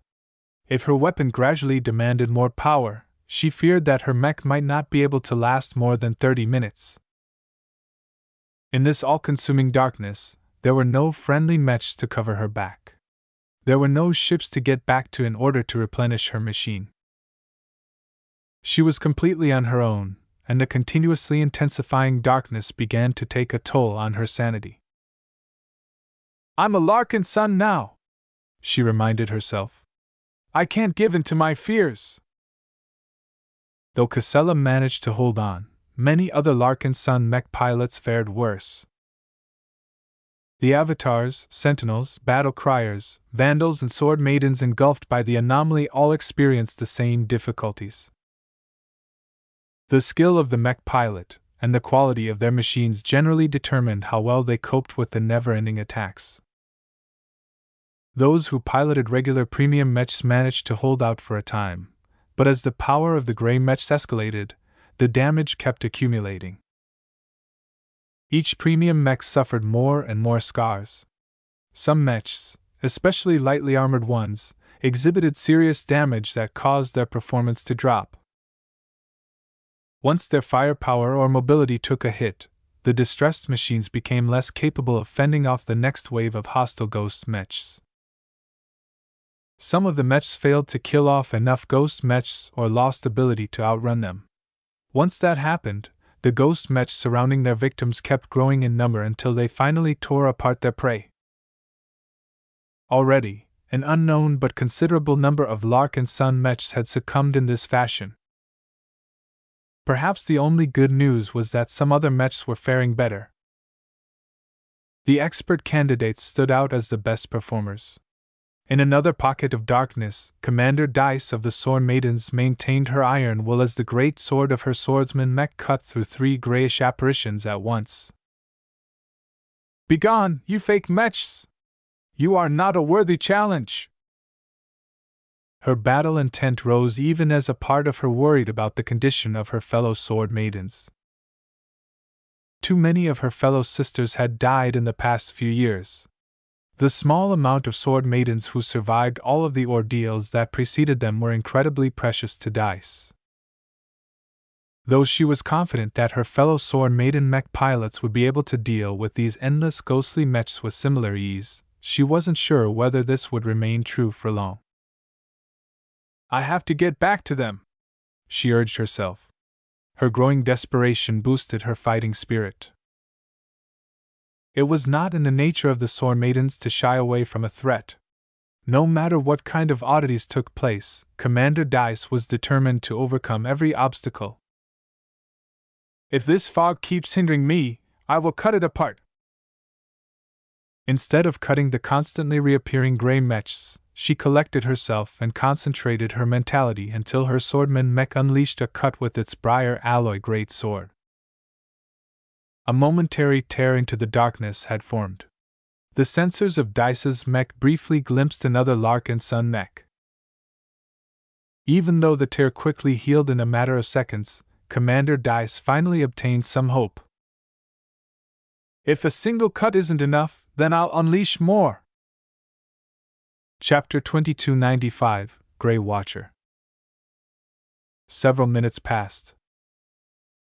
The crisis situation prompted Ves to change into a suit of combat armor. Since he did not want to get caught flat-footed a second time, he also retrieved his beastone lockbox from his vault. Absent a suit of armor lined with a layer of beastone, wearing the lockbox over his head was better than nothing. During this time, the dark sphere surrounding the battlefield wasn't weakening. In fact, the opposite happened. The abnormal sensor readings may largely be incomprehensible, but their fluctuations and energy levels kept rising on a steady basis. If this trend remained constant, then the anomaly would grow 4 times stronger after an hour. This was very alarming news. Even though some of the Larkinsons guessed that this constant strengthening was not good news to the pirates, since this move was targeted against their own mechs. Letting this anomaly persist was one of the worst outcomes possible. Back on the Scarlet Rose, Ves no longer obtained any useful information from Calabast. Her intelligence gathering wasn't entirely at fault.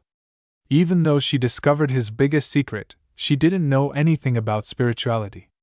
She was only capable of investigating what was in the realm of her understanding. against unusual organizations with very odd capabilities such as the Hallowed Abyss Temple, Calabast, and the rest of the Black Cats were unable to recognize the secrets hidden underneath the surface. Only Ves recognized that the Hallowed Abyss Temple was the likely cause for the appearance of this dark anomaly. He glanced towards a projection that contained a brief profile of the so-called leader of the shrine based in Yulamo's citadel. In one of the few archival images that the Black Cats retrieved from a database, an aged priest stared mysteriously into the distance. To Ves, Grey Watcher Zarnus looked very suspicious. The priests of the Hallowed Abyss Temple were separated into 4 ranks. The White Watchers were the most junior priests ordained by the temple. Their status was fairly low, and they mostly assisted more senior Watchers. The Grey Watchers possessed real authority. Not only did they prove their dedication to the temple over a long time, they had also achieved success in managing shrines and temples throughout the Nixian Gap. The Black Watchers served as the senior leaders of the temple. The intelligence was rather vague about their role, but there weren't many of them and almost always resided at the main temple. The leader of the entire cult was known as the Hallowed Watcher. Most Nixian pirates weren't even aware of this high priest's existence, and even the dry snakes barely knew anything more than this powerful figure's title. If the Grey Watcher stationed at Yulamo's citadel was already this formidable, Ves really didn't want to meet this so-called Hallowed Watcher. Ves studied the image of the head cultist in the hopes of gleaning some clues. The gray-bearded cultist's eyes looked a bit intense. This was the sign of intense fanaticism that Ves had seen in many people, ranging from Ilvanans to his very own lover. In addition, the man's gray robe bulged at some very abnormal points. The Grey Watcher wasn't fat. Instead, the likeliest explanation was that Zarnus underwent a lot of genetic modification, causing his human body to form strange growths. While there were many pirates in lawless space who indulged in reckless genetic modification, there was just something about this Grey Watcher that caused Ves to sense a significant threat. This man, along with 8 other cultists, were likely the key individuals responsible for plunging his mech forces into darkness.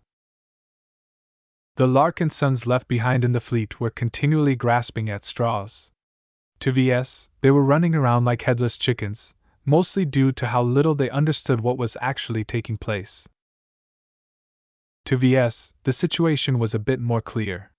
Somehow, the cultists of the Hallowed Abyss Temple evoked something in the imaginary realm, and managed to cause it to overlap with the material realm. Sadly, he didn't know much else. He had no idea how a single priest was able to form something so massive. Was this Grey Watcher relying on his own power? That would make his spirituality as strong as an ace pilot, if not more. "That is impossible," Ves remarked. How else did the cultists manage to call down this disaster? Were they relying on some sort of forgotten alien relic? Had the 5 Scrolls Compact cultivated some sort of powerful exabeast like Kalankso used to be when she was alive? There were too many possibilities to count. Even if he knew the answers, Ves wasn't sure whether he could do anything about it. The sphere of darkness looked completely impenetrable to his eyes. "Wait a second. What about the network?" Ves turned around and called for the Larkinson mandate. Once Nita handed it over, Ves communed with the ancestral spirit looking worried within. He mentally issued a request to the Golden Cat. "Can you sense if the mech pilot's trapped inside this anomaly?" "Nyaya." "You really can't? Can you tell them if they are alive?" "Nya. Nya." The anomaly largely dampened Goldie's perception of the people and mechs inside the anomaly. Not even the bright warriors were able to maintain their ties with their design spirit. Ordinarily, Ves would have grown curious about this intriguing method to interfere with the bond between his mechs and design spirits. As it was, he had more important matters to be concerned about. The inability for Goldie, or any of his other design spirits to reach the mechs and mech pilots trapped inside were very concerning. The only good news that Goldie conveyed was that she was still capable of sensing whether the Larkinsons trapped inside were alive or dead. Most notably, Goldie's bond with Keddies and the other members of the Mirror Raiders remained fairly strong. At the very least, this signified that the anomaly likely didn't affect the pirate's stronghold itself. Ves stroked the surface of the Larkinson mandate. His hands also brushed against the restraint hoop. Would Lufa be able to help? Ves wasn't sure. This anomaly was so powerful that Ves doubted that the Angel of Tranquility was able to dispel it. The strength disparity was too big. Nya. Nya. His face grew graver at the news that Goldie conveyed. Several more Larkinson mech pilots died. Worst of all was that they died completely unnoticed. If not for Goldie's spiritual bonds, Ves would have remained in the dark about the urgency of this crisis. As it was, the longer this situation persisted, the greater the chance that more of his mech pilots would die. "Sir! A shuttle is approaching our ship without authorization," a bridge officer spoke.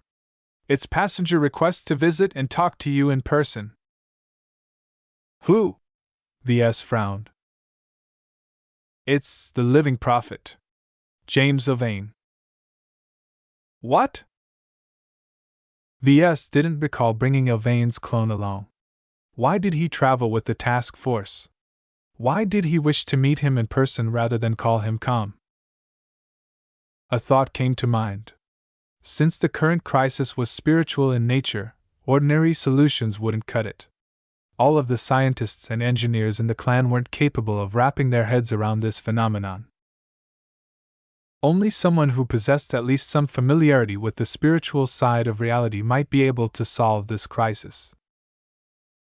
Even though Ves hated James and regarded him as a delusional cult leader, there were very few people in the clan who were capable of offering any hope. "Let the shuttle through." Ves reluctantly waved his hand. "Escort him to an office close to the bridge. I'll hear him out as soon as he arrives." Considering the sensitive topics that James might raise, Ves believed it was best to talk to the so-called living prophet behind closed doors. Once James arrived at a small office compartment, Ves and Nita entered through the hatch. The man who claimed to be Ylvain Reborn nodded respectfully at Nita before facing Ves with a serious expression. "I am sure you are aware that the Abyss is alive." No. "The Dark Sphere is a malignant existence," James continued as if he didn't notice V's confusion. "It is an abnormality that shouldn't exist." "I don't see how your statement helps. Why are you telling me this?" James began to smile. "It is very strenuous to maintain such a disturbance. The culprit responsible for maintaining this dark domain is likely relying on sacrifices to sustain it. Once the sacrifices stop flowing, this dark fog will naturally fade." "I don't hear anything helpful. Start telling me something useful right away," Ves erupted. He really didn't like being led around circles. This was why talking to someone as smug as James always ruined his mood. "Please calm down. Nothing of what I said is redundant. The truth that I am trying to convey to you is that it takes less effort to correct this abnormality. Different from the incident that our task force has encountered before, this dark fog is not comparable in strength." A bit of hope welled inside Ves. "It's solvable?" "Not alone," James answered. "The entire clan must work together to dispel this darkness before it has achieved its purpose. The caller of this disaster will not persist until he has run out of sacrifices or if every single hostile mech pilot is dead." "Then give me the solution already. The longer we delay, the more mech pilots we lose." "The solution is simple, though the execution is not. While I cannot give you any assurances that my suggestion will work, It is the likeliest to succeed according to my judgment. Is that what you have foreseen in the future? No. James shook his head. I have been blinded ever since I have entered the Nixian Gap. This is a forsaken kingdom, one that is filled with monsters beyond your comprehension. I cannot provide you with any prophecies. I can only offer you my judgment. No more stalling then. Tell me how to break this dark sphere.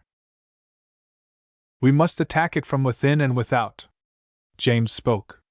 Every single Larkinson that possesses the trace of transcendence can damage the dark sphere. Think of the expert candidates, for example. As we speak, they have likely found ways to attack the darkness that surround their mechs. It is not enough, though. What else must we do? We must rescue the mechs trapped in darkness. James spoke. The dark fog is currently attacking our mechs without abandon. As more of our mechs fall, the energy spent on taking them down is released. The darkness can take that energy and use it to intensify the attacks on the remaining mechs. This basically meant that the dark sphere was spreading out its power across a lot of mechs, thereby diluting the strength it could bear against any single mech. However, the fog would only grow deadlier and deadlier as more Larkinson mechs succumbed. If the lethality of the fog surpassed a certain point, then not even the penitent sister mechs might last. How do we rescue our mechs? We must venture into the darkness, James proposed. I can guide our ship, but I cannot forge a path in the darkness. I require a lot of assistance. In addition to calling upon the help of my fellow believers, I need your help the most. Pardon? You must illuminate our path. Of everyone in our clan, you are the only individual who is capable of dispelling some of the darkness that obscures our sight. You are the bright martyr. Only with you can we avoid suffering the same fate as those who are trapped in the fog. All of this sounded like nonsense to Ves, but the ongoing crisis left him with no choice but to take the living prophet's suggestion seriously. The sphere is big. I'm not sure whether we can rescue all of our Larkinson mechs in time. That's why we need additional assistance, the clone replied. My earlier proposal will only delay our downfall. In order to truly survive this calamity, we must end it at the source. Ves widened his eyes. You mean taking out the Grey Watcher? The ritual must be stopped. This meant that the Larkinsons who had infiltrated Yulamo's citadel needed to confront the Grey Watcher. However, how was he supposed to tell Kedis and the Mirror Raiders to attack the cultists? With the anomaly blocking every form of communication, there was no way for Ves to convey instructions to the Larkinsons trapped inside the pirate's stronghold. James waved at the Larkinson mandate. You are not without means, bright martyr. Take advantage of the bonds that you have formed. I can't, Ves replied, not even bothering to remark how James knew about the Larkinson network. The anomaly is dampening every bond. You are an engineer, are you not? James tilted his head. As far as I know, signals can be amplified. Ves palmed his face. Of course, Chapter 2296, Spiritual Technology. For a long time, Ves gained awareness that human civilization actually encompassed two societies. By far, the majority of humans living in this age ignorantly believed that their civilization was based on conventional technology. That did not mean that humanity eschewed alien or unusual tech, but by and large people always desired to master and advance their own advancements.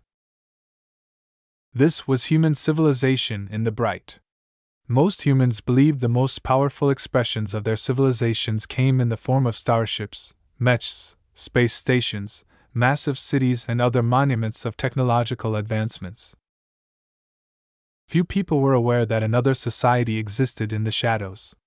Hidden beneath the surface, a few humans possessed awareness that human potential did not solely lie in developing better machines. Instead, they sought to exploit and strengthen the extraordinary potential within themselves. Only a tiny proportion of humans acquired this remarkable potential, and even fewer ever gained the opportunity to develop it. Since humanity ascended to the stars, the general public never found out about this hidden facet of themselves. That said, the existence of the Five Scrolls Compact, which ostensibly guided the rise of humanity in the dark, suggested that the power of spirituality already played a major role. Somehow, everything changed at the end of the Age of Conquest. All Ves knew was that the Five Scrolls Compact lost many of its sacred scrolls, and was driven even further in the shadows. In their place, the MTA and CFA rose up and took charge of humanity. They did so in the open, thereby gaining an immense amount of wealth, power, and legitimacy. The Big Two obviously possessed a different governing philosophy from their suspected parent organization. Not only that, they also emphasized the development of conventional technology rather than weird and unnatural spiritual sorcery. As far as Ves was concerned, the Common Fleet Alliance pursued the path of pure technology. The Fleeters worshipped the power of destruction and expressed their devotion by building formidable warships that carried a formidable arsenal of massively scaled-up weapon systems. The MTA followed a different trajectory. It focused on promoting the development of more modest-sized war machines that were much more constrained in their destructive potential. In addition, the MTA had not entirely abandoned the development of spiritual power. The advent of mechs provided a clear route for spiritually active individuals to develop into mech pilots and mech designers. Ves was one of the people who had stepped onto one of the paths proscribed by the MTA. Within the clan, several expert candidates had also developed their spiritual potential by merging their willpower with their ability to pilot mechs. Even though both mech designers and mech pilots had the potential to become spiritually formidable, their applications were almost exclusively tied towards mechs. On the surface, mechs were purely mechanical expressions of technology. The public was hardly aware that the mechs developed by more formidable mech designers partially depended on the manifestation of spiritual phenomena to augment their performance. Strangely enough, pretty much every human who didn't live under a rock openly worshipped the supernatural power of high-ranking expert pilots. It was a strangely effective form of misdirection in the open. Even though there was clearly something abnormal about how certain mech pilots were capable of warping reality through their willpower alone, the public just regarded them in the same manner as superheroes. Hardly anyone looked deeper into the source of their power. Spirituality or psionics never came up in any conversations. Ves tipped his hat towards the MTA. They truly knew how to keep secrets, while paradoxically keeping some of them in the open. It was a very contradictory but effective means of keeping most humans in the dark. For some reason, everyone who interacted with spirituality in some way all abided by a covenant. Neither the MTA, CFA, or the Compact publicized or spread the secret of spirituality to the common people. Why? Why must something so powerful and with limitless applications be withheld from the rest of humanity? Was it because the few powers who exploited it wanted to keep it for themselves? Another mystery that confounded Ves was why the Five Scrolls Compact bothered to play by the Big Two's rules. Since the cultists who ostensibly controlled humanity in the past had lost a huge power struggle, what was the use of protecting this secret? Regardless, the Compact, which he only knew from second-hand information, still retained an enormous heritage of spiritual development. Even though it resembled magic on the surface, so far Ves was more inclined to treat it as another branch of science. Though the members of the Compact tended to come across as crazy, Ves thought that they were truly some of the most passionate researchers in the galaxy. As a more obscure expression of human technology, spirituality was not as illogical and arbitrary as he thought. Though Ves discovered many fuzzy mechanics about spirituality that reminded him of magic, he discovered it operated according to its own rules. The existence of spiritual engineering proved that this extraordinary force could be manipulated like conventional forces such as gravity or electromagnetism. In fact, he also discovered that it was possible to adapt a lot of existing engineering principles based on other forces to spirituality. Power was power. Energy was energy. Matter was matter. Even though spirituality abided by some very funky rules, the basics still remained the same. Ves successfully applied many common rules of nature such as the inverse square law, the second law of thermodynamics, Newton's third law of motion, and so on in his spiritual creations. Right now, as the dark sphere enveloped Ulimo's citadel and a wide perimeter around it, Ves had fallen victim to his old mentality. He mistakenly viewed the artificial anomaly as an inexplicable manifestation of transcendent power. He let his unpleasant experiences with the Church of Hisneck color his judgment and reinforce his fears towards the unknown. It was only now that he recognized that he was too weak and ignorant back then. He failed to see that the worshippers of Hisneck likely engaged in their own form of spiritual engineering that was taught to them by the Five Scrolls Compact. The same should apply to the hallowed Abyss Temple as well. Despite the immense reach of this dark sphere, the guidance provided by James woke him up to the fact that it wasn't comparable to a true anomaly. The strange temporal incident that had swallowed the Nova Krakow came and went like an unstoppable force of nature. Back then, Ves felt that there was no chance at all to resist such might. This time was different. Once Ves studied the anomalous hazard in a different light, he discovered that the power exuded by it was not as overwhelming as he thought. "You're right," he said to James as he ignored all physical boundaries and observed the huge spiritual manifestation with his spiritual senses. "An immense amount of power is sustaining this anomaly.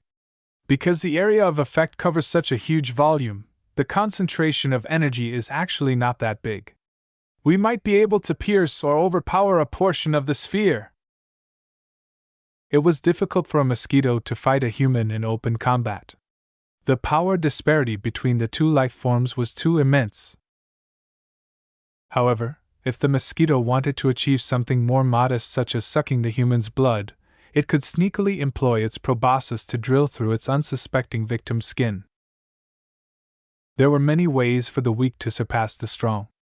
In fact, humanity's rise was almost entirely dependent on leveraging technology to overcome the limitations of its race. What Ves needed to do now was to develop a couple of new applications of spirituality to accomplish two different objectives. First, he needed to overcome the dampening effect of the dark sphere in order to communicate with Kedis and the mirror raiders trapped inside the pirate's strong. Second, he had to develop some sort of means to push away the dark fog and rescue some of his trapped mech troops.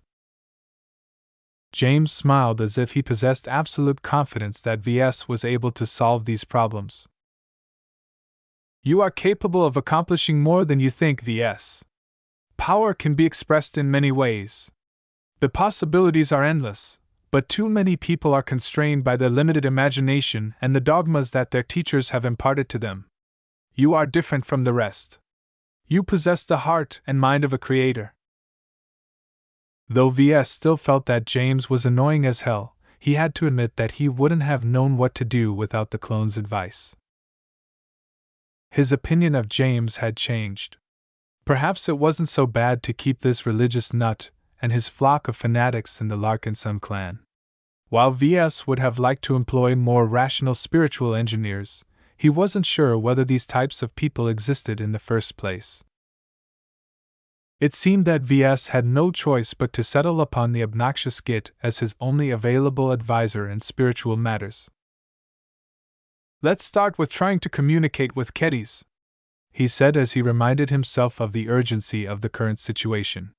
"From what I have observed, the dampening effect generated by artificial anomaly is probably analogous to the interference fields generated by signal jamming devices." Ever since Calabas first introduced their existence to him, Ves frequently made use of signal jammers to hold private conversations or do something that he didn't want to expose to others. He possessed a great familiarity with the principles and mechanisms surrounding ECM and jamming technology. Unfortunately, he possessed little understanding of the spiritual mechanisms that sustained the dark sphere. This meant that it wasn't possible for him to figure out and exploit the dark sphere's dampening effect in a short amount of time. How could he possibly take the time to observe and study the phenomena that was destroying his mechs and killing his mech pilots with every passing second? Ves needed to resort to more expedient solutions. Overcoming the spiritual jamming through brute force appeared to be only viable means for him to quickly reach out of Kedis. As his spiritual senses looked at the immensity of the dark sphere, he felt a bit inadequate, but just for a moment. He didn't need to overcome the entire dampening effect. He just needed to push through to a tiny portion of it. To achieve his goal while expending the least amount of energy, he needed to form some sort of direct connection to Kedis. He turned to the Larkinson mandate. Goldie, let's try something new. Can you strengthen the bond you share with Kedis? Naya. Yeah? If you can't leverage enough power, what if I can help? I have plenty of spare energy to go around. He opened his B-stone lockbox and pulled out a P-stone that stored a decent amount of excess spiritual energy. This rock contains my energy. He placed it on top of the Larkinson mandate. While it carries my imprint, I believe you can draw upon it. I used a part of this very energy to bring you to life. Try and see if you can draw upon as much energy as you need to strengthen your spiritual bond. The golden cat tentatively tried to draw upon his spiritual energy. Just as Ves suspected, Goldie was tentatively able to make use of his spiritual energy, though she exhibited some difficulty in harnessing it. She ultimately failed to make adequate use of his energy to overcome the dampening effect.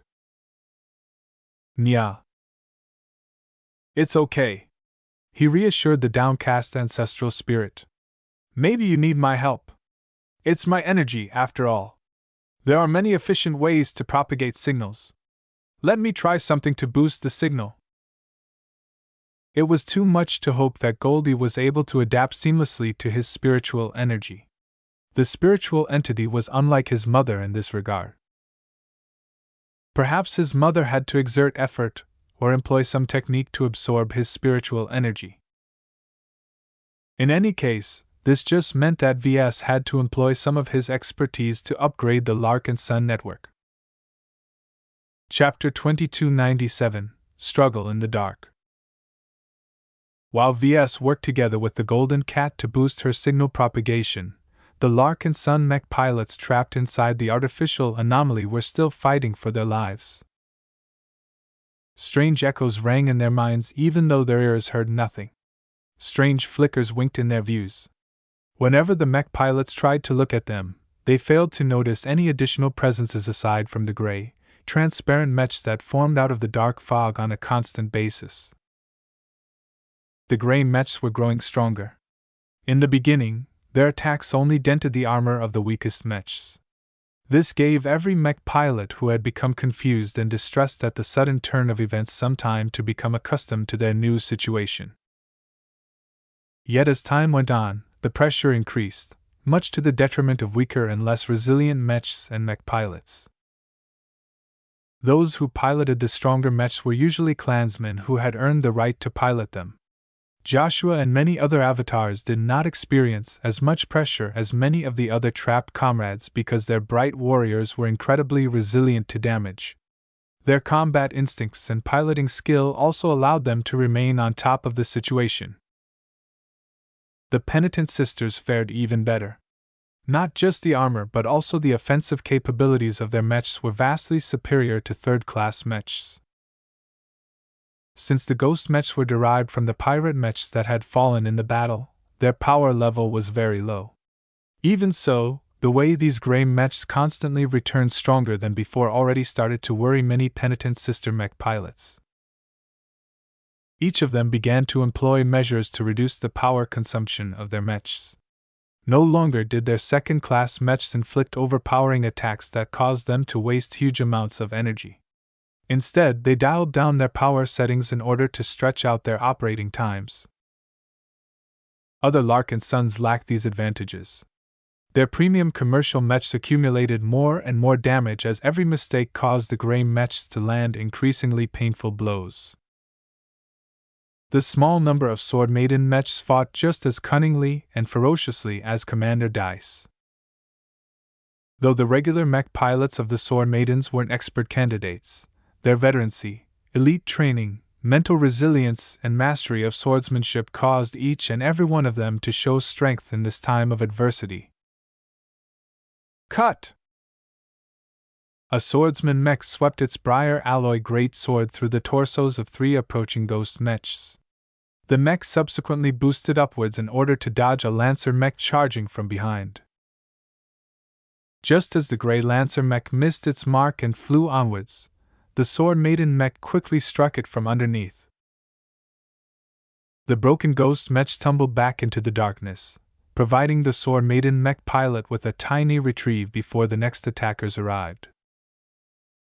"No matter how many times you come back, I'll cut you down like the vermin you are." The flagrant vandals experienced greater difficulties. A significant proportion of their mechs fell into the lightweight class, which meant that their mechs possessed very little margin for error. Their energy reserves were also limited, which meant that their mech pilots were very constrained in what they could do. Several Vandal mech pilots had already fallen as their mech suffered crippling damage too quickly. "I have faced worse in the Sand War." The battle criers fared decently well in comparison. While they piloted generic medium mechs, the mech force led by Commander Cinnabar largely consisted of steady, experienced kinners who had lived through various crises in their former mercenary careers. "My life belongs to the clan patriarch." The mech force that fared worse was unquestionably the Living Sentinels. Many of their mech pilots didn't possess a lot of battle experience. While the Sentinel mech pilots managed to make up for this shortcoming during the excursion into the Nixian Gap, they still had a long way to go before they truly became steady mech pilots. The Sentinel mech pilots who lacked confidence in themselves or piloted vulnerable mechs died on a regular basis. The gray mechs that continually assaulted them did not stop until they harvested human lives. In one moment, a vulnerable rifleman mech tried and failed to fend off the ghostly light skirmishers attacking it from multiple directions. The Larkinson mech dropped its rifle and pulled out a knife in desperation. With a hasty slash, the ranged mech managed to take out one of its assailants, only for another gray light skirmisher to stab its half-solid weapon deep into the rear armor of the vulnerable ranged mech. Due to the lack of protection afforded to its rear, the Larkinson ranged mech sustained serious damage to its power management system. Its flight system already started to sputter. "My mech! Without sufficient mobility, the mech could no longer distance itself from the next wave of fake mechs. Less than a minute later, 3 gray mechs fired their ethereal rifles at their heavily damaged target, blasting the cockpit and the clansmen inside into pieces. Tragedy continued to unfold throughout the artificial anomaly. The isolation imposed by the boiling darkness forced each mech pilot to rely on themselves and their mechs to survive. This resulted in a brutal cleansing where the weak and inept among the mech forces were cleaned up first. What added to everyone's difficulties was that the darkness not only cut the mechs off from each other, but also diminished the glows of every mech designed by Ves. Fortunately, the Larkinson clan already learned the perils of developing a dependence on glows. Plenty of Larkinson mech pilots had received training in fighting their battles without the assistance of glows.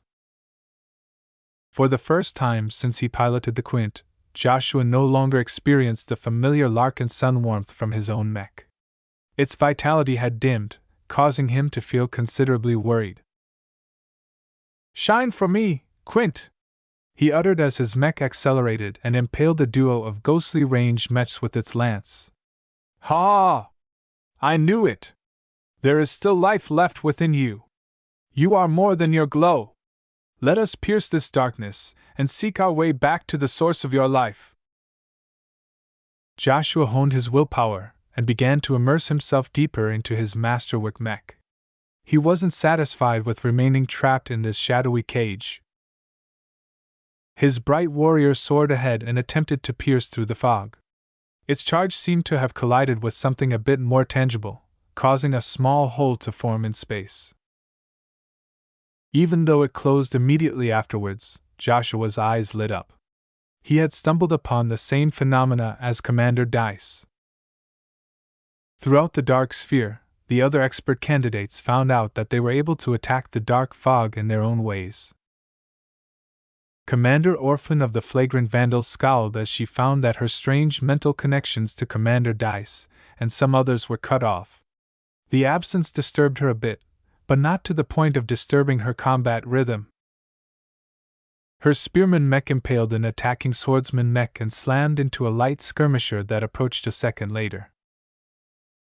Vandals! Mama is coming to get you all! Hang on as long as possible!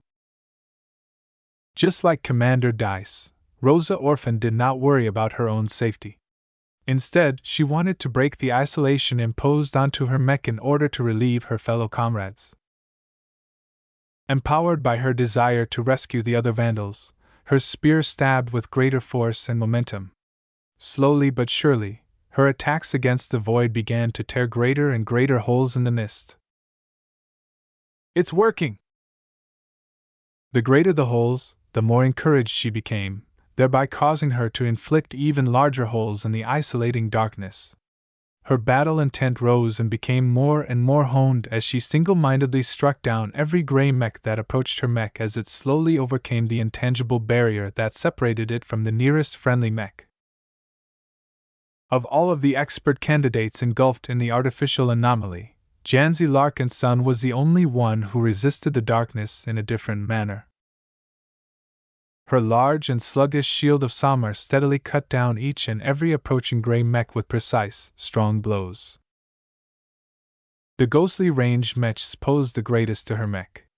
If not for the fact that the enemy mechs floated in the same place, the super-medium space knight would have been flooded by a sea of attacks at this time. Janzi's mind wasn't on the gray mechs that continually pressured her mechs. Her urge to reach out to her fellow Larkinsons was stronger than every other mech. As a Space Knight specialist, she trained to embody the role as a protector and guardian of her fellow mech pilots. A Space Knight that was taken away from the mechs it was supposed to protect was a great indignity. There was no meaning to its existence if it solely fought in isolation. None of the previous battles caused her to feel as distressed as now. Her face continually frowned as her willpower increasingly urged her to unravel her forced isolation. Without the reassuring presence of Kalanxo, Janzi was left on her own. Her shield of Samar felt considerably dimmer than normal, yet the heart that beat inside of it grew stronger as her need to link up with her fellow Larkinsons pushed her to an unprecedentedly desperate state. "Break for me!" she roared. Though no visible phenomena emanated from the shield of Samar, a whole portion of darkness disappeared. An Aurora Titan from her shield-bearer squad bore increasingly more scars as its sluggish attacks failed to take out the gray mechs in a timely manner.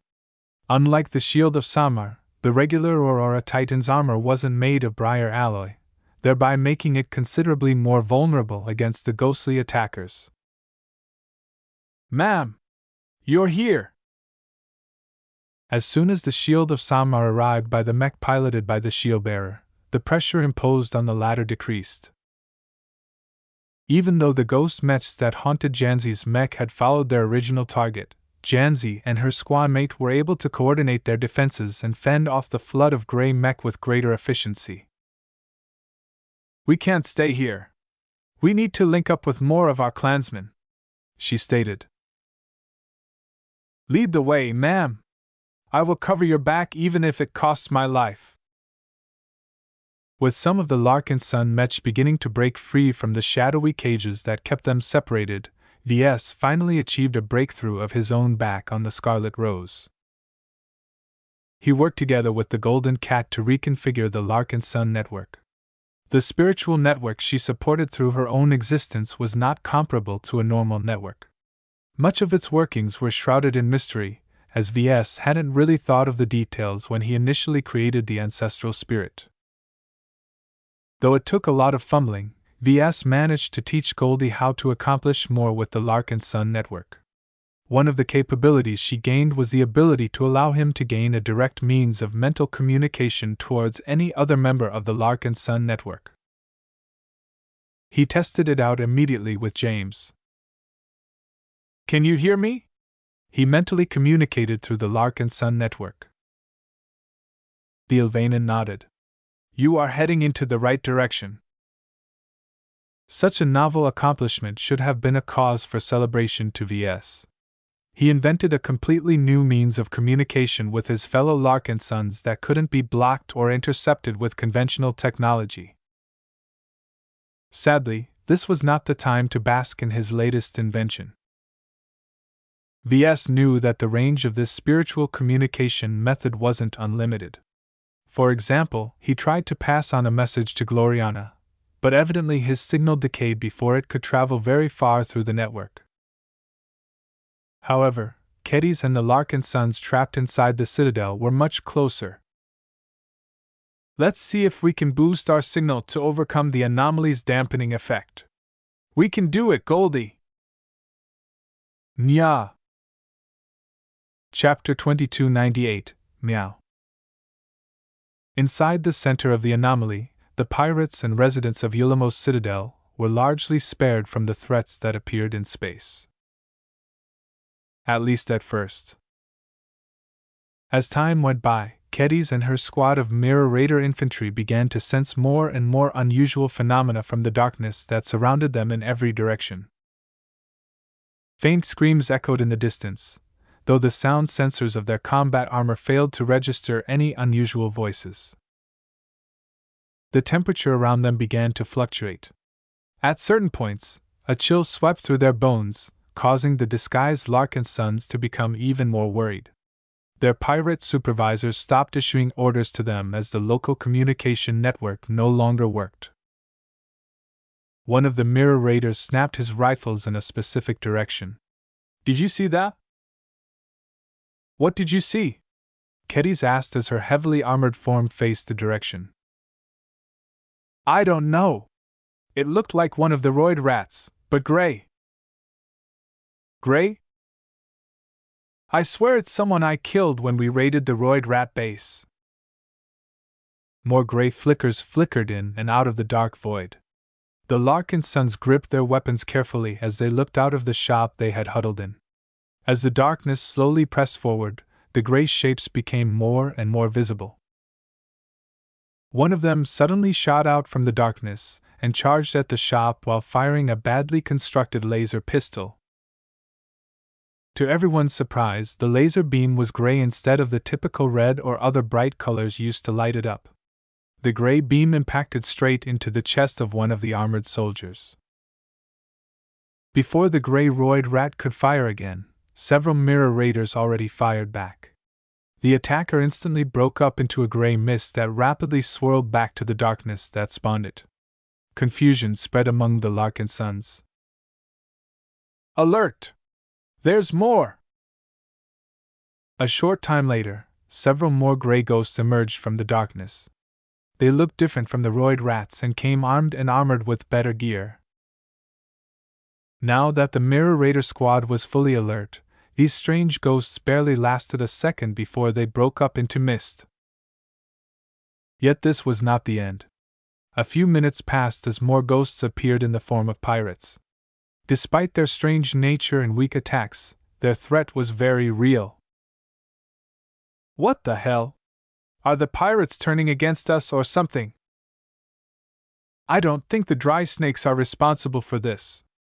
Keddies spoke as her laser pistol fired a low-powered shot through the chest of one of the ghosts. "We aren't the only ones under attack.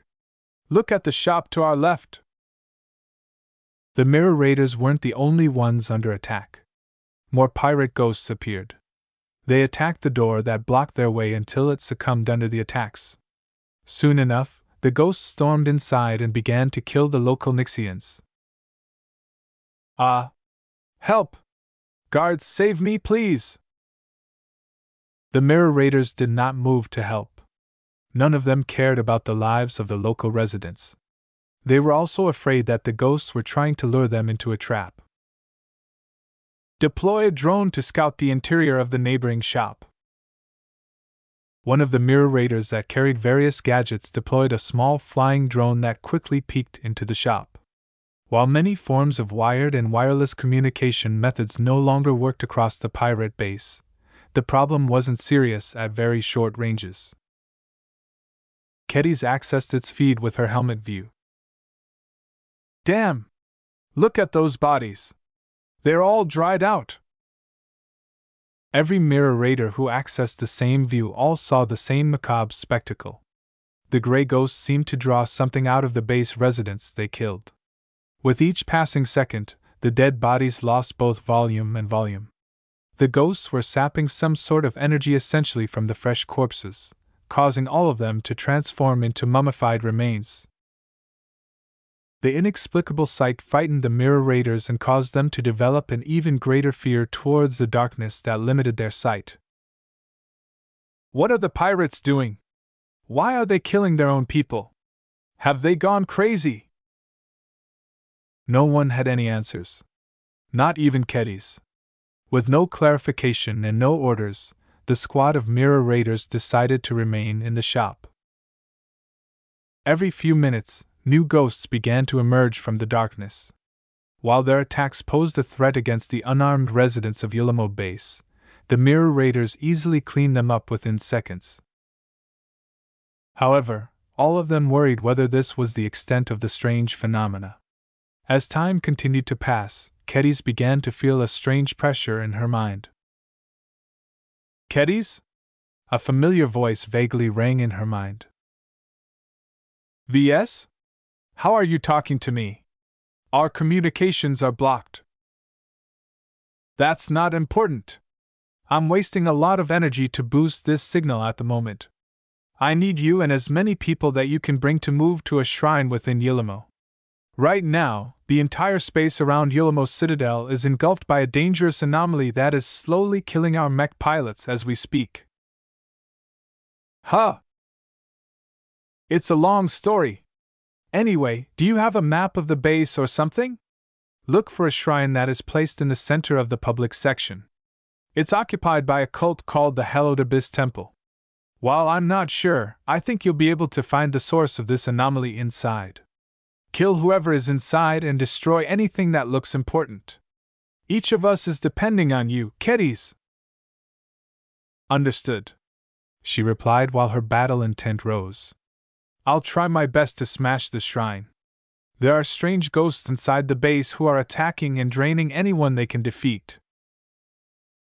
VS reacted with shock on the other side of this strange communication channel. What? Those ghosts must be fueling the ritual through sacrificing the people who live inside the base. In fact, this might be the reason why the dry snakes welcome many residents to live in a section of their pirate stronghold. They need lots of lives to sustain this powerful anomaly. We'll make sure to end it, VS. Wait for all of this weirdness to drop. I'm counting on you. Lucky has snuck inside the base as well. I'll tell him to rendezvous with you. You can also find other help in the base.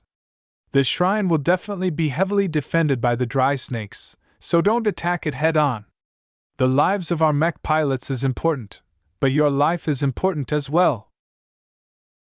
Don't worry, VS. I'll interrupt this ritual or die trying. I'm a true sword maiden. I never shy away from what is necessary. The connection dropped as Kedis felt ready to move out. She didn't question why VS could speak to her through her mind. Her frustration at the strange darkness that spat out hostile gray ghosts had grown to the point where she wanted to get rid of them as fast as possible. We're moving out, boys, she instructed her squad. I just received an order telling us to go to a shrine of the hallowed Abyss Temple and stop whatever ritual is taking place inside. As long as we ruin this ritual, our mech pilots inside won't be trapped by this anomaly anymore. It didn't take much convincing to get her men to follow along with her plan. Each mirror raider believed it was better to be proactive than staying in place. Once they obtained a clear goal, they were more than willing to venture out, especially when they learned that their mech pilots were counting on them to break this trap. Kedis referenced the map she obtained from the pirates and quickly located the shrine. It was located close to the center, which meant that she and her men had to pass through some heavily defended gates meant to keep out the riff-raff. With the gear they possessed, the mirror raiders weren't capable of sneaking past these obstacles. They had no choice but to attack these checkpoints head-on. The only consolation was that the communications blackout imposed by the anomaly likely prevented the local pirate garrisons to call for backup. Reinforcements likely wouldn't be coming unless the pirate made more elaborate arrangements. Let's head out. The squad of pirates exited the shop and strode towards the center of the public marketplace. As they moved, roughly 20 meters of space around them remained clear. Occasionally, they encountered gray ghosts. If the apparitions weren't attacking other pirates or residents, they mindlessly attacked Kedis and her men. Stay down, you annoying ghosts! The ghosts weren't strong, but the darkness constantly bred more of them. In addition, Kedis and her men were being constantly plagued by different phenomena. Distant screams, sudden chills, a moment of lightheadedness, and more began to beset the mirror raiders. If this went on, Kedis wasn't sure whether they would make it all the way through the shrine. As they neared one of the gates, Kedis suddenly paused as the living mind sword in her mind grew active. It pulsed and moved on its own. An unknown impulse prompted her to concentrate and channel her superpower onto her cutlass. She cut her weapon in a specific empty space, only to see a gray ghost that had somehow remained invisible to everyone being cut apart. Ah! Damn it, check around us if there are more stealth ghosts! Kedis looked a bit confused. Sharpe? Her sword intent vibrated concern. A warm sensation swept through Kedis. She smiled underneath her helmet. Thank you, Sharpe. Feeling a bit more confident now that she could count on the perception of her sword intent, she continued to lead her men forward. Eventually, they reached the first gate. Thick alloy gates and turrets barred their way. Tall walls that stretched straight to the ceiling ruled out any possible way to sneak through unnoticed. How are we getting through that? One of the mirror raiders asked. I don't know yet. Kedis frowned. As a mech designer, she understood the lethality of defenses much more than the rest of her men. Let alone a squad of infantry, not even a mech could overcome some of the heavy weapons defending this passage. Meow! Lucky! Kedis and the other disguised Larkinsons welcomed the appearance of the clan patriarch's famous cat. Until recently, none of them knew that this mechanical cat was such a deadly commando. Currently, Lucky looked straight out of a spy drama. The misfortune harness affixed to his body caused him to look like an ominous black cat that was ready to spread bad luck to anyone in his sights. The cat floated over to Kedis' heavily armored form and brushed his flank against her helmet. Hee hee. This will be so much easier now that you're here. Can you sabotage all of those heavy turrets and help us kill off all of those pirate guards? Meow. Though Kedis didn't possess the ability to understand Lucky's meows, the cat was still capable of conveying his thoughts through nodding or shaking his head. Is that a yes or no? Meow. Lucky offered her a very hesitant nod. You're not sure? Do we need to gather more men? That will be difficult. The dry snakes split all of our fellow mirror raiders up and spread them out. It will take too long to gather them all. Is there any other way you can get us through? Meow. A nod. How? Meow. Lucky pointed his paw at the gates several times. What? Meow meow. I don't speak cat. I don't know what you're trying to say. Meow. Can't you just write something with your paw? Meow meow meow. You're a mechanical cat, right? There is no reason for you to talk in meows. Can't you speak in standard language like some of the other mechanical pets on sale? Meow. What are you talking about, Lucky?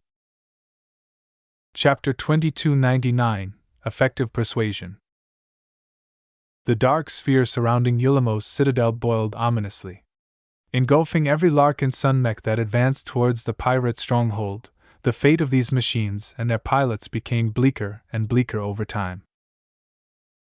The strength of the Larkinson clan never revolved around its wealth. Though the continued rise of the LMC showered the clan with an abundant amount of money, the key to this success was the people who made it possible for the mech company to sell so many mechs. Ves always valued people over assets. Ever since he abandoned the mech nursery at Cloudy Curtain along with many other assets on Bentheim, he experienced the pain of being forced to abandon some heavy investments. Being driven from the Bright Republic and subsequently the Ilvain Protectorate caused him to develop a reduced appreciation for assets that anchored him in place in a single location. He instead developed a much greater appreciation for assets that were portable and more enduring. This was why he greatly valued the ships that he and his clan were about to acquire from the hegemony at great cost.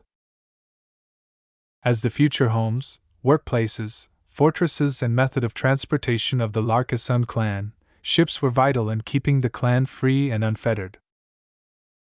Yet not even the factory ship that Ves ordered from the hegemony was irreplaceable. If it ever came down to it, he would rather sacrifice his capital ships than to lose most of the members of his clan. People were always more important than objects. As long as the clan continued to be filled with capable talents that could help Ves in many matters, he could always make a comeback after suffering a setback. Having the right people around could make or break an organization. The LMC was but an empty shell if not for the presence of Ves, Gloriana, their assistant mech designers and their capable workforce. Even if the LMC ended on the spot right now, Ves and all of those people could simply start a new mech company and continue onwards on a clean slate. As the leader of the Larkinson clan, Ves mainly two groups of people. The core business and competitive earning potential of the Larkinson clan revolved around its mech designers. Though only Ves and Gloriana were the only ones who possessed the strength to fund the entire clan, in the future some of their assistants might join the ranks of journeymen and expand the LMC's profit-generating ability. Yet the more wealth the clan accumulated, the more they attracted hungry predators. Competition was intense, and all sorts of malcontents existed in space who would like nothing more than to plunder the Larkinson clan or wipe it out entirely. The galaxy was filled with war. In a huge region of space encompassing hundreds of billions of stars stretching across hundreds of thousands of light years, it was hard for any single authority to maintain order. Ves already learned the hard way that relying on governance and other external help never guaranteed his safety and the safety of his clan. If they wanted to do something right, they needed to do it themselves. This was why Ves always invested so much in nurturing mech pilots. Mech designers enabled the clan to grow. Mech pilots guaranteed their survival. For this reason, Ves became very distressed when the artificial anomaly trapped most of his mech pilots. Though the fleet and a couple of hundred of mechs in reserve remained safe, Ves knew that the foundation of the clan and his own success would collapse if he didn't make a move. The dry snakes were more devious than Ves expected. After mentally communicating with Kedis, he discovered that the pirates probably never considered Yulamos Citadel's public marketplace to be a source of wealth. The pirates had a more dastardly reason for opening up the base to traffic and allowing tens of thousands of mixed Nixian residents to settle inside. It turned out that the pirates welcomed all of those ignorant visitors in order to treat them as sacrificials to fuel an enormously powerful ritual. Once Ves discovered the existence of the hallowed Abyss Temple, he dug a little deeper into the background of this mysterious cult. He became more and more convinced this influential cult possessed ties with the Five Scrolls Compact. Not only was it based deep in the center of the Nixian Gap, pretty much every major pirate group or alliance hosted its watchers. For some reason, these cultists who worshipped the Nixian Gap had extended its tentacles to every major pirate organization past a certain scale. The diplomatic effort required to insert its watchers into every pirate organization regardless of their hostility towards each other was massive. There was definitely something suspicious about this cult. The ability to call down a dark calamity and use it to eliminate mechs with enough strength to raise a planet frightened Ves considerably. Ves did not necessarily fear the likes of the Friday Coalition or any other conventional enemy. Each of them fought with familiar means such as mechs, guns, and spike raft. The Larkinson clan wasn't weak in any of these areas. What they did have trouble with were enemies who were capable of wielding incomprehensible powers.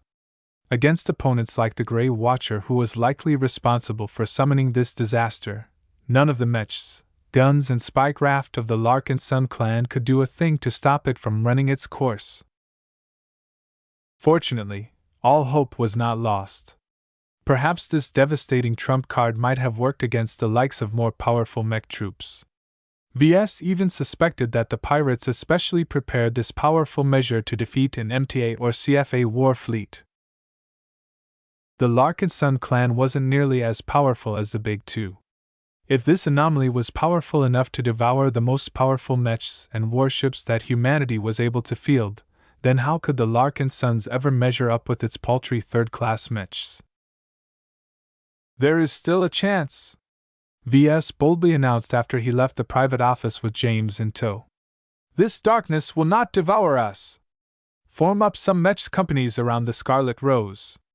Let us propel our ship forward and open up a path." "Sir, every probe that we have sent isn't heard from again. The anomalous region is incredibly dangerous," a bridge officer called. Ves responded with a stern look. "This is an ongoing battle. While I welcome your advice and appreciate your sincere concerns, trust in my judgment. Move our ship up to the edge of the Dark Sphere's border. Let us see whether we can enter this bubble." The bridge officers of the Scarlet Rose looked shocked. The anomalies of the Nixian Gap had already traumatized the clansmen before. Nobody thought that flying anywhere closer to this ominous mass of darkness was a good idea. Just looking at it caused any human to feel as if they were staring at something profoundly wrong. The mental oppression radiated by the anomaly caused every Larkinson to rightfully fear it. Ves did not blame the bridge officer for voicing some doubts. The problem was that nobody moved to execute his orders. The helmsman froze, and so did the other crew. V's face grew ugly. "What are you waiting for? Move!" Despite his supreme status in the clan, none of his subordinates responded to his orders. The fear that his clansmen held towards the anomaly exceeded their willingness to obey his instructions. It was as if the anomaly exuded a similar kind of oppression as the Doom Guard's glow. Ves knew he shouldn't really blame his underlings for failing to move. The Larkinson clan possessed a rather flat hierarchical structure. This was something that Ves and the true-blood Larkinsons originally valued and wished to retain in their growing clan. Nobody ought to be powerful enough in the clan to dictate everything. Not even Ves. Everyone who held rank was not above the regular clansman. No one was more noble or entitled than others. Every Larkinson, when it came down to it, was kin to other Larkinsons. As a consequence, the power distance between Ves and other clansmen wasn't actually big. The Larkinsons also emphasized the independence and self-thinking ability of the lower ranks. In combat, this gave smaller mech units the room to exercise their own judgment according to the situation. While this required a lot of trust, this was something that the clan as a whole was willing to extend to everyone. Now, the downsides of letting the lower ranks think for themselves became evident. None of the bridge officers thought it was a good idea to venture forth into the abyss. The issue was even more egregious when Ves recalled that most of the crew of the Scarlet Rose consisted of kinners. These former mercenaries for sale were famed for their reliability and loyalty. Yet even if the kinner-born clansmen were willing to execute a wide range of orders, that didn't mean they were willing to drive their ships straight into a star or other destination that guaranteed certain death. At this time, James stepped forward. "Larkinsons, listen to our bright martyr. I know you have doubts, but know that he is far more capable than you think.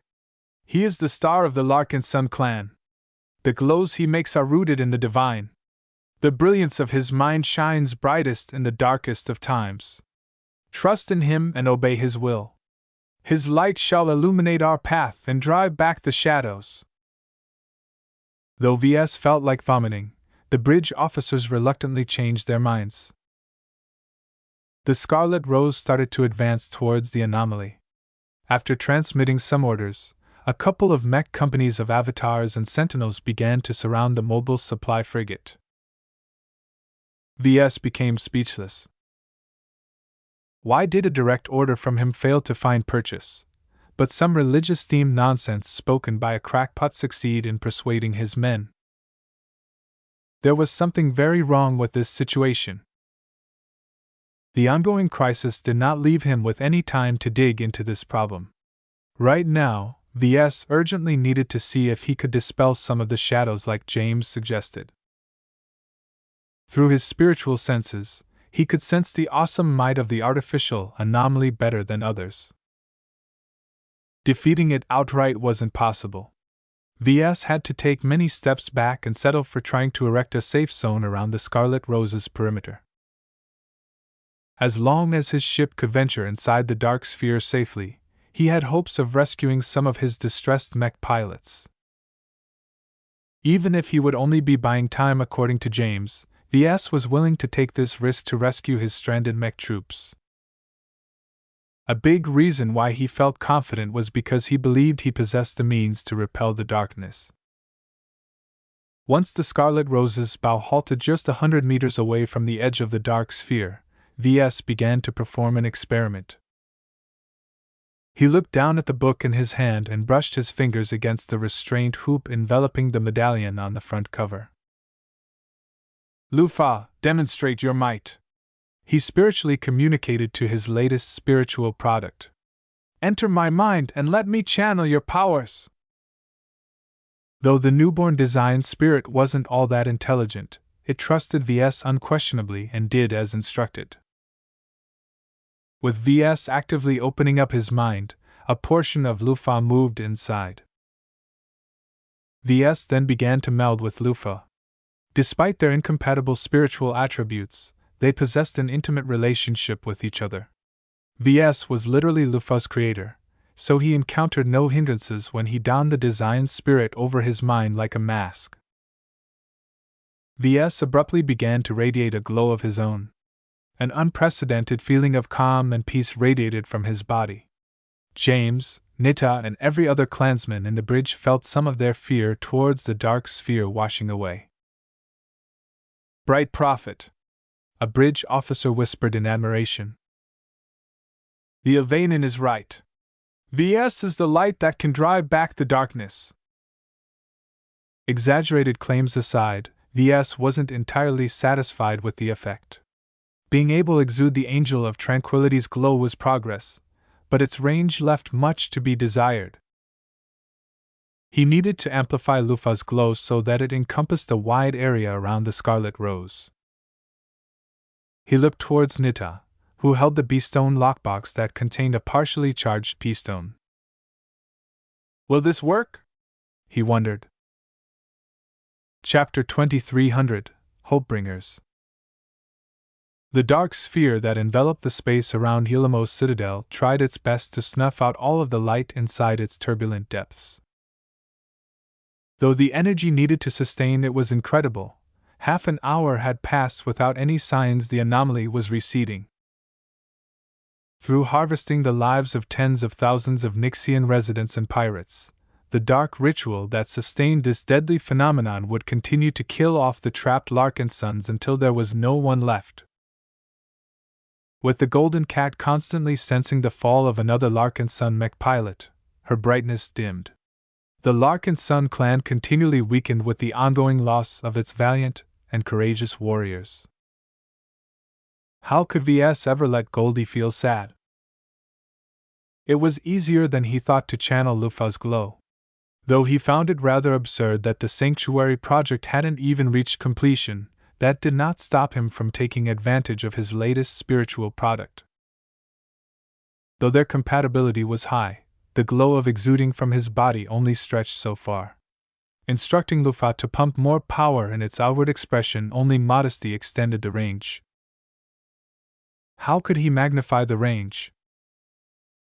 What could he do to make Lufa's glow expansive enough to generate an actual safe zone around the Scarlet Rose? Perhaps supplying more energy will work.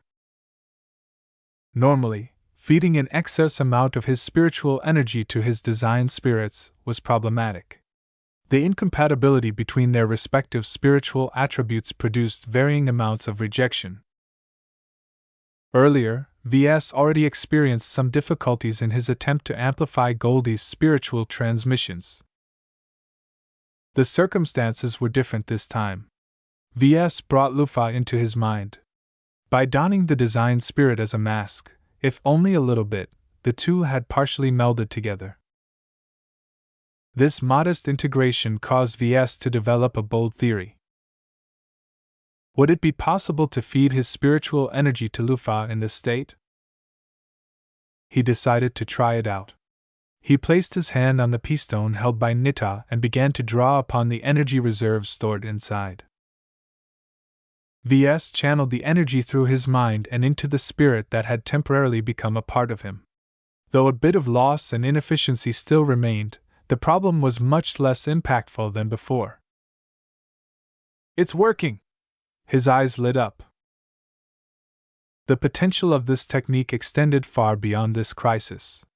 Though Ves already channeled his design spirits in previous occasions, most notably with Ylvain's spiritual fragment and the Golden Cat, this was the first time he employed it for a greater purpose than hoodwinking his audience.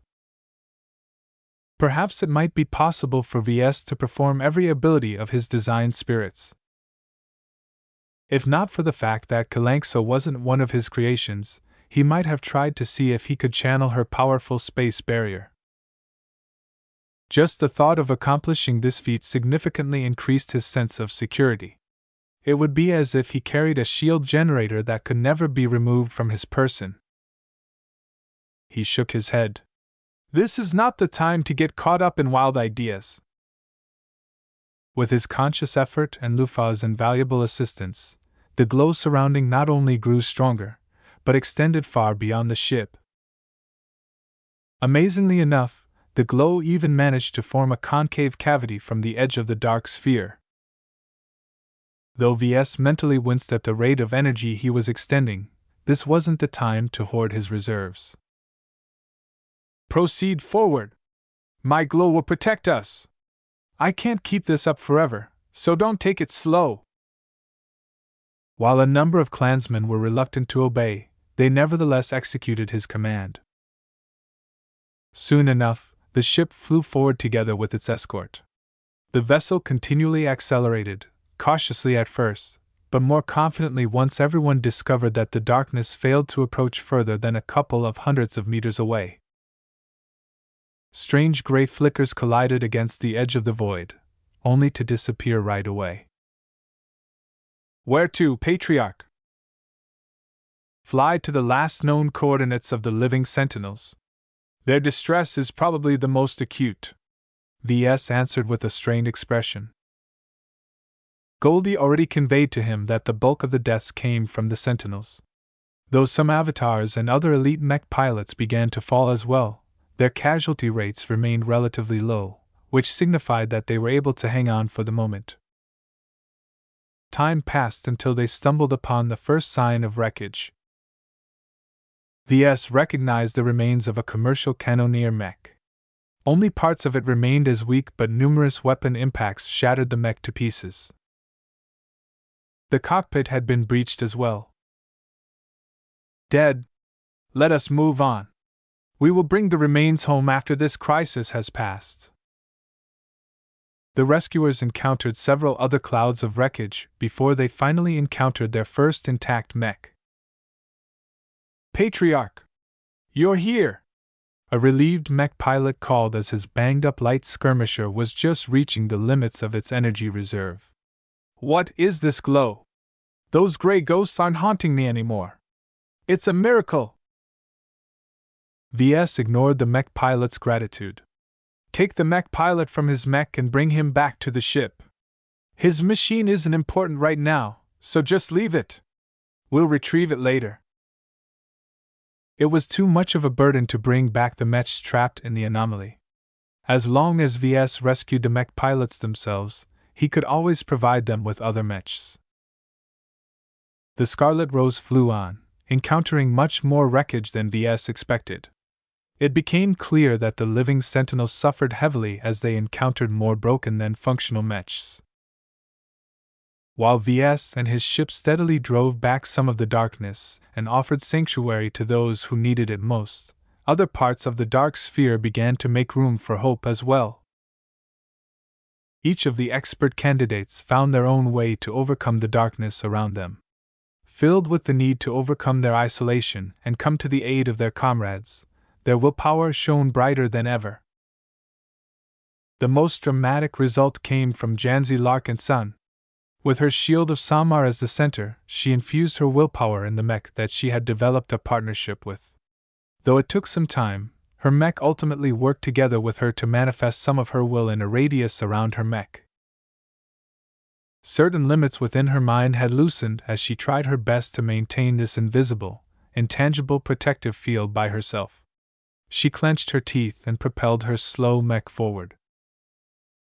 The isolating darkness that prevented her mech from approaching other mechs parted silently at the passing of her mech.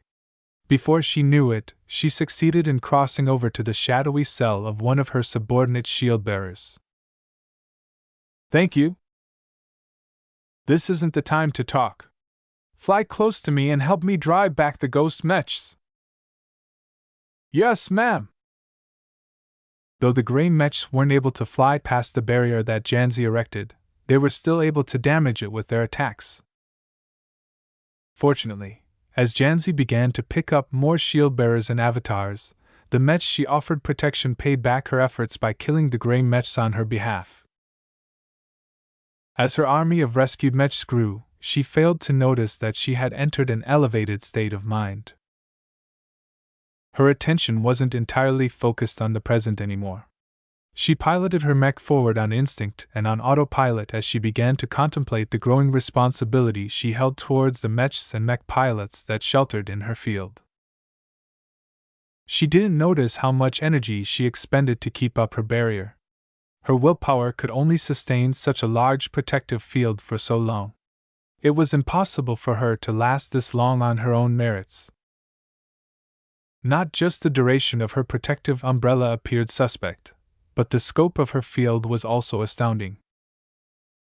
Her protective field slowly covered more space.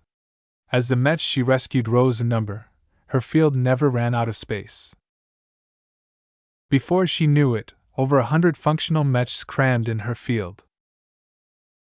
The rescued mech pilots all regarded Janzi and her shield of Samar with amazement. Their best efforts only allowed them to fend off the gray mechs. None of them were able to project a field that could forcefully push back the darkness that threatened to lock them up until the gray mechs tired out their machines. The other expert candidates weren't able to match Janzi's efficiency. However, they found their own ways to offer relief to their fellow comrades. Cut! Commander Dice's swordsman mech chopped its weapon against the darkness, opening up a wide scar that failed to heal right away. Go through! She commanded. Her mech alongside 20 other Sword Maiden mechs quickly drilled through the hole. Once the last mech passed through, whatever force prevented the cut from healing dropped, causing the darkness to repair its wound. Cut! It didn't matter as Dice cut another hole that led to another trapped mech. Through cutting any barrier in her way, she soon managed to rescue every Sword Maiden mech in the field, though it wasn't as if they needed it in the first place. The Grey Ghosts failed to break one of their ranks. Commander Dice observed her reformed Sword Maiden's mechs with pride. However, she knew that her job wasn't done. She wasn't solely a Sword Maiden anymore.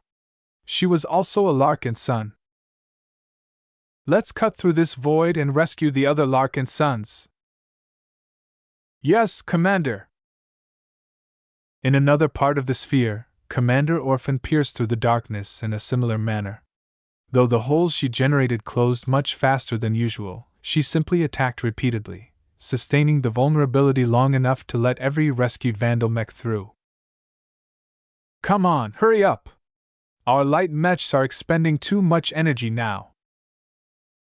Elsewhere, Joshua's Quint charged forward with great momentum. With his lance pointed forward, the masterwork mech punched through shadow after shadow, blasting open wide holes that reformed slowly enough for the trapped Bright Companion and Avatar mechs to fly towards their nearest comrades. Though Joshua wasn't able to gather a huge army with his rapid passing, the sheer amount of breaches he made provided many isolated mechs the opportunity to reach out to their closest neighbors.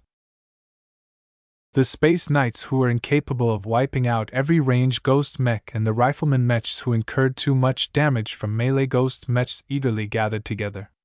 By combining their strengths and covering their weaknesses, the groupings achieved enough synergy to defeat a lot more Grey mechs.